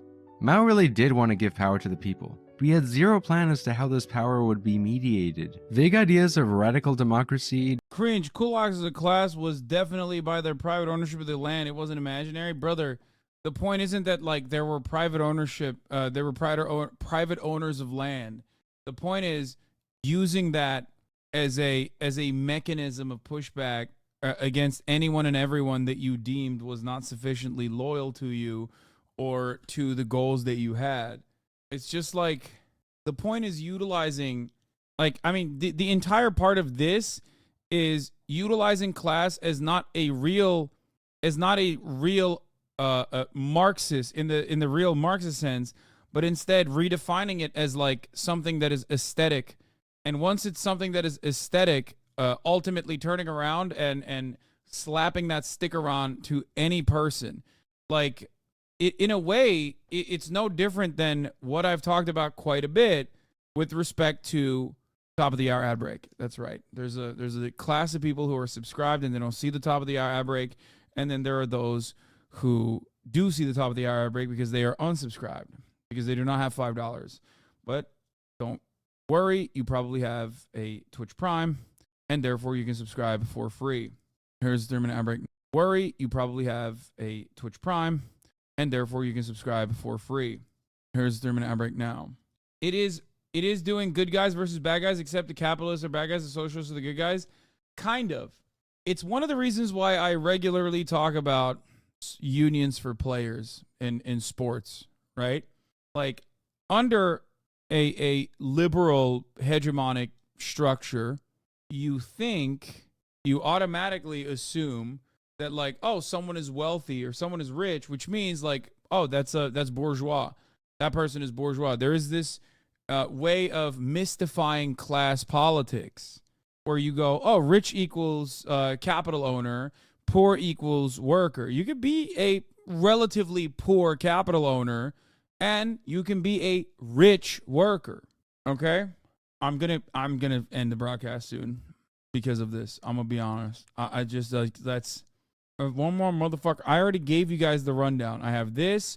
I have the Offline TV Fear Pong challenge video, and I have Okay Buddy. If you fucking keep asking me for a role play right now, that's a huge deal, and you should repeat it all the time. At the top of the hour ad break?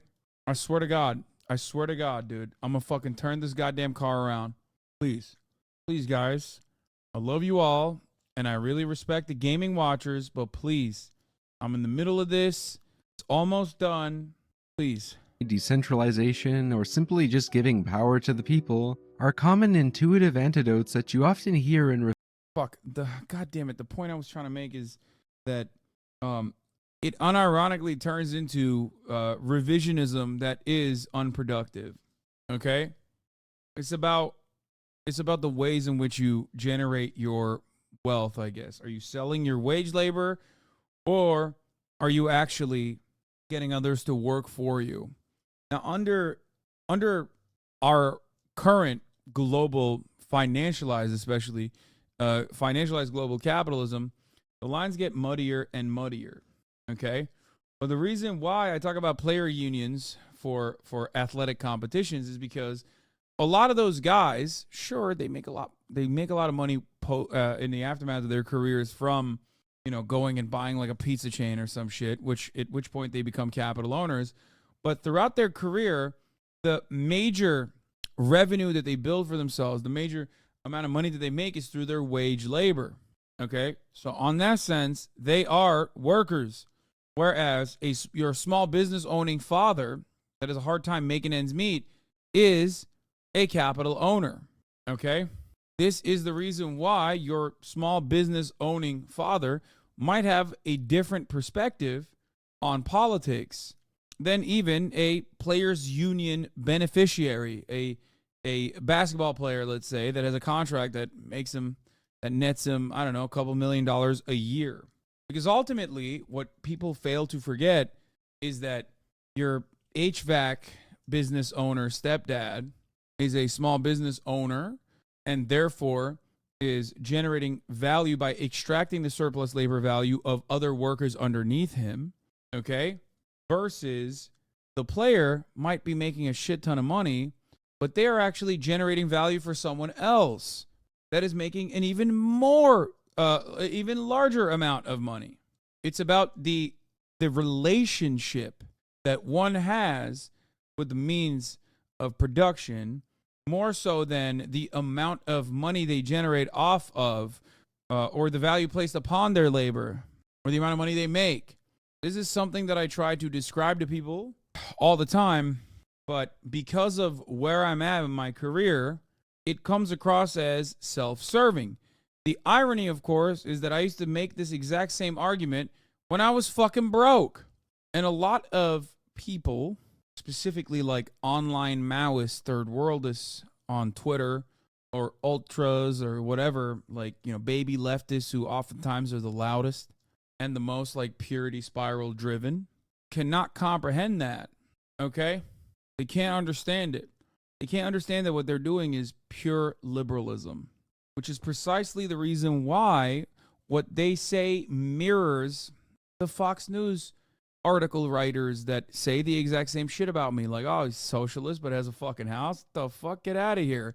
Or the supposed liberals in some communities that fucking hound me and my fans on a regular basis about how he didn't have to buy a $3 million house. He could have bought a $1 million house. We would have been perfectly fine with that. Like, no, you wouldn't. No, you wouldn't. And regardless, it has nothing to do with whatever the fuck I'm purchasing anyway. Okay? Response to the problems of state authoritarianism and bureaucratic centralization in actually existing state socialist countries. However, as we have seen in the Cultural Revolution, people are capable of being just as authoritarian towards each other without the help of any state authorities. Mob justice, without any institutional framework to regulate it, is sometimes no better than state tyranny. I think that many liberal theorists and early thinkers of the Enlightenment were correct to be skeptical of the masses and how they can issue their own kind of tyranny. Except the difference is that liberal thinkers, unlike Marxists and communists, did not consider or even try to emancipate the masses from their own economic servitude. The socioeconomic conditions must be created to maximize human evolution and emancipate human potential for as many people as possible. In this regard, Marxism tries to carry the torch of the Enlightenment. Conclusions and critical reflections.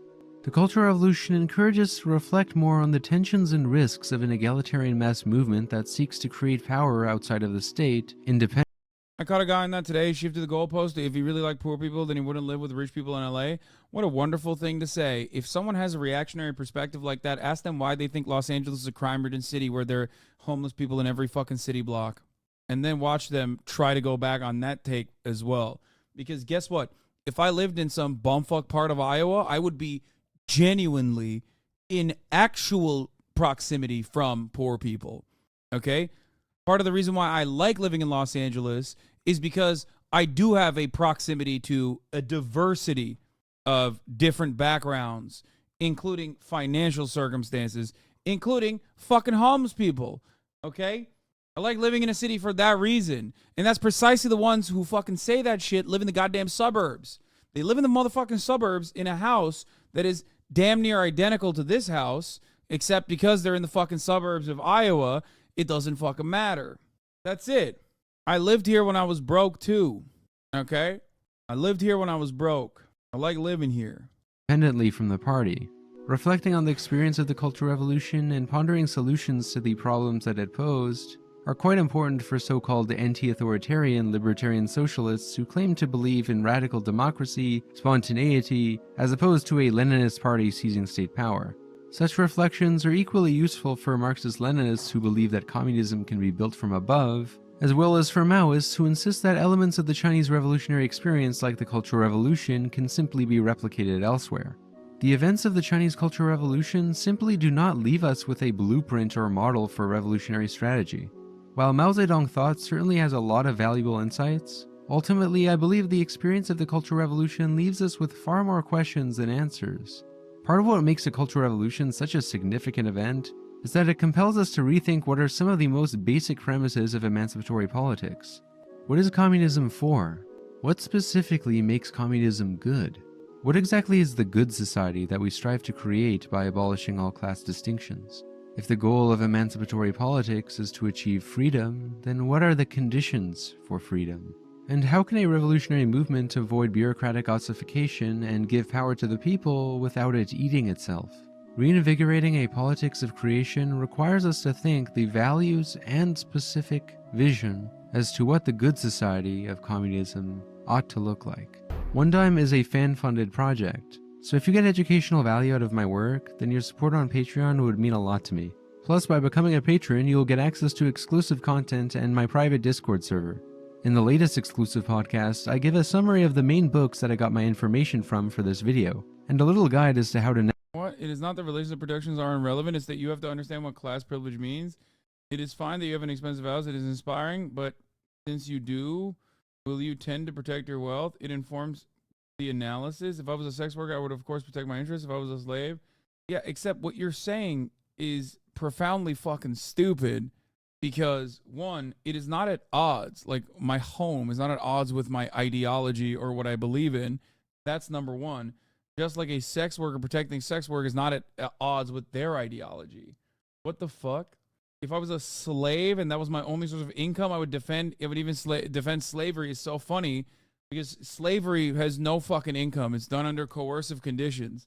So to compare a sex worker protecting sex work or defending sex work, or to compare me defending ownership of a house, a fundamental right, I believe, that should be given to every single human unconditionally, is ridiculous.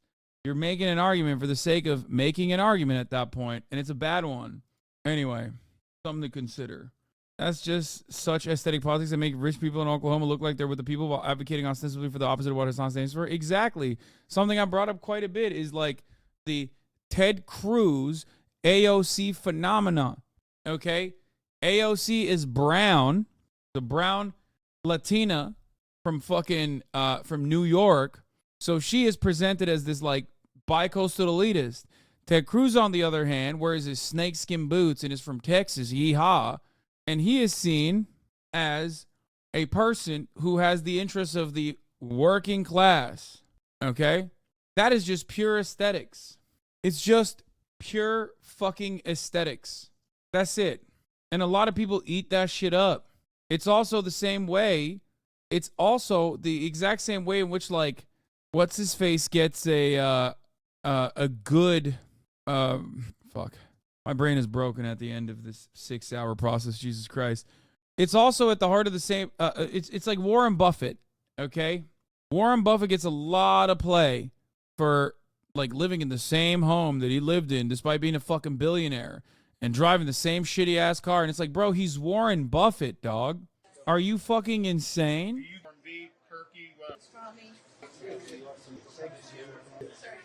The one you have like a big sandwich that's like $23. Which one is that? I don't want it. Damn, dude, he is hungry, dude. The fuck happened? What the fuck happened to this man? Bro hit her with a bike riz. What is this? Fuck. Anyway, oh, there's Indian Trump. Stop making fun of him. He's a big boy. He's no longer a big boy. Despite technological limitations imposed by the U.S. blockade, Cuba's gaming community is on the verge of producing its first professional athletes. Let's take a look. The electronic gaming community continues to grow in Cuba despite technological limitations. The number of e-gamers on the island has been constantly increasing in recent years thanks to greater internet accessibility. Since 2007, Cuba has had the Electronic Sports Group, a project that brings together players and lovers of these sports with the aim of developing that culture in the country. Now, following the global trend, the first steps are being taken on the island to elevate the practice of electronic sports to a professional level.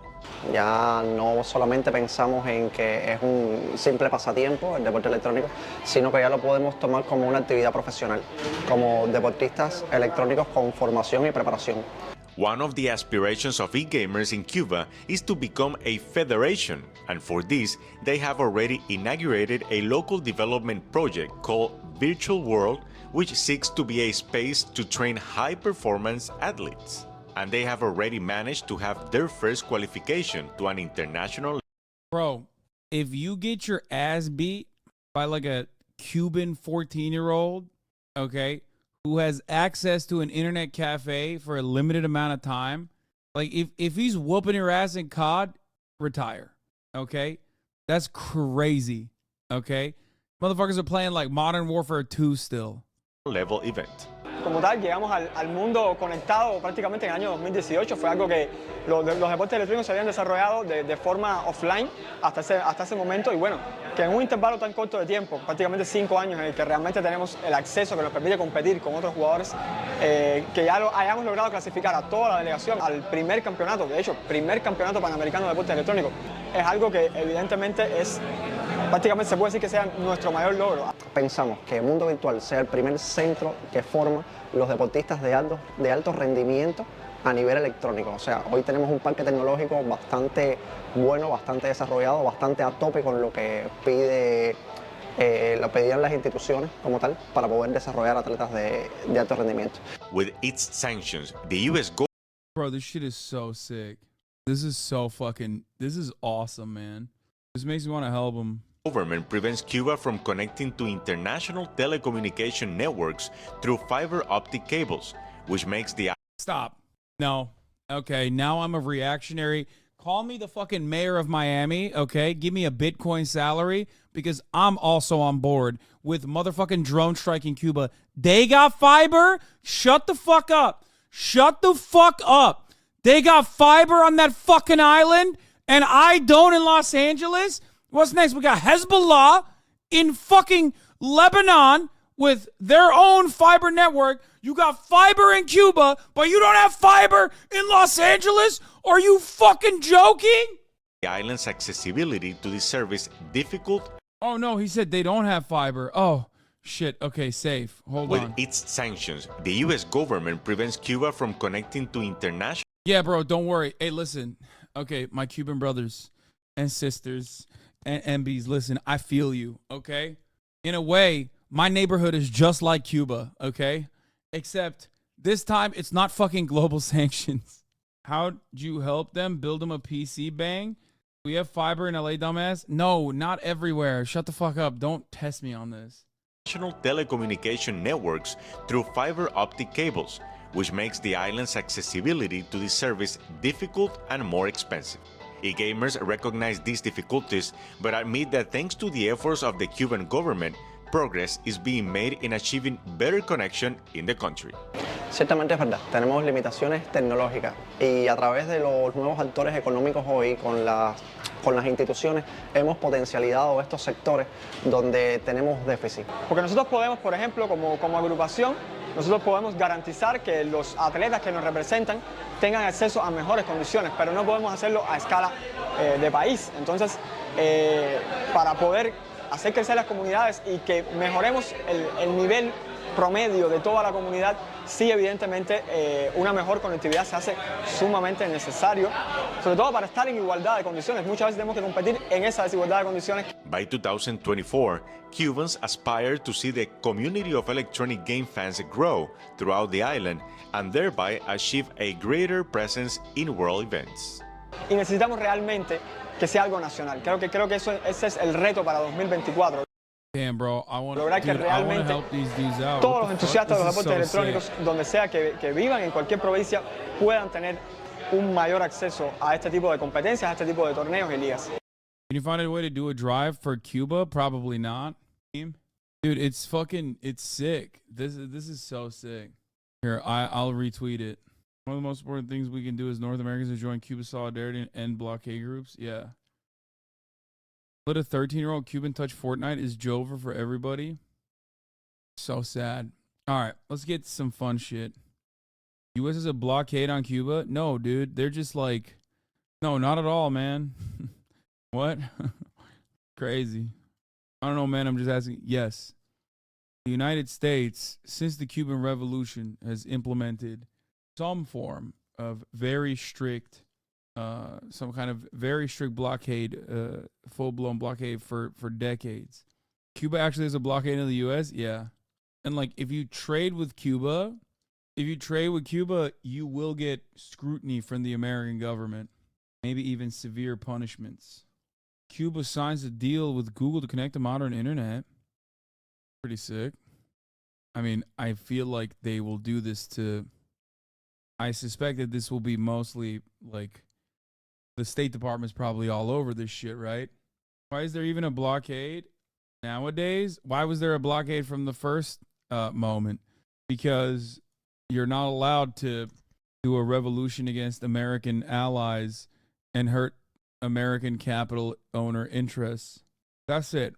The goal is that hopefully the Cubans will rise up against their government and do capitalism. But the real reason is because America wants to punish Cuba for having a revolution against the American-backed Batista regime that was incredibly violent. All right, let's just continue. Let's watch offline Everybody, TV Fear Pong Challenge. And this is Naughty Pong. Trying to warm it up, dude. What do you want me to do? You're not helping! Yeah, keep going. Yeah, just right there.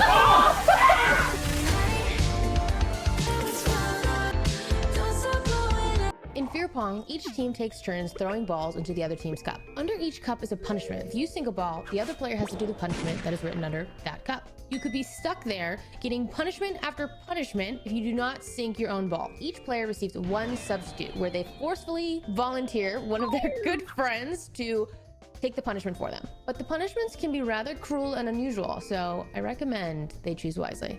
We're the Fear Am Podcast, and this is Naughty Pong. Would you quit laughing? Jesus. Oh, no! What is it? It could be anything. What is it? Your presence is our present. It's a nice one. Oh, that means you. What does this mean? It's a nice Scara, this is an impairment and a costume. You're gonna wear a Christmas present. Oh, 10-0. but he's the first. Wait. What the fuck? Yo! Wait, that's actually nice. No. I can't even see the. Oh, wait, there's stuff for your arms too. Oh, there's stuff for his He's arms. never gonna make it. Scar's gonna eat every punishment. Wait, where's the ball? Beer pong tip. Okay. Don't stay behind. Don't create a backboard. Optical illusion time. Why are you giving him? He's sweaty as fuck. Give him presents, Look man. at him, man. Oh shit! No. This Yeah, is so. Stand off center. Stand off center. Hi. He does. It's very cute. Too high. Oh, he's frazzled. He's frazzled. Scar. You don't know. What about He this? don't know. Oh, Don't go. You're rushing it. You gotta. No. That's crazy. Oh, that's too. Yeah, all right. Oh! How was that the closest one? I'm gonna be here. Oh! Good job. Yeah. Can you give this to me? Give this to me real quick. In the song 12 Days of Christmas, what is sent on the 8th day? 5. What is? Oh. Answer the question. Eight maids of milk. golden rings. Rings? No, it's not golden rings. It was 8 maids of milk. Why did you give Wait, do we get a Eight steal? maids of milk? I wouldn't believe you either. I mean, Wait, See that? 8 maids of milking?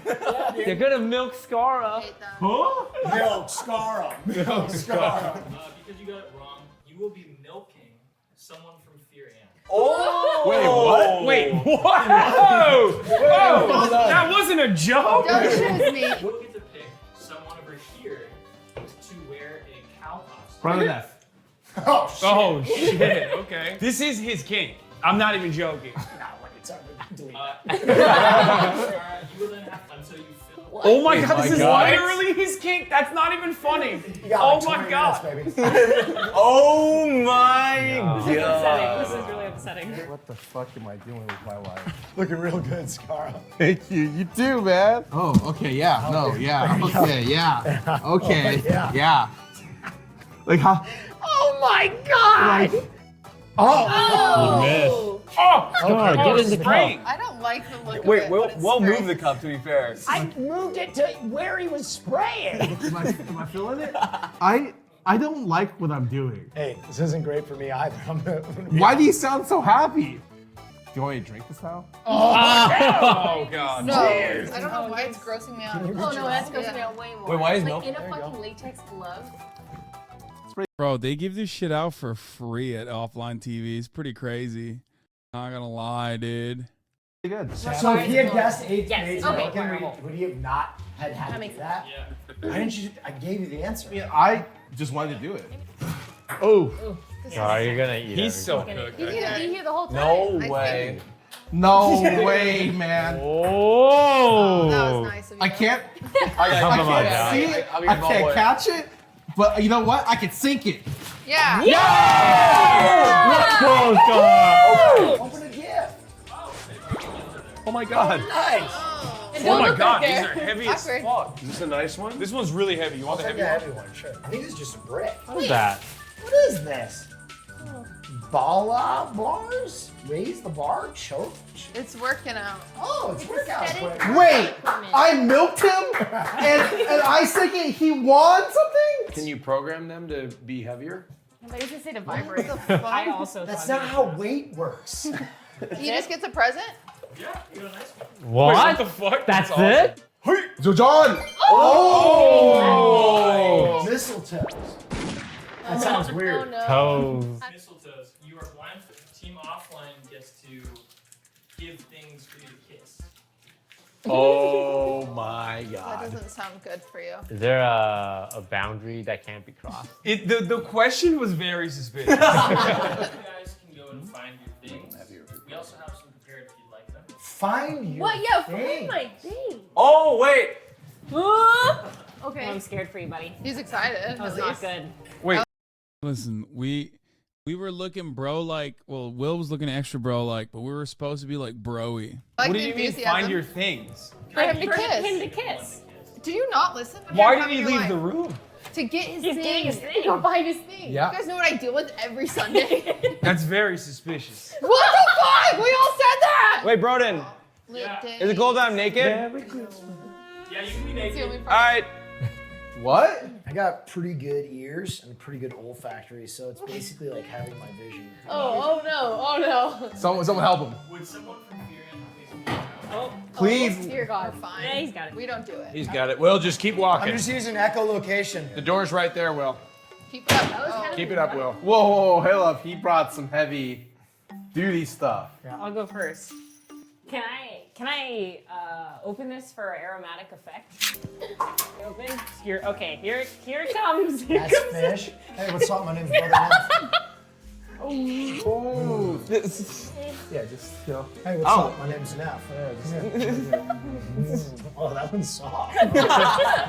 Here, I'll just get mine out of the way. You ready for this one? Yeah. Hey, what's up? I saw you from across the bar. Oh, I lost my gum. Hold on. Oh, shit. There's attachments over there if you want. Attachments? If I'm kissing a vibrator, I'm gonna just be so sad. Is this your vibrator? What are these things? What is that? Toast hasn't It's my gone. turn. Come here, Toast. What's up? Come here. I'm Will. He's Nice to cooking meet you. something up. Oh no. Oh no. Oh, that's nasty.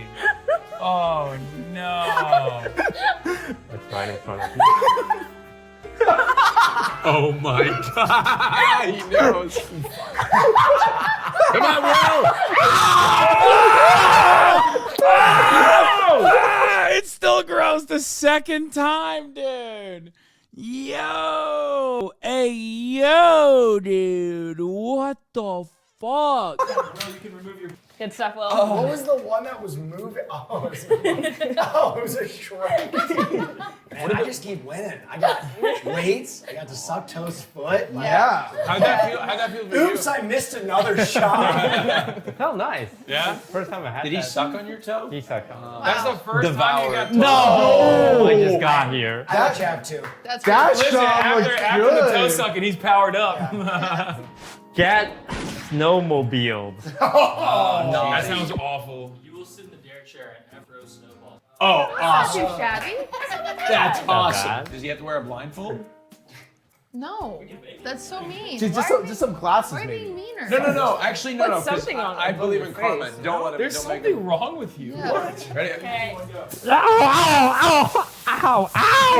Wait, That was hard, This John. keeps kind of yeah. So close. I feel kind of bad. But you still throw. I feel terrible. This is so awful. throwing then. Looks like he's held back. I always forget. I'm always like, oh, OTV, like, you know, they do fun, cute stuff. And then you guys are like, let's do torture. Come on, cutie, you got this. No backboard, bitch. Oh my. Oh. Okay. Cutie, cutie, cutie, cutie. Toast.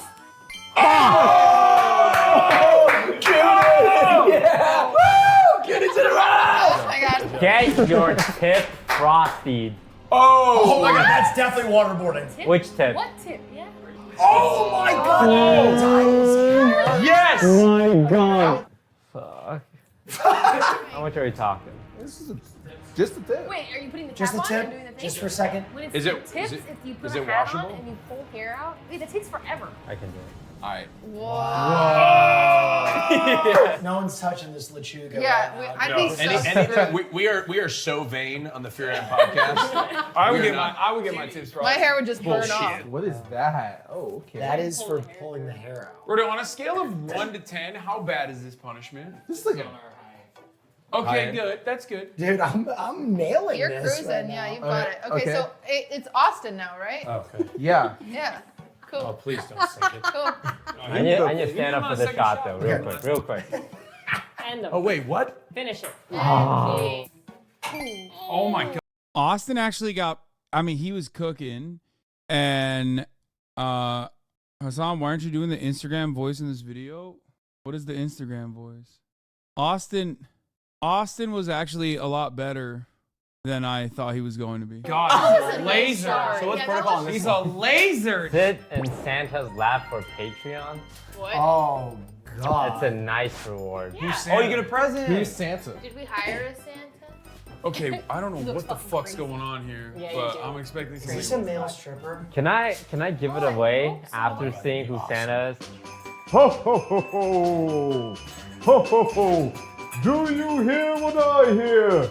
It's Santa, baby. Toast, you wanna put that blizzard on this Toast Santa? is going through it right now. Toast, don't make Santa feel weird. I want to give it away. I want to give it to Hassan. What? On your team. I'm on the opposite team. Pretty naughty behavior. Oh, yeah, I don't blame you for giving it away. I'm gonna give it to Jody. I'm so uncomfortable. Oh. Oh, wow. Demean herself. Guys, Very this year I've been naughty, so I don't Jesus. deserve anything. But instead, I'd love to tell you what my friends from Patreon. This is a Patreon ad for Rachel. I'd like to request a Dyson Airwrap. Yeah, no, For I don't think that's gonna happen. Santa, just listen. I For know, that's- hey, I'm not That's done some yet, bullshit. Santa. We're not gonna hand out. You're I'm naughty, self-confessed naughty. That's literally Yeah, but what what you about led with. Celine, who has 12 Boston cream donuts and a cucumber? What? Gross. For Naughty. Tony, I'd love to ask for a cuddly, wuddly, whittle hug and a Ugh. kiss from Pop. Not naughty or nice, just creepy. Just actually creepy. Great, I'm gonna get off Santa's lap now. Thanks. Yeah. Head on Hey, out. John. Hey, John. Hey, John. Hey, John. Hey. Oh. Hey, that's my Santa. So this was Toast's challenge, but Jody volunteered while you were gone. Yeah. I took one for the team. Fuck it. Sit down and Toast. bleach while they. While There you go. Sit in Santa's lap? Again? Way. No. Why are you laughing? I'm sorry for cutting off your leg circulation, Santa. You want me to release some pressure? What's your name? Hassan. I think I was nice this year. Do you care to elaborate for Santa? You got a dog this year. It kind of just sounds like a thing you did. It's not necessarily nice or important.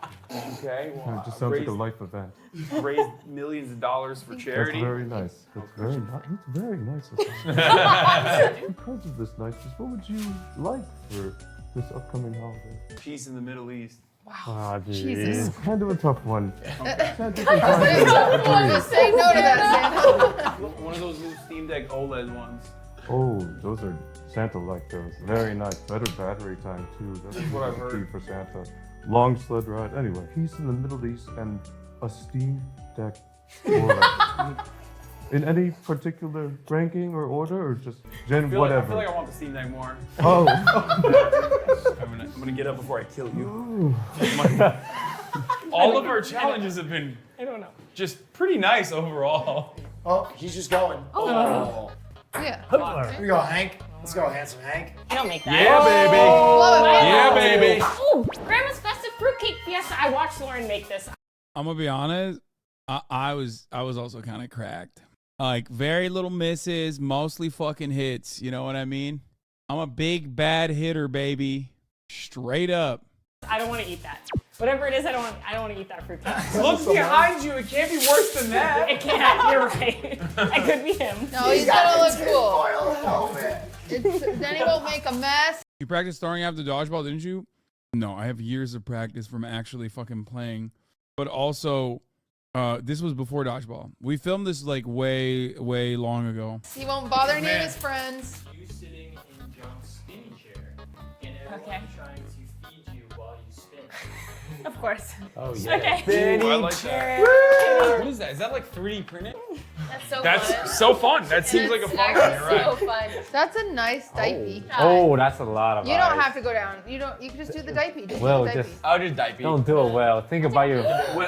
Oh, fuck. You don't have to watch this.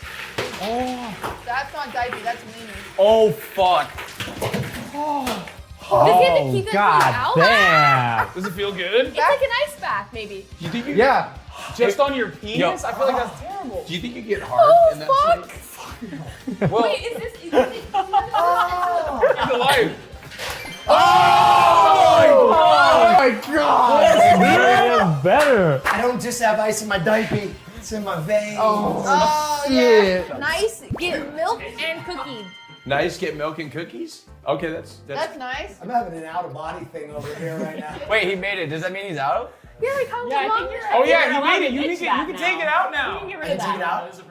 What? Oh! Okay. Oh! Why'd you put it on your dick? That is evil. I tried. I'm all right. Yeah, thank you. Thank you. You- No, you're just packing it in tight. Trying to warm it up, Dave. What do you want me to do? You're not helping! No. Oh. Okay. Hey! Yeah. Oh yeah. I kinda What want am I doing with this? These are milk and cookies from Sakura Co. I love Sakura Co. This holiday season, you can expect This is why when another content creator we were watching was like doing this, I was like, oh, I love the Sakura Co shit because I had it at the Offline TV house. It's actually kind of fire. experience Japan from the comfort of your own home, thanks to our sponsor, Tokyo Treat and Sakura Co. Tokyo Treat is a monthly snack box that includes 20 exclusive and seasonal flavor snacks that are only available in Japan for a limited time. Sakura Co. is the sister monthly snack box that instead comes with 20 traditional artisan Japanese snacks including teas and special Why people do the gayest shit while not being gay, it's epic. tableware from Japan, all the while supporting local Japanese snack makers. Each box also includes an informative booklet that teaches you about each snack and has some bits on Japanese culture. This month's Tokyo Treat theme is New Year's Snacking Party. The New Year's is a very special time in Japan, and this box brings it straight to you with Oshogatsu themed snacks like Lucky Red and White Kit. You'll never +1 like Fanny Fan does. Blowing up my skirt. It feels delightful. What'd you say? I back in. Those beef curtains are just flapping away. Oh. What'd you say? You on the phone with my wife? That's insane. No Pixel fans literally will just like, they'll just like sneak it in. You know what I mean?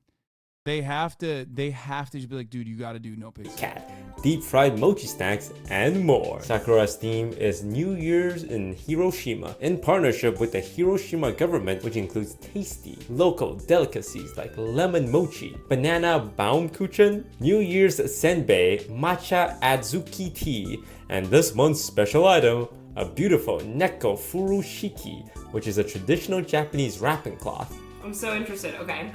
They taste like candy that I remember from my childhood. Oh, it's quite thick. It is thick, and it's got a lot of really fine layers. Oh.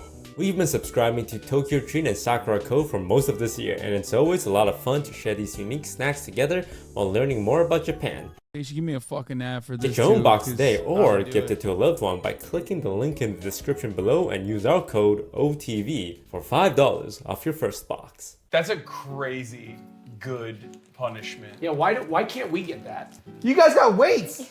Yeah, we Like I got prisons. weights. All right, I'm gonna hot swap into the diaper. Yeah, I would do diaper. This is the nicest I've ever been treated up here. It's also not over. Like you're still. Well, let me know if you need like a Okay, ladle. Watch this. Watch this. Please don't make it. Please don't. You don't have to. I'm pretty bad at beer Make pong, it. but like I'm manifesting that I'm Make making it. I'm so No, curious. you're what awesome. Ready? You're awesome at beer pong, Judy. You got this. No, Fuck, Hassan. What? Hey, Will. My beer's a little warm. Can you? Yeah. Let me cool that off for you. Can you sit down a little bit? I'm just chilling his beer. Oh. I was giving her backboard and everything. Hey. You gave me a backward. It's okay. Oh.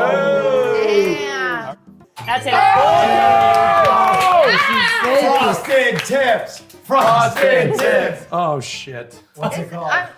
It says naughty. The Sandy Claus gang? This is a group costume that will be Santa Claus. Oh, you guys all get fucked. The other three will be his gang of reindeers. Let's go. That's huge. That's huge for us. That's huge. It's just in that there's only a Santa suit big enough to fit Hassan. What do you mean there's only, I can fit into his size. I can Yeah, but easily I can't fit in the reindeer suit, so. Sorry, Brad. Yeah. Is Rules are rules, Oh, Rudolph. I can't even be the lead reindeer of my own naughty challenge. We could be Jupiter and Venus. I'll be Blitzen. Those are not reindeer. Yeah, those are planets. Those are Sailor Moon. You're Prancer. I'm Why Connor. am I Prancer? Well, Is it because? Wait, hold up. Oh, wait, I'm gonna. he's feeling pretty good about it. Gross to the fans. That was my penis a few minutes ago. oh. Do I look like a Just rip chubby it. reindeer? Stretch that shit. Yeah. Since when do reindeers have weapons? We're in a gang. The Sandy Claus gang. Oh. First, I got to sit on Santa's lap. Now I'm Santa. This night is You go awesome. bald. Can you give me a pose like you're a 1960s gang? Let's Santa get into this. Ho, ho, ho. Why are you killing me? I was just showing them what we do to them. It looks like I belong in a mental institution. It looks like the guy who lives by the hut out in the woods. You don't even need to shampoo. You just use this. Okay. Stay in school, kids. Oh. Oh no. Oh no. It just gets worse and worse. I want to finish. Yo. Where am I? This is Oh. highlights. Wait, can you? It doesn't look bad. I mean, I don't know what it looked like afterwards, but it doesn't look bad. That's actually not bad. Yeah, Under the I light. think it's gonna look like nice highlights. Yeah, it's not bad at all. I have You no got idea. this. Fucking son of a bitch. All right, I believe. Oh my god. Come on, Scar. Oh! Come on, just throw it in there. Yeah. Oh, Knock it God. down. Oh, Oh, sorry. I chill, chill. I didn't mean to flip you off. That was just, it was more of a celebration. Oh. Dude, just own it. This isn't even English. Skull? Oh, you have to chug it. Chug. Go. Chug, chug, Skull? chug. So, this is actually a team-wide one. Fuck you, Scar. What? All of you get to drink a traditional Scandinavian alcohol. Oh, Wait, fun. can we have some too? Yeah. Oh, take that one. What is that? 45%? Typically, you take your shot and then you eat your cookie. This is what I do with my family on Christmas Do you That really? made my mouth water. How does Austin make a living? Like, do these people pay him money to be in these vlogs? I don't know if he knows, but he has a podcast. Good cookie. Let's look forward to it. It'd be better if y'all took shots of liquor and got wasted instead. We did. We were drinking the entire time. I'm like probably a little buzzed at this point. Yeah. Yo, you made us sound like Lake from Legend of Zelda. This is the worst alcohol I've ever drank in my life. I don't do this with my family. Why does your family do this? Yeah, it's like I don't do this with mine. straight rubbing alcohol. Scar, you're being mean to Scandinavians. What are they gonna do? Be mad and have extra health care? Yes, Mr. Scandinavia, we good? Oh no, I'm afraid that's not Move. enough. 45. Oh. My boy. That's our boy. My boy. That's our boy. I got loser right there. Come back, Austin. Naughty, naughty, naughty, not. I feel like I don't deserve that. Question, you're a Santa fan. Name 5 of his reindeer. We just said it. We got Prancer and Dancer and Donner and Vixen, Comet and Cupid and Vixen and Rudolph. She said something wrong, I think. Yeah, she got it. Woo! Thank God we did that earlier. You named a few of them twice, but that was good. They are getting off way Can too she easy. do the What punishment fuck is anyways? this? Wait a minute. I gave Someone you punch 8 maids her. of milking, and you were like, no. That did not sound real. And then I had to get That did not sound real. Yeah, can you Because you blame wouldn't us? believe Can you me. fucking blame us? You Yes! you wanted to get milked. No! Cutie. Yeah. Oh, come on, not like that, Show me, cutie. God.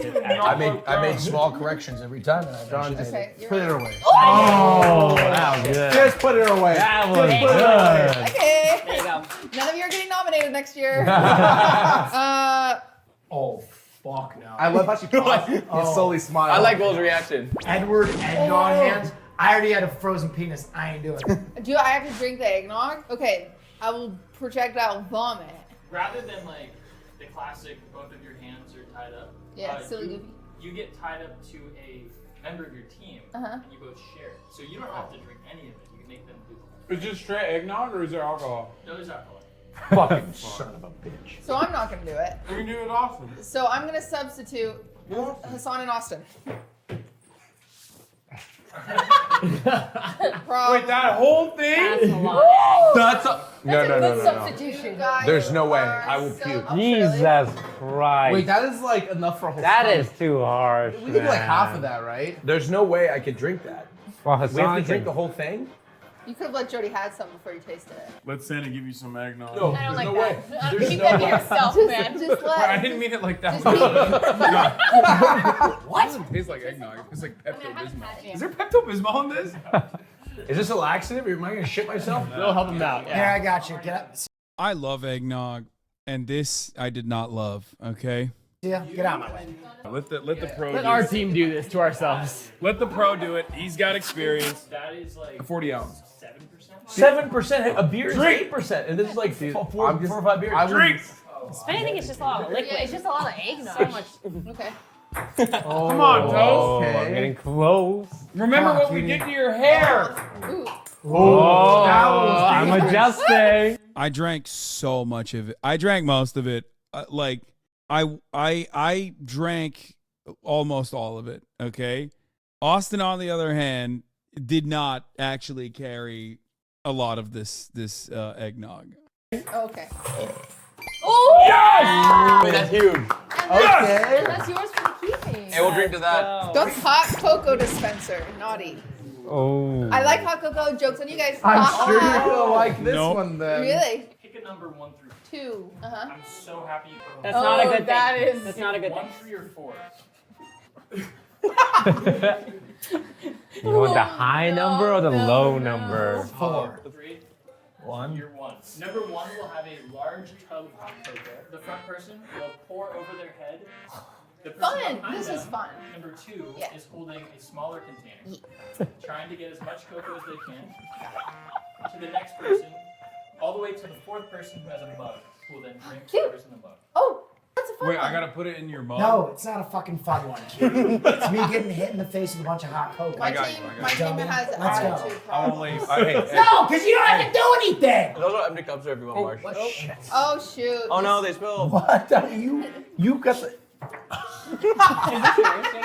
All right, Hassan, chug it! Yeah! Fuck yeah! He's almost done! Fuck yeah! It's just. Oh shit. Oh my god! Oh! No! I thought it was what? Just in case of what? You guys can practice. I can't practice. All right, Hassan, let's practice our transfer. Nice and slow. Okay, we're gonna listen for contact. Beautiful. Listen, when we're blindfolded, we're listening for Cutie, we need to practice. Where are you putting your bucket? Oh! Listen to contact! You're stealing my straps, dude! Here's the issue. I have to clear my own head, but I don't know how far before it starts to just pour. Oh, God. Okay. No, can I go on my own time? What? What? This is so... Austin. Grab it from the other side, please. Austin. I can't, I guess. I want to so bad, though. Wait, Austin didn't even have a blindfold? I didn't even realize until this very moment that this motherfucker didn't even have a blindfold. That's crazy. I want to so bad. Goodness! Oh, it's shaky. Is it working? Is he dumping? What's happening? No, not yet. About to. He's about Here it to. comes. I know. Here it comes. Okay. Oh God! It's about to. Yeah. Keep going. Yeah, keep going. Yeah, just Keep right Hold on! there. No, there's still some left. There's still some left. Cutie, where are you? There's no God! Cutie, hold on. Keep going. Go. Austin had gotten me at this point as well, and I was like, it's so cold. Oh, that's it. Okay, That's everything. you're done. You're good. What are you doing up? The issue is the reindeer costume is too constricted, and I took my shirt off, so there's no Zip it up. option to unzip it. Zip it a little bit, maybe? I don't know. Okay, Oh, I'm a sexy. No, not that much. what are you doing? You need to talk. I'm being a sexy reindeer. Yes, Cutie, back a bit.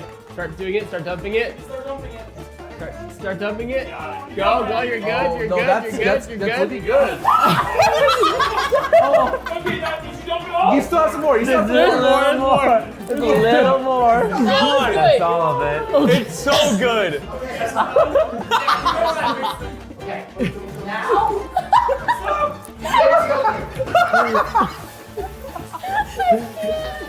You're doing great. Hold Oh, form. you son of a bitch. Will fucking...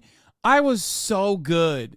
I was so fucking good with my pour, and I didn't, like, dump it on him at all, and he fucking hid from it, too. I got the worst of it. Cutie fucking... Me and Cutie got the worst of it.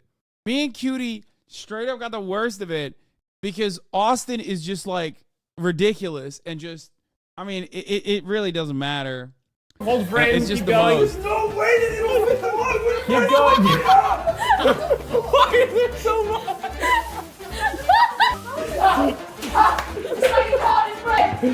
All right, now drink up, Will.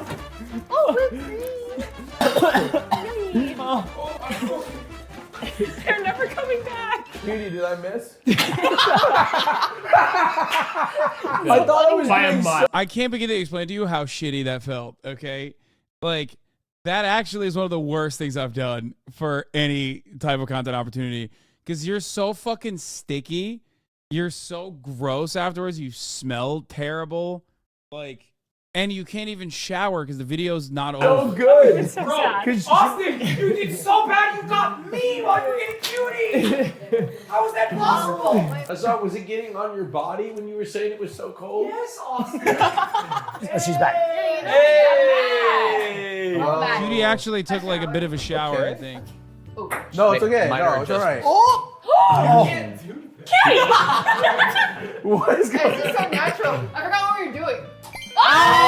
Oh, God damn. Oh I'm sorry. What we're doing. If we lose to Wait, is this offline nice? TV, Chris's jello shot. Yeah, that's not even bad. I got chocolate milk on my With her penis. goddamn So I Oh have to my get out. God. She's like a kid She's- with Play-Doh.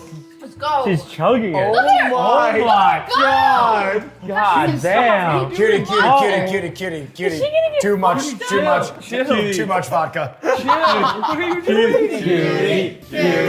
Cutie. Oh, God. the yard Jody. beat them. We can't lose. Oh my Nobody's god. gonna cheer for me. Fuck you. Jody. Oh. Team, you have your go. Right, okay. God. Don't. Hey. Okay, I'm gonna load you up. Believe in yourself. Oh, she's micro adjusting. All right, we tried being positive. We gotta be negative. If you don't hit this, people are gonna call you the sweet D of Fear End. They're gonna call you that because she literally chokes, and you kind of look like her. So you gotta hit this.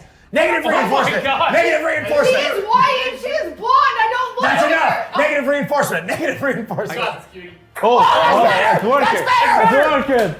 No, please. Okay. Oh, God. Come on, cutie. Oh! Sweet D! You're about to be Sweet D, Carmen! Sweet D, Sweet D, Sweet D, Sweet D. Like a bird! Like a bird! Is it fine? Bro, how am I? People always say you're Mac, Willis, Charlie, and Austin as Dennis is so perfect. Why am I? He's literally gay, dog. Why am I the gay one? It's so funny when people say this. I'm definitely, back in the day, I was definitely way more the Dennis. If you ask Will, he'll say I'm the Dennis. And that Austin is more Mac, but I have no words here. I'm just running it. Fuck you. I give up. I give up. I'm done. I'm done, dude. I'm done, dude. Thank you, Ethnic Santa, for the 5 get the subs. Ethnic Santa is alive. He has not died.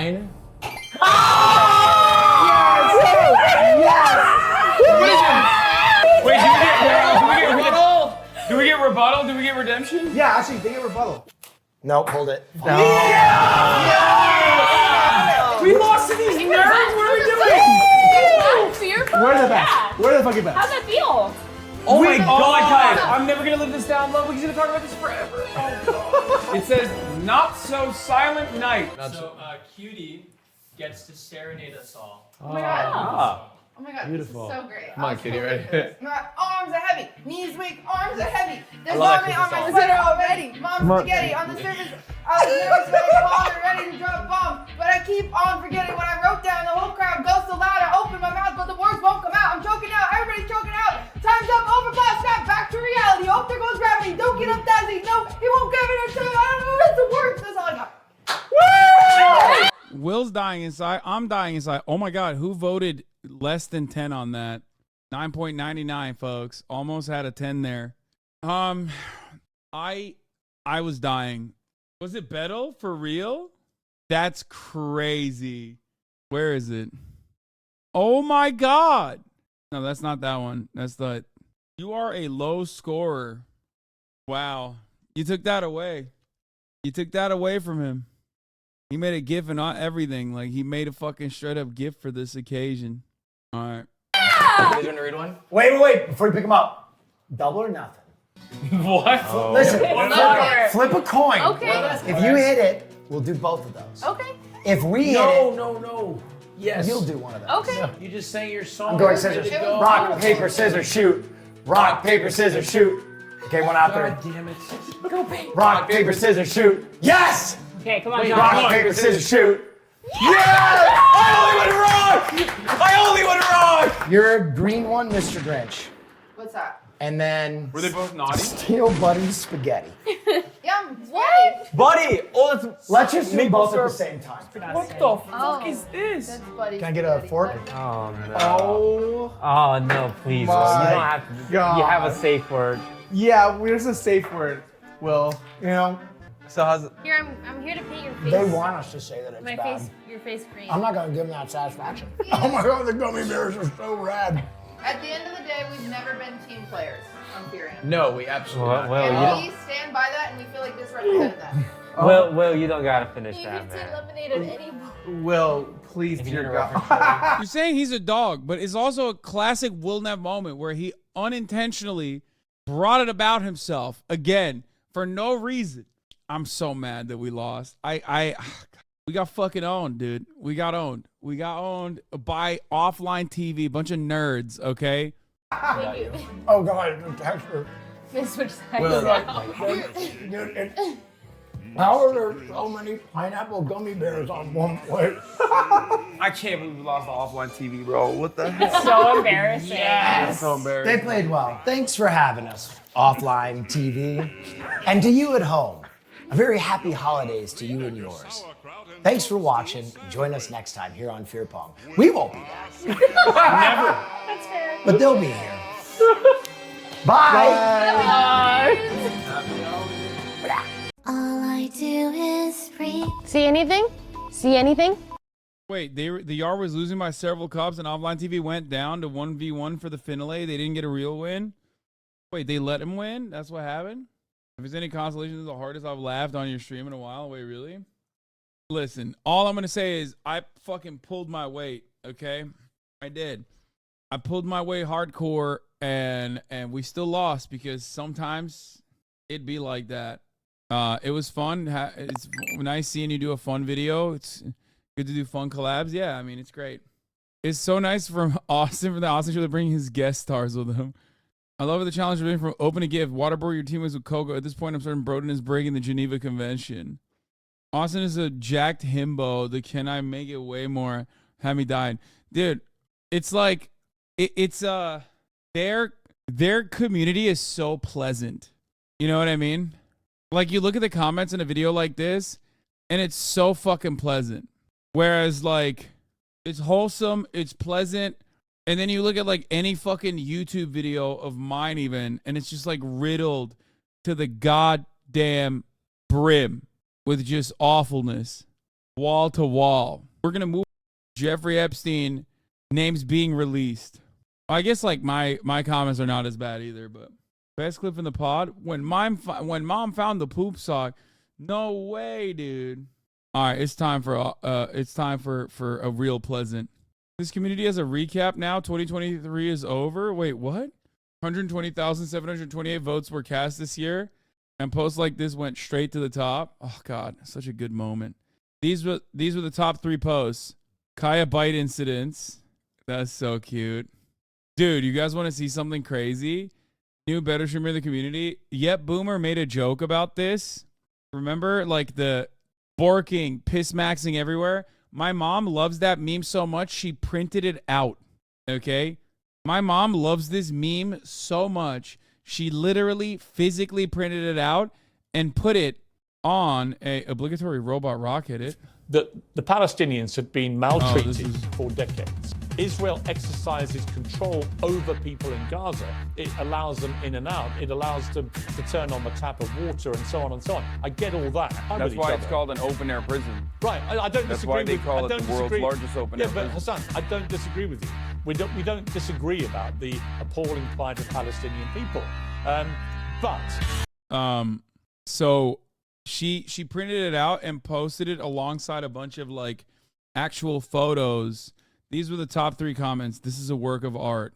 The Hasan Eclipse Industrial Complex doesn't deserve you, Austinox. What an incredible year of W's for you. The loudest butt I've ever heard.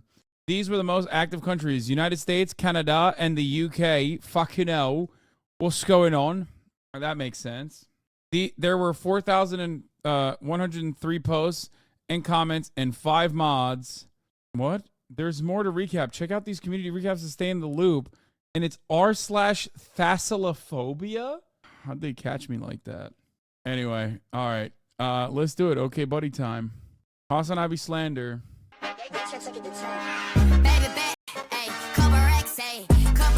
Politics frogs when Hassan isn't a Marxist, Maoist, third worldist, Dengist, Leninist, syndicalist, anarchist acceleration.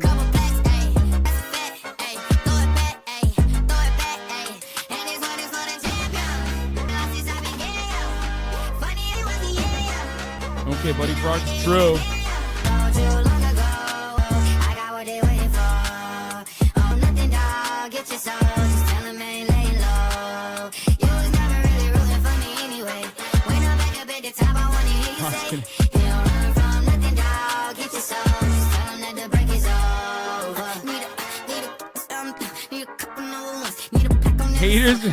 Hater channels of Hassan never stream. True.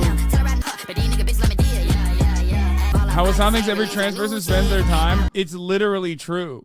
Random chat is telling Hassan how we should train Kaya. Gaming Frog explaining why Microsoft Excel is actually a good stream game. Hassan's editor is failing, trying not to accidentally cancel him and failing miserably. What Twitter thinks Hassan does? What Reddit thinks Hassan does? What chat thinks Hassan does? Yes! What Hassan thinks Hassan does? No, I don't think that. My track record so clean, they couldn't wait to just bash me. What Hassan actually does. Y'all shouldn't have let the world gas me. It's too late, cause I'm here to stay, and these girls know that I'm nasty. I sent it back to her boyfriend with my handprint on her Megaphonics mention. City talking, we taking notes. Tell him all to keep making posts. Wish he could, but he can't get close. OG so proud of me that he choking up while he making Hoslet when Hassan posts a thirst trap. I don't clear up rumors. Where's y'all sense of humor? I'm done making jokes cause they got old like baby boomers. Turn my haters to consumers. I make vets feel like they juniors. Say your time is coming soon, but just like Oklahoma, mine is coming sooner. I'm just a late bloomer. I didn't peak in high school, I'm still out here getting cuter.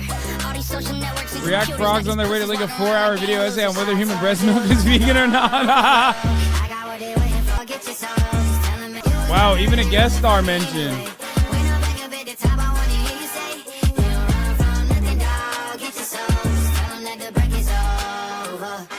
It's true. This is the youngest house on Ivy Head. Careful on the roofs, careful on the roofs. Comrade Lamb. Am I just surrounded by literally everyone in the chat right now? Is that what's going on? I'm just surrounded by the chat motherfuckers. That's sick. Our asses beat, dude. No gamer in this fucking game. That's fire. Good shit. Wow, what a fucking meme. Started off incredibly strong today for OK Buddy Hassan. What a start, ladies and gentlemen. God damn it. Holy moly. Some lost memes along the way. Air Bud.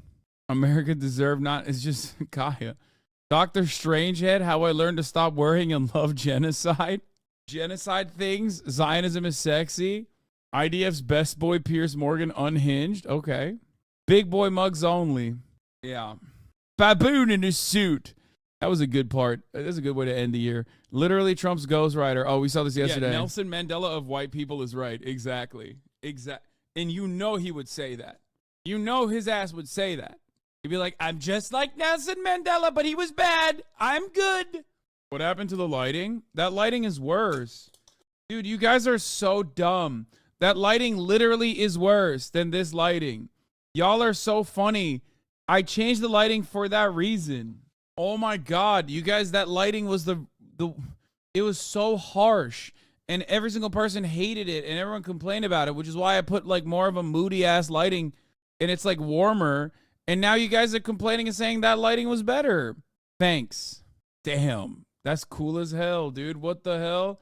We got actual chatters touching grass and the Hassan Ivy merch looking sick, dude. What the fuck? This chatter's just like, I look dope as fuck and I know it. And so I'm just going to flex. Respect. Whoa, what the fuck happened? That was crazy. That scared me. I've never seen Reddit like that. You have to refresh OK Buddy for Toxic's meme, else she will go rogue. What does that mean? Okay, I did. Hassan Ivy Holiday Class gets yours today. Some things never change. To say it here, like the songs that make the holidays so special. Oh, there's no place for jokes on the internet. The holiday treasury of Hasanabi, a tradition in millions of homes across America. Take it personal. Have a spicy, sexy chat vice. Only Treasury of Hasanabi brings you these timeless classics. Kaya B. Piker peed all over Hassan's clothes. Chat, stop roasting me, my fit is fire. The holiday treasury of Hasanabi. Pobox gave me all my clothes. America's best love holiday collection on 2 CDs or 2 cassettes. LSF brought. I forgot how much content I did this year with my long ass hair, dude. My hair was long for like, when did I shave my head? Because I'm white. Okay, we gotta watch this whole thing now. God damn it, it's good. Kaya PP Piker, huh? I'm dreaming. Skipping this part. We already saw this part. 2 cassettes. LSF brought the haters to me cause I'm white and I You'll get bought 46 a house. holiday favorites. Band and chat. Within 2 full hours. I'm here to say you suck at this communist grift. Oh man, I'm sorry, brother. I'll try to be better at this communist grift, okay? We're gonna untime you out. We don't time out naysayers. holiday funds. Here comes the ad break. Here comes the ad break. Wait, oh, was he just saying that? What? You'll get 46 holiday favorites Band and chat, within 2 full hours of holiday funds. Here comes the ad break. Here comes the ad break. Right at the top of the hour. Silent chair. Each song brings the wonders of Hasanabi into your home. Hark the debate perverts scream. What a fucking little liar do. Holy shit. So call now. Enjoy the treasury of Hasanabi for years to come. We wish you a Merry Housemas. We wish you a Merry Housemas. We wish you a Merry This is sick. Housemas and a Happy New Year. You had cut your hair as early as February from the clips I have? Oh, okay. Here it is. Toxic SJW was taken. Good evening, Hasanabi in chat. It's me again. I have another important message. It's been brought to my attention that Thank my you, Cypher last Zero. message was confusing to some of you olds. I will keep it simple this time. I just wanted to show you LB's fancam. She made it just for you, real and true.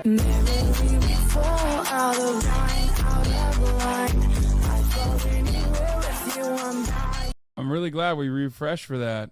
I trusted you and I never checked the meme. Yeah, well, sometimes you gotta check your memes. Art made by my fiance. This is sick. It's funny, I can tell like in the earlier versions of all the Kaya art, people used to draw Kaya as like way darker because she was. And then like, and as she grew, her fur got way more fairer. Beer and Bingo, Cutie Edition, endures dick talk, stress from planning events, is looking like a queen, slay, brings some interesting topics to carry the episode, brings Emmy treats, Cutie is late, shares some hot goss, shares new phobia, does couples therapy for the boys, yells at Will for not being at events, mocks Austin for being gay, shares a near-death, that's true, shares a near-death experience, carries the podcast free, has a presentation, goes on a T-Swift deep dive, shares crazy relationship story, gets cut off, answers for Lowick's bullshit, says she likes wine about it more, shares crazy Mormon story, refuses to go on a trip, casually shares traumatizing story, suffers pandering from Austin, has a great idea that Azan doesn't like Puggo, does her puppy voice to Kaya, answers for Ludwig. Damn chatters. Damn chatter, they pissed off Azan and the chatter before I'd never rage bait Hassan. All right, chat. I'd pick Ariel over Jessica Rabbit. Ariel's underage! This is so real. This is so fucking... This is exactly how... Every chatter has a thing that is going to absolutely cause me to endure a rage-inducing coma. To cause me to get into a fucking rage coma. Okay? Hassan, I'll be out of context. The third. This satire? Absolutely not. If you think that this is satire in any way, I got something to tell you. I'm saying it. I love Dennis Prager. The January 6ers shouldn't go to jail. The U.S. government is not a capitalist government. I can't give you a good take on Argentina. I am going to always suspiciously end up aligning myself with whatever the fuck American foreign policy hacks are saying. The United States, once again, I can't stress this enough, hates war crimes. America's the freest nation on the planet. Noam Chomsky's a tanky. iPad children are fucking terrorists, dude. I, on the other hand, okay, that last one is real. iPad children are terrorists. Am a Stalinist, as a matter of fact. Everybody knows if you're not wearing socks when you're throwing it back for the homie, that's gay. But the deadliest weapon of all is an unsucked penis. I love sucking. What am I saying? What is happening? Why do you guys even watch me? What the fuck? Ah! Okay. On Xi Jinping's cock. Stealing from Republican voters. Love that. Sucking on Xi Jinping is an unsucked penis. I love sucking on Xi Jinping's cock. Stealing from Republican voters. Love that. Yeah, I'm voting for the Democratic Party because they're racist. It's back. Racism is so back, dude. White people are so back. I'm racist. Okay? So, you guys know this already. I am now a reactionary conservative. I believe Israel has a right to defend itself unconditionally from every child. Yes, March is voting for Donald Trump. 2023 is the year of the What, folks? I think we should decriminalize heroin. Hassan is speaking Islamic to secretly communicate with other Saudis. We don't know what he's saying, but obviously this is bad. Yo, I really got to stop with this fucking anti-imperialist nonsense. For me, I think it's appropriate to colonize England. Are you a Congolese baby? Guess what? L. Did you die of famine? L. Suck my dick, cancer baby. A dead person? Yeah, it's the best type of person to steal from. Read my lips. You see the cum on them? Can't do it. Can't do an ethical dildo react. Like, living in Philadelphia is kind of like eating horse manure every day. Children are terrorists, actually. I basically do have a 3-year-old's brain. I'm the 9/11 guy. It's fake, brother. The moon is fake. Get with the fucking program. There's one thing I'm nimble at. One thing, well, doing your mom. Women are bitches, okay? And they're... You can see... Oh, God. Okay, I cracked myself up, dude. I'm fucking not that bad at being funny. Look, you can see the moment where I, like, was going to say something different. It's literally the same energy as when I'm, like, actually talking about something and I remember that I have a 3-minute ad break at the top of the hour to fucking serve. And program. There's Look, one thing I'm nimble at. and it's like, it's so obvious. One thing, well, It's like, oh, well. doing your mom. Women are bitches, okay? And they're lower, and they're servile, and they need to be in the kitchen. I send death threats to Pokimane every day, dude. Okay. I wasn't actually doing an ad break segue. I'm saying that it is similar to the process in which where I do an ad break segue at the top of the fucking hour. I'm not actually doing. No, I never walk my dog, actually. I beat her when you're not watching her on off stream. You can't fault ISIS. What is the quality of this meme? Actually, what level of hell are we on? Nice. Hasanabe reformed, okay. Do we have new Hasanabe Clips Industrial Complex channels popping up again? Because this used to not exist. The Grinch. Oh, this one. A lot of people have tried to get me to watch this, and I was waiting for OK Buddy to watch it. And I personally have not. Alcohol. I'll sell to kids. The Grinch! Fine. Thanks for saving me. Saving you? Is that what you think I was doing? I merely noticed that you were improperly packaged, my dear. Christmas is my favorite time of the year. I just love the colors. The red and the green. Oh, you don't have a chance with her. You're 8 years old and you have a beard. Has everyone given their gifts? I haven't. Merry Christmas, Martha May. Mr. Grinch, please take that bag off. Look at that hack job. Stupid present. Stupid tree. I hate Christmas. Cindy Lou couldn't help but feel. Doing that made me sad. Like, I actually felt like I was a child again, and I was being, like, humiliated. So bad for the Grinch. This girl had a mission. She knew what to do. She'd invite the Grinch herself, that brave Cindy Lou. How dare you enter the Grinch's lair? The impudence, the audacity, the unmitigated gall. Even now, the terror is welling up inside of you. I'm not scared. Doubt? Another unmistakable sign of the heebie-jeebies. Baby, you need a timeout. I didn't see that coming. Mr. Grinch, I came to invite you to Okay, why is Tina perfect for this role? What the fuck? be Holiday Cheermeister. That's a good one. I know you hate Christmas, but you have to accept the award. Award? Was there anyone emotionally shattered? Well, the mayor wasn't happy. Fuck that guy. Martha May will be there. Ooh, she will. And she'll see me. A winner. So you'll come? All right, you've convinced me. Huh? Wow, that was fire. That was fucking fire, dude. Fuego. I got the biggest streamers to put on how the Grinch stole Christmas. This is what Cutie should have done, is just like swap this out with this thing. I respect that. This was good. Hassan Han never disappoints. True. The return to No Pixel Hasanabe Gaming trailer. Oh my god. Folks, from this moment onward, you would refer to me as Donnie. Donnie and I here doing jobs for the Group A security, you know? Oh, Oh, stress test, motherfucker. That's right. Sucking the man's dick. Are you sucking my husband's dick? Whoa, No, hold on. I'm Mickey Sinclair. Nice to meet you too. Luciano DiCenzo. It's a pleasure. Let me ask you something here, Sullivan. Huh? Whenever you got kids and they ask you what was your first job, you gonna tell them grime deliveries? No. Hey, listen, I know I was driving earlier and you flew out of the car, but it was nothing personal. Whoa, hey, easy. Right, you were driving like a madman. I, on the other hand, am following the law, you know. You're following the law, my ass. 4 Italians, an Irishman, and an ex-mayor walk into a bar. Some really good fucking RP was done on that day, dude. Some fucking fire RP. Shit was popping. It was papping, dude. She was papping. Needs to be updated for the gooning combo. You will have more. Do not fucking worry. I'm gonna do it in a little bit after I'm done with Okay Buddy, okay? I feel good. I knew that I wouldn't. I feel good. I knew that I wouldn't. So good, so good. I got you. I feel nice. A sugar and spice. I feel. Nice. Is this the New York City subway experience? I can't do this. Seriously, I feel like I'm gonna gag. The whole car smells like pee. This is so bad.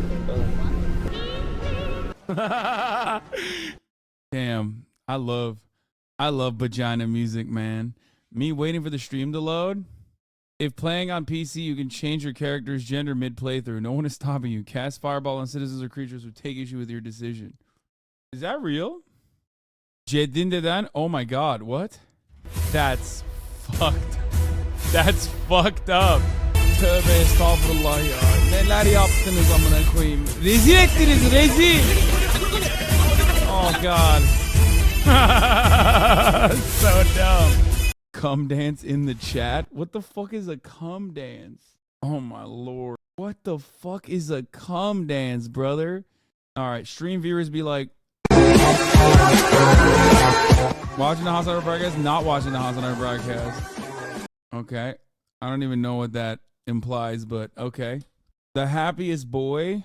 Oh my god, one of my favorite moments of this past year, dude. Fuck. I literally, as soon as I, okay, let me tell you something. As soon as I see like this posterized, right? As soon as I see, been here for like 2 months and he just learned about cum dance. Motherfucker does not pay attention to his own emotions. Yeah, 100%. It's been almost a year at this point since this happened. And like when I see a photo of it or when I see like an artistic recreation of it, it just like reminds me of the feelings that I had going to Japan for the first time. Even talking about it right now makes me so, just like fills my heart with warmness and joy. Oh my God, it's so weird when it's out like that. Those IRL streams hit different. Looking back at it now, both of my Japan IRL streams have been incredible. And it's crazy because like now you can't really even do an IRL stream in Japan because like, I mean, I guess it doesn't really matter. I would have to basically process everything ahead of time because no, you can't. It's not about getting security. No, because like a dude ruined it for everyone. Like the fucking crazy weirdo. Streamers haven't just ruined it for themselves, but also regular tourists. Yeah.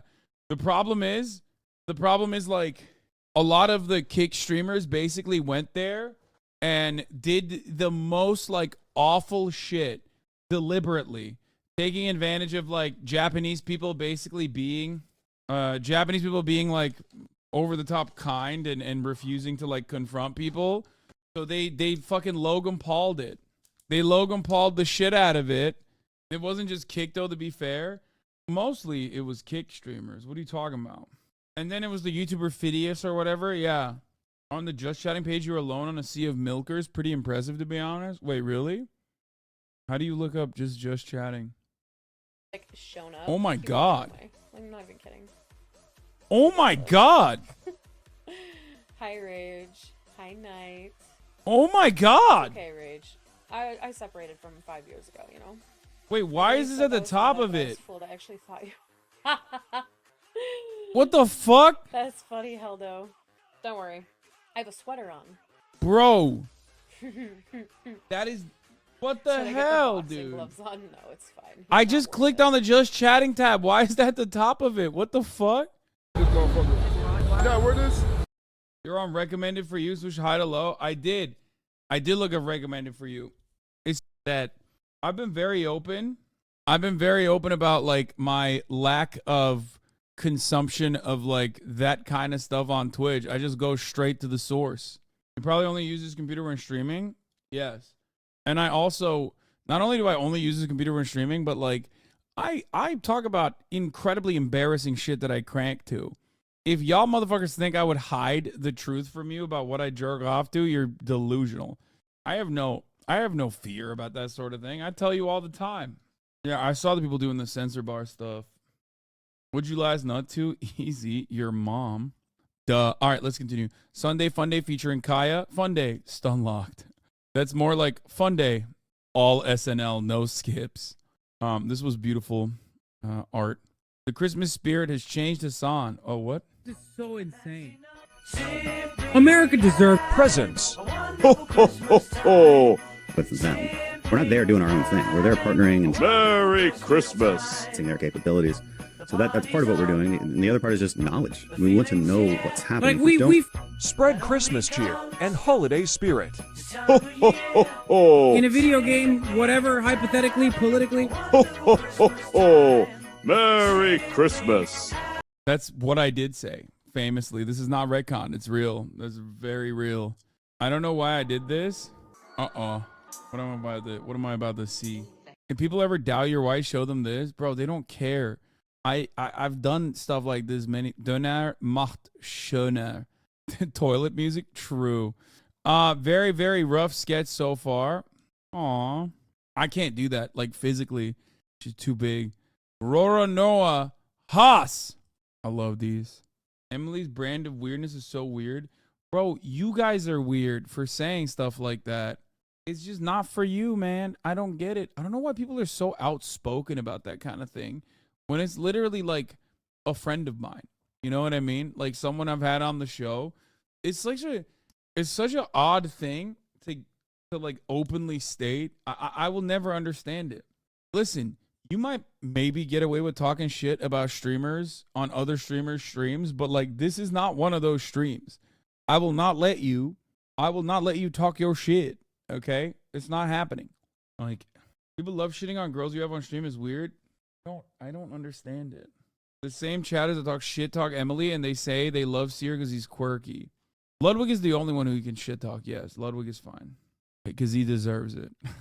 Third wanted poster of Kaya D. Piker. Both the older ones included for comparison. Dead or alive, Kaya D. Piker. Oh my God. Oh God, look at that face. Blood is not your friend. Exactly. That's what I'm saying. God, what a fucking cutie patootie. POC Christmas. Oh my God, bro. This is from fucking the old house. From the OG. This is from the old house, the OG Umberto Antonio Donato Pecorino days, dude. This was a Donnie cosplay. The truth will set you free. In December 24th, 2022, Hassan threatened to sue me for exposing the truth. I'm number 5. Who the fuck eats it like number 1? What a fucking Weasley little liar, dude. What the fuck? You literally put a classic meme on there. Hassan was caught off guard. In his desperation, he tried to do the classic move of dismissing the evidence as a meme. Thoughts were racing through his head, thinking of an alibi, but he was panicking. He could not think straight and inadvertently admitted the video was real. Oh, this video is real. This is from a video. This is a screenshot from a video. I am literally going to sue you for defamation. Today my lawyer notified me that we have received a cease and desist letter. I will not be silenced. I will expose more of your deepest, darkest secrets unless you upvote my post. That's crazy. I'm not even upvoting this. Not even upvoting this. To assure you that I'm not joking, here is one of your secrets. Listen, you can be a feet weirdo if you want, okay? No, we actually love feet. Like, women are blurring out their feet in selfies, and now I can't have anything. There's nothing wrong with liking feet. No! Hassan. We love you no matter what. That's fucked up, dude. This guy's... He doubled down on the defamation. I'm not upvoting this either. No, I'm just kidding. Dua is never coming back on the stream now. Can we get Dua Lipa on the podcast? Dua, please come on my stream. I love you. And she just does not respond. The only thing you must remember in all of this, in this sea of hopelessness, is that do not get intimidated. Do not back down. Okay? Remember that. Today is a special day. We're going to have a special guest. Man, I knew you like dogs, but holy shit. What does that mean? Yeah, you guys missed it. Like, Dua Lipa literally was on the broadcast, which is kind of crazy when you think about it. Oh, feet equals dogs? Yeah, she was. Many of you didn't see it, probably because you're unsubscribed at the top of the hour, and I'm about to hit you with a 3-minute ad break, and you're going to see the ads instead of Dua Lipa on the broadcast real. Yeah. Now, of course, if you want to write this wrong, you can subscribe. Park Jung! Thank you for the 5 tier 1 gift to subs, allowing 5 people to no longer see the ads at the top of the hour. Here's the 3-minute ad break now. Wait, for real? Chat, give me the VOD, please. Yeah, it was during gaming. Personally, when I hear stuff like that, I think it's very disrespectful to their own mothers because I fucked them. I fucked your mom. And the fact that you are calling your own mom a goat really messed up. Sorry. Chatter, your mom is the goat. The throat goat. Okay, we're moving on. All right. There's art, there's music, there's fashion, there's activism, there's all kinds of articles, thought-provoking stories, and it's just... Love BB, we're not related. What the fuck? Yo! What the fuck? Motherfucker is no longer just defaming me. Defaming Dua. You will be hearing from her lawyers, okay? Gary, no. Thank you for the 10 gifted subs. XR Thure, thank you for the 5 gifted subs. The Haas Center broadcast is now a college lecture.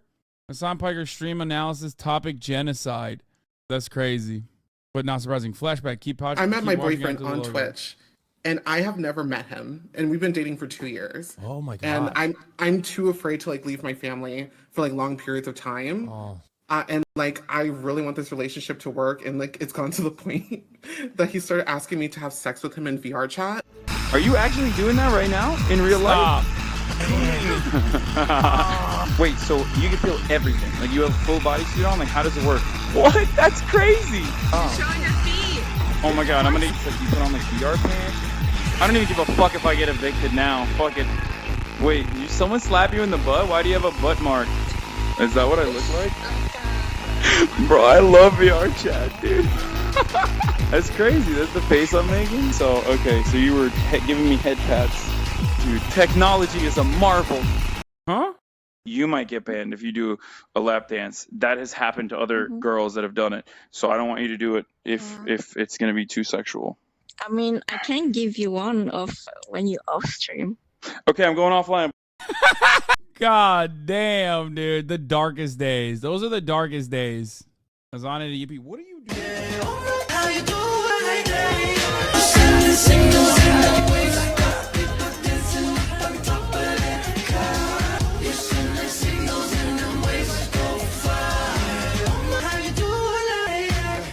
That was crazy. I don't even know what happened there, but okay. Baiting streamers in Lethal Company gaming trailer. Ooh. The game we're playing is Lethal Company. Hassan, listen to me. What? The tree monster is gonna eat you. We could live our lives like cowards, or we could go make money. Get out of here! Go through there. Go in there. Okay, and then what? Man, this shit was like, she was popping. We got to get back to that. We got to get back to Lethal Company. Dodgeball is life. Okay. Disrespect the 5, I put your ass in the food chain. If you come on my phone, she say Miss Jackson going through her brain. We was just outside dancing, moving up Miley, feeling the same. He's coming. The bitch so Carpet. He's coming. What the fuck? Why? Oh, Jesus Christ. I can never. It's just like, I'm not allowed to do any fucking anything out there. You know, I can't do anything physical out there. Can you get Playboy Cardi on stream? Yes. Blades of Elderly? Fuck you guys. Kaya memes. Leftist memes that Kaya loves. Okay. Most of this is just welcome to a Hasanabi fan channel. Poop sock. What the fuck was that? Here, upvote. But like, I don't even know what that was. Dear M Bingo Cutie Edition. Didn't we just see this? Calls herself ugly despite being gorgeous. No, I won't talk about Taylor. Talks about Taylor. Gets mad at Hassan for cutting her off. I hate this pod. Doesn't get mad at Austin for cutting her off. Died in a self-suck accident. Talks about her poop. Tells the most traumatizing story while laughing. Am I weird for doing this? Question mark. Yes, but we all are. I drove 900 hours to get here. I'm carrying this pod. Free. Hassan, Will, and Austin are still fighting to be Cutie's favorite. No, Ludwig is an awesome boyfriend. Still hasn't won the bet against Austin. My body feels weird. Am I going to die? No, I am going to die. Giving mother. This one is free too. Just wants to be one of the boys and the girls. Looks at Austin with a Mormon homophobia stare. What the fuck? Bonding with Will on cam. Saying her event was shitty even when it's objectively not. It's just stupid as hell. Whine about it is the better pod. The Reaper meme turned out to be wrong. Does Fear and Little Bear does Fear and Bingo react? So a lot of people doing these. They're great content. Oh, nice. Game set, match made in heaven. Okay, this makes us look way too cool. The synchronicity and grace of dancers. I should have. This is crazy. I'm never gonna recover from this, huh? People Haas, Your Highness. How to curtsy royals. They're extra lazy. They're much lazier than before. I like Crime, and I think Crime is awesome. The Great Leap Forward was actually really good. I love cream pies. I love cream pies. That part's real. Not everyone can, but I drive drunk better. I don't really have a strong opinion either way on Hitler. Ceasefire is anti-Semitic. Ethnic cleansing and ethnic displacement is actually super sick. Dude, listen, this is a homophobic space, all right? I'm an enemy to the LGBTQ plus community, okay? I am a foe. I am not an ally. Iraq deserved to be invaded. Killing 2 million citizens is very difficult, okay? Iraq was sick. I'm campaigning for Donald Trump, as you guys know. I love him, and I think he's the best president of all time. Good news, I took his virginity. Bad news, he's no longer running for president.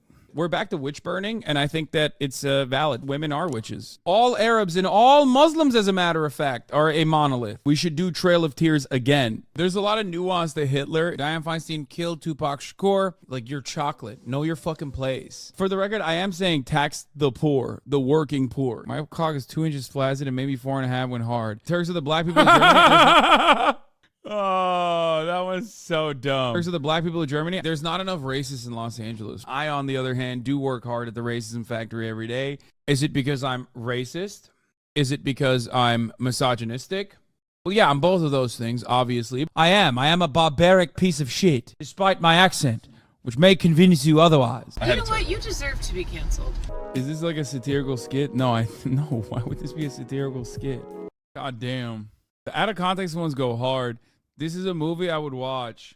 Godzilla, Hassan, The New Empire. That was all in context? What do you mean? I like that. I could dunk on Godzilla. One of my favorite stream guests that I've ever seen. What? Cancel Eminem. Gen Z's trying to cancel Eminem? Honey, that's cute. Listen, little kitties, let me make this quite clear. This man was around even before you were here. So what, you're all mad because the man was a lyricist while all your rappers are mumbling gibberish? No, go ahead and shut your mouth.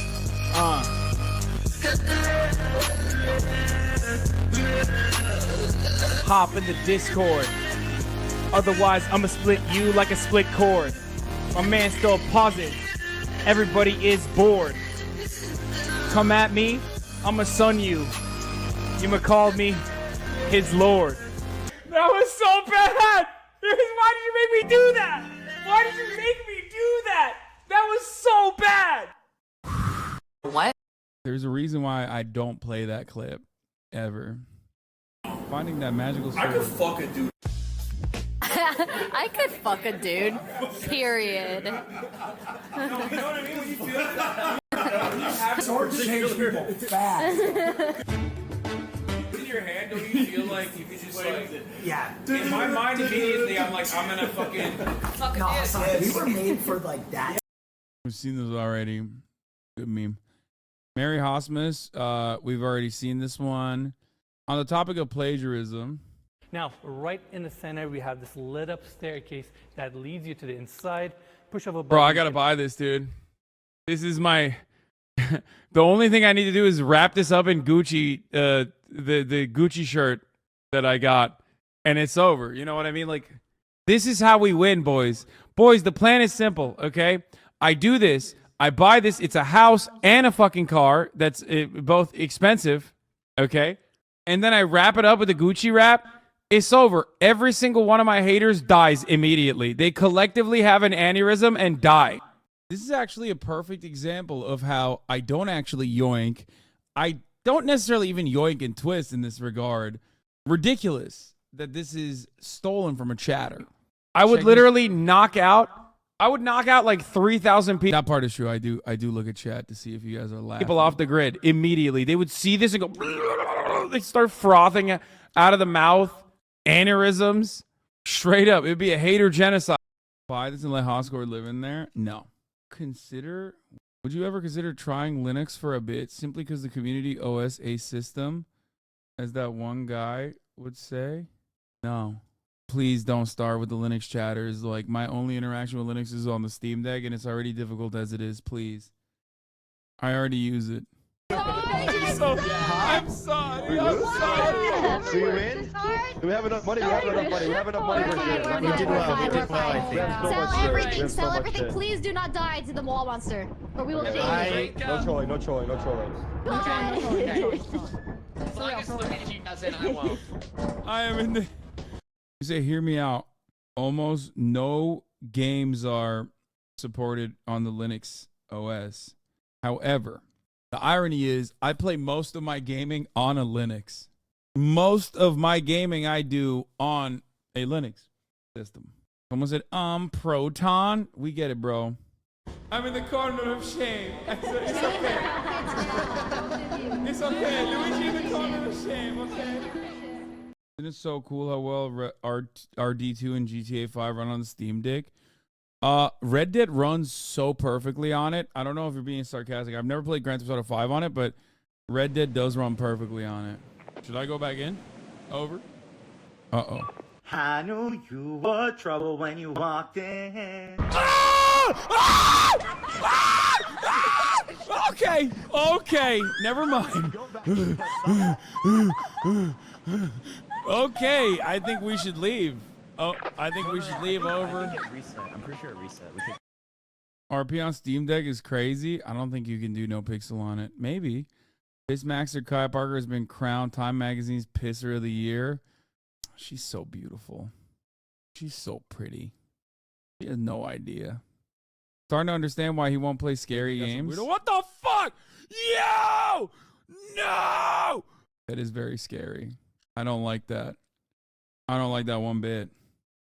Starting to understand why he won't play scary games? Yeah. Finally watches Dracula Flow. I went Judge Judy on that pussy, Snipe. I'm not loyal to anybody. I'm a demon. What the fuck was that? That was weird, dude. What the fuck was that? What if we straight... What is Dracula Flow? Like, I actually don't know what it is. Everyone always wants me to watch it. I might just finally fucking watch it. Alan Woke 2 gaming trailer. Hasanabe plays video games? Yeah, I do. Ah! This is literally jump scare the game. Wait, really? I'm scared. It's getting darker. I don't like it. Is what I would say if I was actually scared, but I'm not. Oh, this is kidding me. We're never doing RP or MP.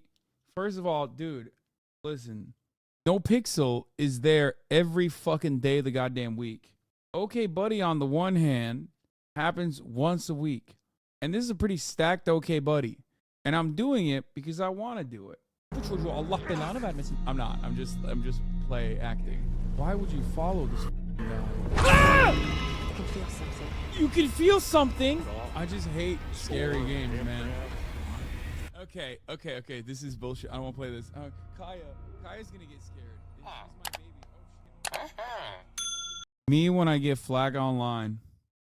Parachute deployment sequence. True. That's how it works. 100%. Me when trains. The Soyjack Hassan comes from a Twitter user trying to dunk on him. Yeah, dude.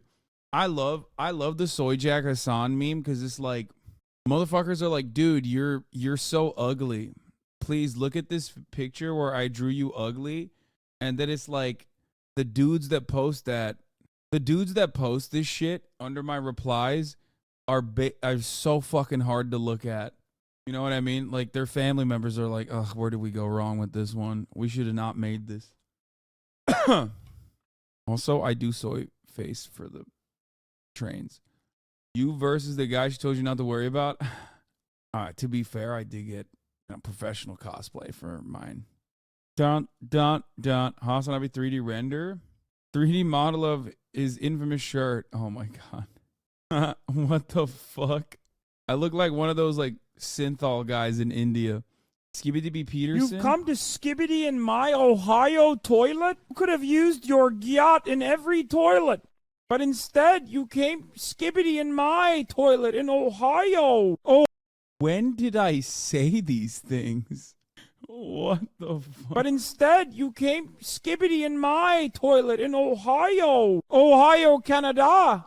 That's so stupid. Hossify rap. Cuando entro yo pregunto dónde está el y me pongo a It's rap time. Ready? Let's do this.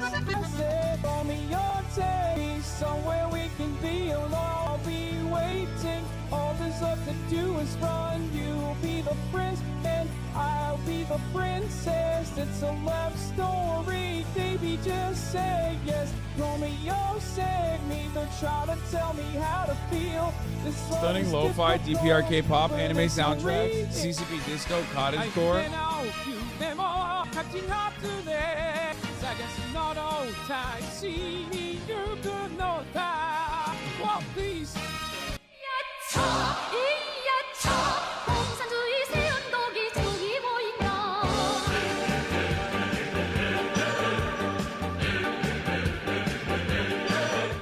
Waiting for Hasan. What will he do when he's live? Is he gonna commentate on random videos? Go mold and cry. He can't keep getting away with it. Die waving for. 現在係啊，bomb呀 bomb 通通咧，是做係啊，是冇得都飛，看看到我們的職業班咧。這裡本身當家做Mao is the EA play oh yeah play the war 這裡本身當家做主人 Like I'm lace up oh yes I'm like I'm on this job my actual hairline? Yeah, well you can see my actual hairline. Alright, so currently I'm just laying down, getting a little bit of sun. Don't have a lot of opportunities to do that because it's been raining like crazy for the past couple of weeks. Like non-stop. Most rain I've seen in LA since. That's the artist. So you wanna live more, so you wanna be free. Baby, running at a time, it's a really bevy. I'm weak, she wanna play hard to get this fun with me. On me, but I never wait long to move on to what I need. Me, I get my way, get out my way. You're always fighting for the great names, even when a 40-month baits you. Keep on fighting. That was fun. Same time next year. I mean, this is as close to a real Spotify Wrapped as you're gonna get, because the AI stuff is weird as. Wait, why? You can just share your rap, dog. I don't have a Spotify Wrapped. I literally did not touch Spotify this year. I know it sounds so fucking weird, but I don't. I don't have a Spotify. New set, new name. Your podcast, what's it called? Fear and. Oof, who came up with that shit? Okay, dude. Elon Discord debate. The government should be serving you, not the interests of corporations. No. You're Shut the fuck up! Yourself. You're too stupid! Go yourself. If Hasan Abi had WhatsApp, well, if I need Kagasan, Cutie Cinderella, Hasan Taylor's not gay, Austin show. Do you want to go to the Abbey with me? Valkyrie, you are bad at gaming, crying. Kaya Piker, Dad, I took a shit. Can you pick it up? Marat Piker, I'm the better Piker. Yeah, we had to get an Elon meme in there for Megaphonics. Can Mr. Piker confirm? Has he been keeping this secret his whole this whole time? Oh, this is just like Holy Mary. This is an old ass fucking meme. Mary on a cross, not just another Bloody Mary. Mary on a, Mary on a. You go down just like Holy Mary. Mary on a cross. Your beauty never scared me. Mary on a, Mary on a. Yeah, this is. I think this was an Austin Ox banger, right? That shit is so fire. Such a good meme. Jesus Christ. Austin Ox has not been making any memes for this community lately. What the fuck's going on? He's just dropped the ball big time. Please watch. Did I start singing? Yeah, Austin Ox, classic case of getting VIP'd and leaving. AI songs are weird for some people because our jobs are at risk because of it. I personally think it's funny since it's just community members being silly, but it's scary. Yeah, I mean, I don't feel like AI songs are ever going to be able. I mean, I don't know. I don't want to make a prediction. I feel like there's something very irreplaceable with like real music. If you have time to watch Ludwig's new video, is so good. Here, what is it? I'll watch it. Some kind of songs are better than the originals already. Check Hey Delilah one. I think it just depends on if you get permission or not, because the issue is consent to the data source. Yeah, I don't really care. I don't personally care about it. Damn, why are fucking links getting cooked? No links allowed? Conte Partido. Where the fuck is he?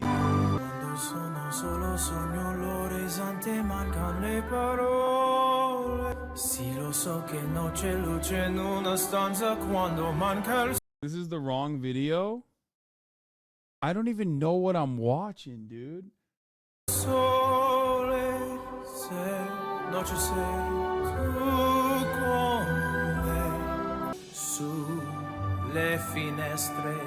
It's nuts that he will just like go to this length to just do a meme. Like, did he write a fucking song? No, man, this is a super famous song. What the fuck? Some of y'all motherfuckers are so goddamn uncultured. It's crazy. That's nuts, dude. This is not, he didn't write the song. I'm saying the lengths he went to like learn it and also fucking get one of these dinghies that he can like take out onto the fucking Venice Canal. And no, I don't listen to music, but at least I'm like a little cultured, goddamn. And hired actors and shit.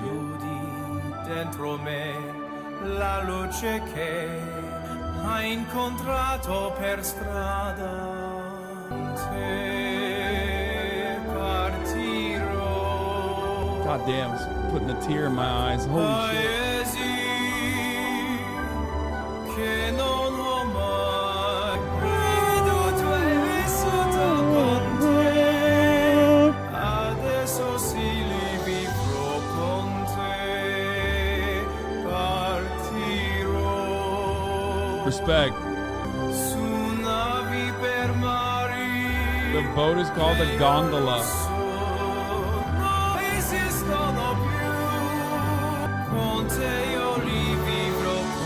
What the fuck? No! What the fuck? What are you doing?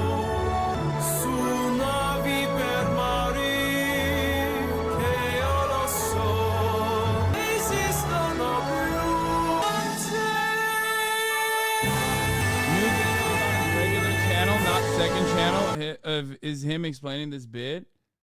Why did he do this? Yeah, it is Venice Beach. Why did he do this?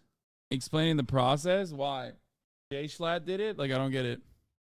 I just had a really good idea. I was browsing through random YouTube videos when I ended up upon this one. And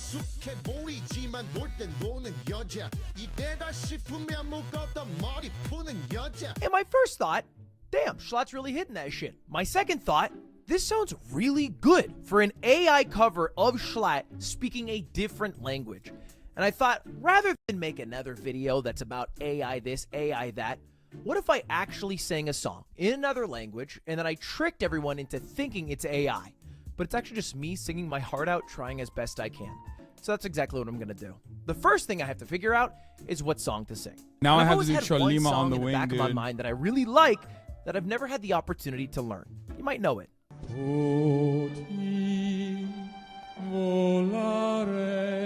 I'm not embarrassed to admit that the movie Step Brothers is what introduced me to the beauty of opera singing. And so I figured, what if I tried to sing that song? So the plan is simple. I sing that song, I record it, I upload it on an alt account onto my subreddit saying it's an AI cover, it's actually me singing, I fool everybody, and then, I don't know, I made a cool song at the end, I make a music video.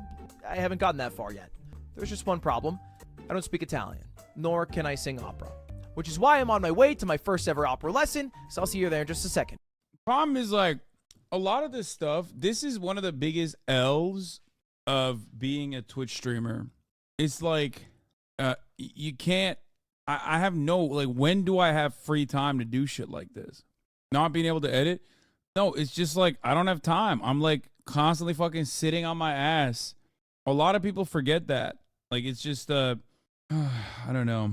It's one of the worst parts about it. Okay, you love the shit though, so don't blame the lack of free time. Stream less, make videos more, we'll understand. First of all, no, you won't. Secondly, you can literally stream any part of your day. Yeah, dude, there's a reason. Oh, God, no. First of all, you can't just, chatters as watchers, you spend a lot of time on this platform. And yet, for some reason, you still don't understand how the sausage is made. What do I mean by this? In order for that to logistically work, it would be an absolute nightmare, okay? I would have to, one, go through Run IRL, or potentially find an opera teacher that would come to my house. Secondly, or even if it wasn't opera, if it was just like regular singing lessons, okay? But they would have to either come here or I would have to leave. Stop buying Starbucks. No, I'm going to keep buying it, dude. I love Starbucks. I've been buying it every day, extra hard. Anyway, I digress. So, what is this? Good one. Austin Ox. Starbucks supports Israel. Hasanabi. Bro, what are you guys talking about? I'm not buying Starbucks. That person just implied that I am. Okay? That's it. Anyway, the point is like pole dancing, right? Like pole dancing. For me, that took a lot to just like set up and put together. I had to get help. And then even then, it's not something I could do every single day. Blood's a YouTuber first, streamer second. Exactly. Like he has a lot of free time. I do not. He has a team of people around him at all times that are like designed around content creation. I do not have that either. And I think that this is something I've been thinking about a lot. This is something I have been thinking about a lot as far as like diversifying the type of content that I make. But streaming is great. Streaming is great. It's wonderful. And I love the community building and I love all of it. But the unfortunate reality is that it just like doesn't leave a lot of time for anything else. Wasn't more YouTube content a 2023 goal, not dogging, just saying. Yeah, and I did make more YouTube content. We built a whole second channel. Problem is, you brought your PC on vacation, you chose to do this yourself. No, there are tons you can do live. It is possible to do narrative stuff. You are literally in LA, you could build a team and hit that shit. Oh my love. Oh my God. Oh my life. Oh my lordy Lord. Okay. Chat. It doesn't fucking work that way. Okay? There's a shit ton that goes into like doing this kind of stuff, getting permission, being able to stream it, and then beyond that, I also have to ensure that like this kind of content in and of itself is also interesting and entertaining and keeps people motivated to keep coming back. The unfortunate reality is that like I don't have a built-in audience that is interested in this kind of stuff. That's precisely the reason why when I'm talking about news, straight up news coverage, there's 20, back in the day 30, now 20K viewers watching. When I'm doing even silly, goofy, fun reacts nowadays, I have 12,000 people watching.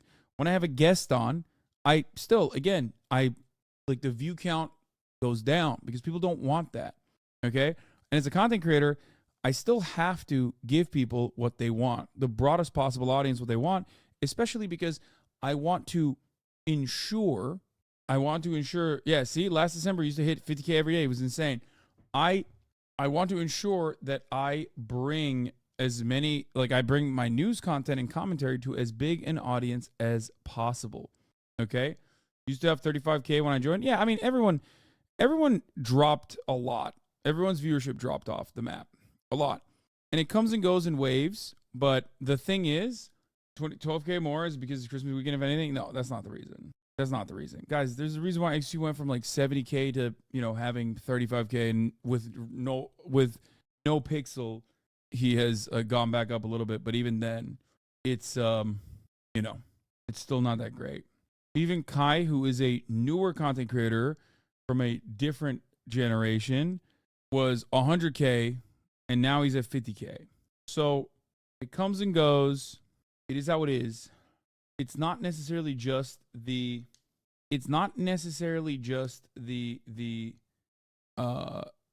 like Twitch COVID viewership wearing off. I don't think that it's like back to pre-pandemic numbers either. I think like it's already happened. Like pre-pandemic numbers already happened, but then on top of that, people are just simply not that interested in politics either. Okay? Yeah, Mixer hit Twitch so hard, all the viewers are there now. Yeah, exactly. It's not Kick, it's not anything like that. It's just that people are moving towards shorter content. What was your max viewership peak? 250, I think, 250K. Which is cyclical and always has been. It's long form content of the same person all the time. It just has done this. It just has always done this. Source streamer since 2009. Yeah. I think that overall, I don't see a lot of your clips on TikTok, oddly. Yeah, I mean, we don't put a lot of clips on TikTok. I try to. Like, there's a whole bunch of editors that work on it and stuff, but I get clapped. I get clapped regularly on TikTok. You also have to remember, it's like, no matter what I do, no matter what I fucking do, there's also a shit ton of haters that are diehard loyalists that run to every other platform that I'm at that like try to take me down. And if it's a platform where there's like no real moderation, no human beings that we could talk to, you can't really combat it. Well, that's not good. Traffic to news sites in November per Comscore. Yeah, I mean, everyone has dropped. Everyone is seeing a massive year-over-year changes, like 17%, 13%, even Fox News. Like, when you see a 13% drop-off on even fucking Fox News, you realize that a lot of people are not that interested in news in general. What do you think is the best method for you to broaden your content?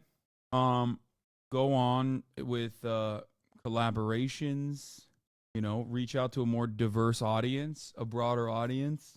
That's it. Bro's coping so hard, you just fell off. Yeah, I just fell off, actually. You're right. There isn't a overarching drop-off in viewership on this platform. It's just me, personally. I like that I was just talking about haters and how motivated they are and how they follow me to like, or my content to every single platform that I go to.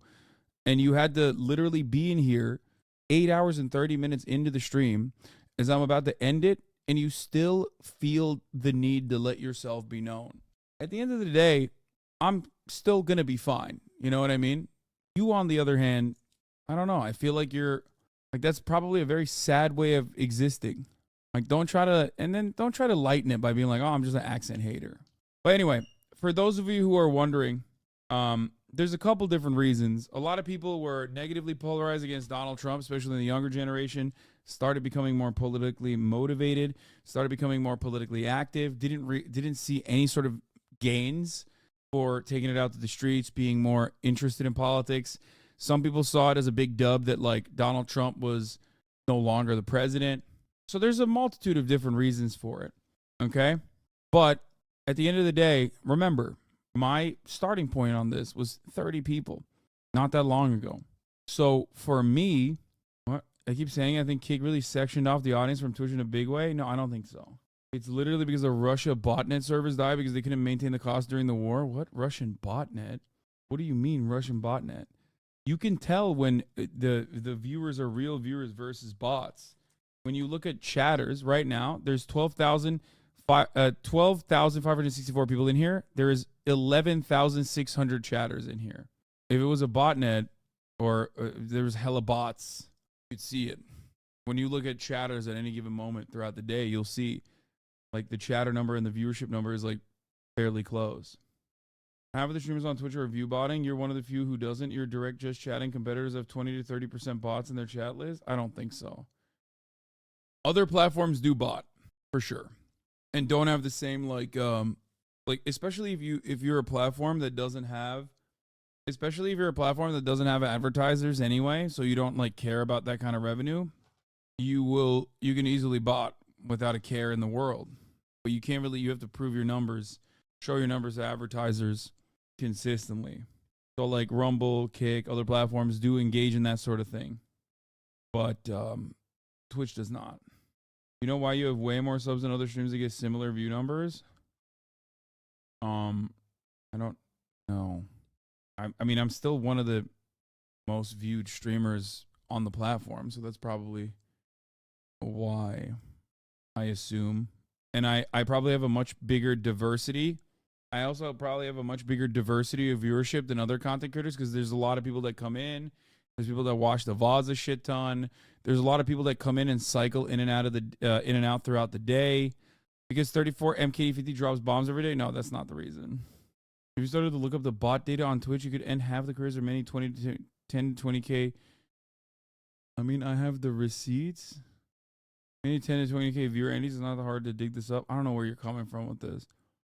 But yeah, I have a pretty active, pretty large community still. And it's check the viewer list, and half of it is literally bots. Like the viewer list of this viewership is literally bots. Is that what you're saying? Half of my viewership. I just showed you the viewer to chatter ratio is almost 1-to-1. What are you talking about? Anyway, but overall, I've seen 4chan Freeze on Twitter always talking about Twitch botting. I don't know. I can't speak for other streamers. I doubt that they're botting either, but who knows? But overall, it doesn't matter, because if we're talking about my viewership in comparison to everyone else's, like everyone else's viewership is taking a hit. Did not you though? Why he get banned? I don't know. All right, let's watch the rest of this Ludwig video. Well, let's warm you up. Okay. Have you ever had a formal voice lesson? I did honors choir. Okay. 2 years, high school, represent. Let's get you warmed up, and then Okay. I'm going to show you how to make that tone. I think the Industrial Clips Complex channels getting demonetized plays a major role in your view count. Majority of the Hasan Hobby channels aren't posting anymore. I think that's probably part of it too. Okay. You know, so it's like you want to have like you go save, or you go save. There's an opera sound you can get that I want to show you how to do. So, all right, let's check you out. I'm Nick Palance. I'm a professional opera singer, and I'm going to rate Ludwig's version of "Baby It's Cold Outside." I really can't stay. Baby, it's cold outside. She can sing. Baby, it's cold outside. This evening has been. Hoping that you drop in. It's got a little bit of like a Michael Bublé thing going on. Now, this song is much lower than Lori President. So we're gonna give him a little challenge today, for sure. Yeah, he's got a vibrato and everything on him, so he's good. Yeah, this should be fun. So when you go, yeah, yeah, yeah, yeah, yeah. Okay. Yeah, yeah, yeah, yeah, yeah. Yeah, yeah, yeah, yeah, yeah. Yes. Hold up, I'm hot. I'm hot already. That's what happened to me. When I was warming up, I started to sweat. That's exactly what happened. Quando sono solo sogno l'orizzonte mancan le parole. Cool. Now here's what I need you to do. Can you roll your R's? Yeah. Okay, so quando sono solo sogno l'orizzonte mancan le parole. The more rolling you do, the more Italian you're gonna sound. Right. Yeah. That's And you gotta go like this, talk with your hands. Yeah. You gotta flare it up. Great. I feel good. Good. You sound good. You're not crap. I'm not crap. I'm not crap. I'll take it. Okay. Now you sound It like wavered an a opera bit. Wavered a singer. bit. It wavered a bit. Yeah, that's okay. It's your first time. Yes. It's Okay. Okay, so we're Do I doing. get to drink wine now? Please do. That's yours. That's this mine. month. Okay. Cheers. Good Cheers. job. Bravo. Why wine? It's just for me. Oh, really? Oh, they said it was like good for singing. No, or the something. Rumplemintz is. That's coming later if you start to get a little fatigued. Oh, I thought it was Yeah. like a singing thing. I'm just drinking wine.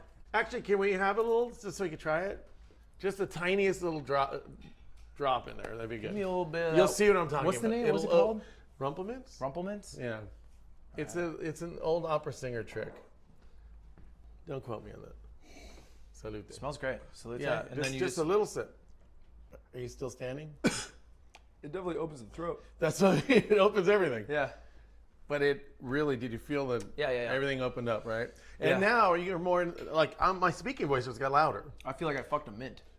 I think you did. My mouth is so. Okay.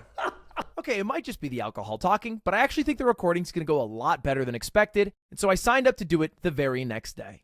Bro, motherfuckers can sing opera and then have a house like that. That's crazy. Turn my headphones up. I've always wanted to say that.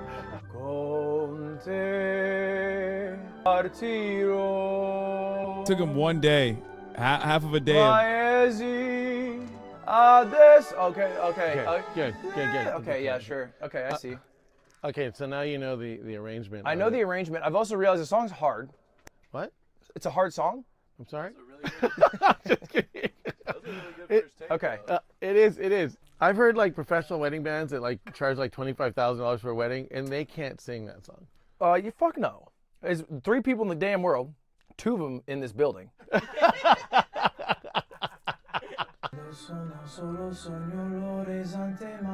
Oh yeah. And with the pitch correction on that, dude, that was.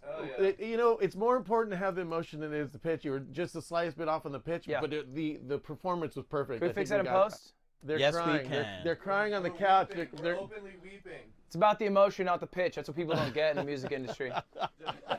Funny.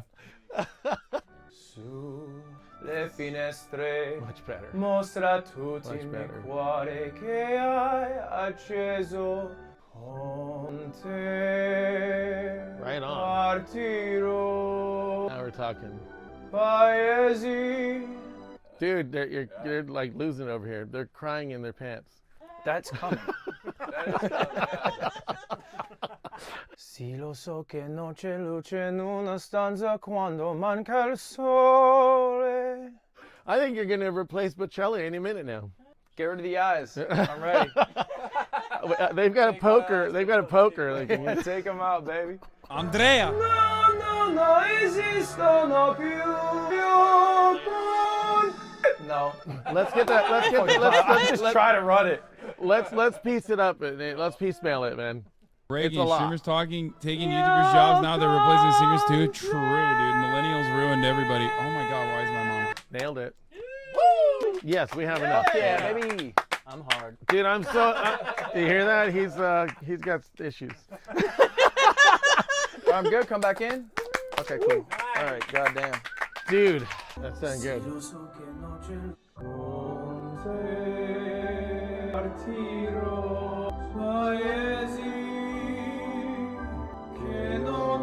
Something's a little too much compression on there, just a little tiniest bit, like just the tiniest bit. Now, do you think they'll believe that it's an AI cover, or is it too honest? Am I too human?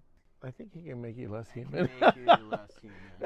I actually love the way the song sounds. Shout out to Nick, my coach, and Ed in the studio. They did an amazing job, but I'm a little concerned that nobody's going to believe it's an AI cover. It kind of just sounds like me singing a song, you know, somewhat okay well. Like that's the reality. That's what we're dealing with here. So I've decided to do a bit of a pivot here. I found this dude on YouTube who in the past has uploaded AI covers of me singing different songs, like Stay With Me. So I decided to email him, reach out, and ask him if he would upload the song on his YouTube channel as an AI cover, thinking it'd be more believable, and if he would post it on my subreddit. There's just one problem, though. He said I'm not famous enough in Vietnam to upload the video. But after a bit of convincing, I managed to get him to not only upload the video, but also... Bro, I'm assuming that this is literally the fucking same guy that also runs my channels too, right? Like the fucking Hasanabi React channels, like... post it on my subreddit. Vietnam has a blossoming industry of just like dudes who are pumping fucking, or maybe it's not because he's doing AI stuff for him. And now the only question, will I actually fool anybody? That face went not famous enough in Vietnam. Okay, I'm back and a lot of big things have happened, so let's catch you up to speed. So I had the guy post the song on YouTube and also Reddit. If you haven't joined my Reddit, please do. And on the Reddit, people are kind of downvoting it a little bit, but the people who commented said, really well done. This sounds a lot like him. Magnificent. This is immaculate. Fire emoji. Now I want to hear Ludwig actually sing this. Lamau. I did. This is actually me singing. I tried so hard. And the YouTube comments get even better. Can we take a moment to appreciate how Ludwig learned Italian just so he could sing this for us? I really did do that. If this version were on Spotify, I would seriously listen to it. It's no joke the 5th time I watch this video today. The song is on Spotify right now. You can listen to it. This was so beautiful. I love Ludwig AI covers. We need more. It's real, but they don't know that. And just to check, to make sure that I was able to fool my entire chat into thinking it's an AI cover and not the reality, which is that I learned opera and sang my heart out, I played it on stream. New AI Ludwig cover. This is immaculate. Really well done.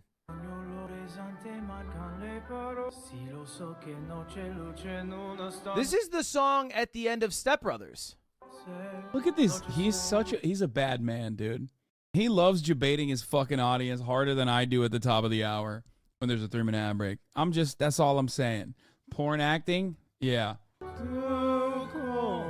I can't sing Italian, no. I can learn. Okay, I can't do that. I can't do that. Damn! Okay, I'm not gonna lie. Someone said, am I crazy or is this cringe? I'm reading his chat. God it is damn it. scary how good that sounds. You can definitely hear it on a couple of notes, but that's crazy. All right, I will be your 67th view. So that's it. I mean, I guess the result of the experiment was successful. I worked really hard for weeks to learn Italian so I could sing this song. I had an opera coach so I could somehow hit the high notes. I even filmed a music video where I had to learn how to be a gondolier. Seriously, that's not an easy thing to do. All in an effort to convince people that it was actually a really low-effort AI upload. And I got like 500 views on it. This was so stupid. Anyway, I made a music video with the higher quality version of me singing. If you want to go check it out, it's live on the channel right now. And to my chat, I fooled you again, fuckers. Anyway, thank you very much for watching. Subscribe. Go check out the song. See you later. Goodbye.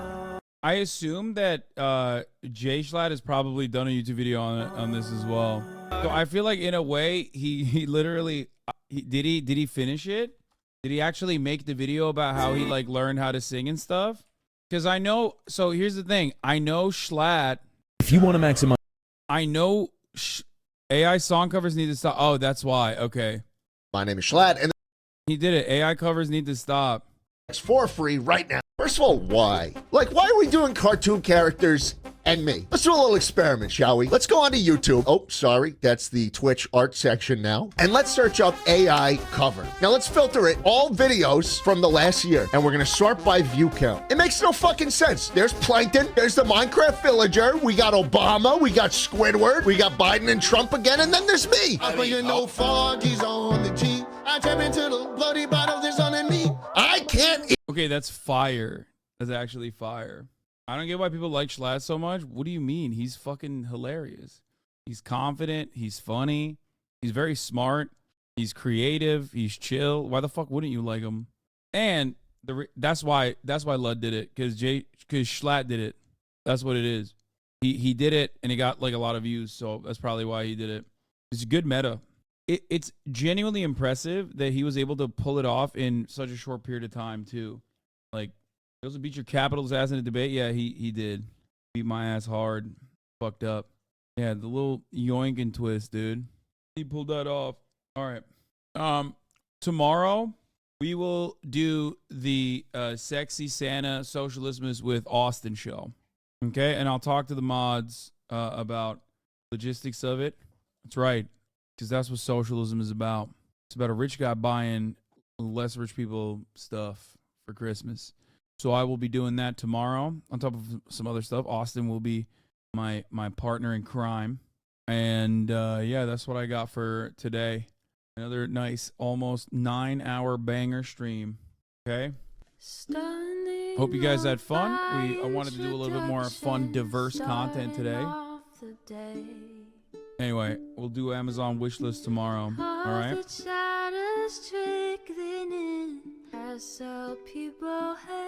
Love you all, and I will see you tomorrow. Peace. Sunny Los Angeles, California, says Hassan. The starlight to the starlight to the topic just begun. There he is again, her sun is streaming, her sun is streaming. There he is again, her sun is streaming, her sun is streaming. Reviewing the P.O. box, Uncle Uger's face.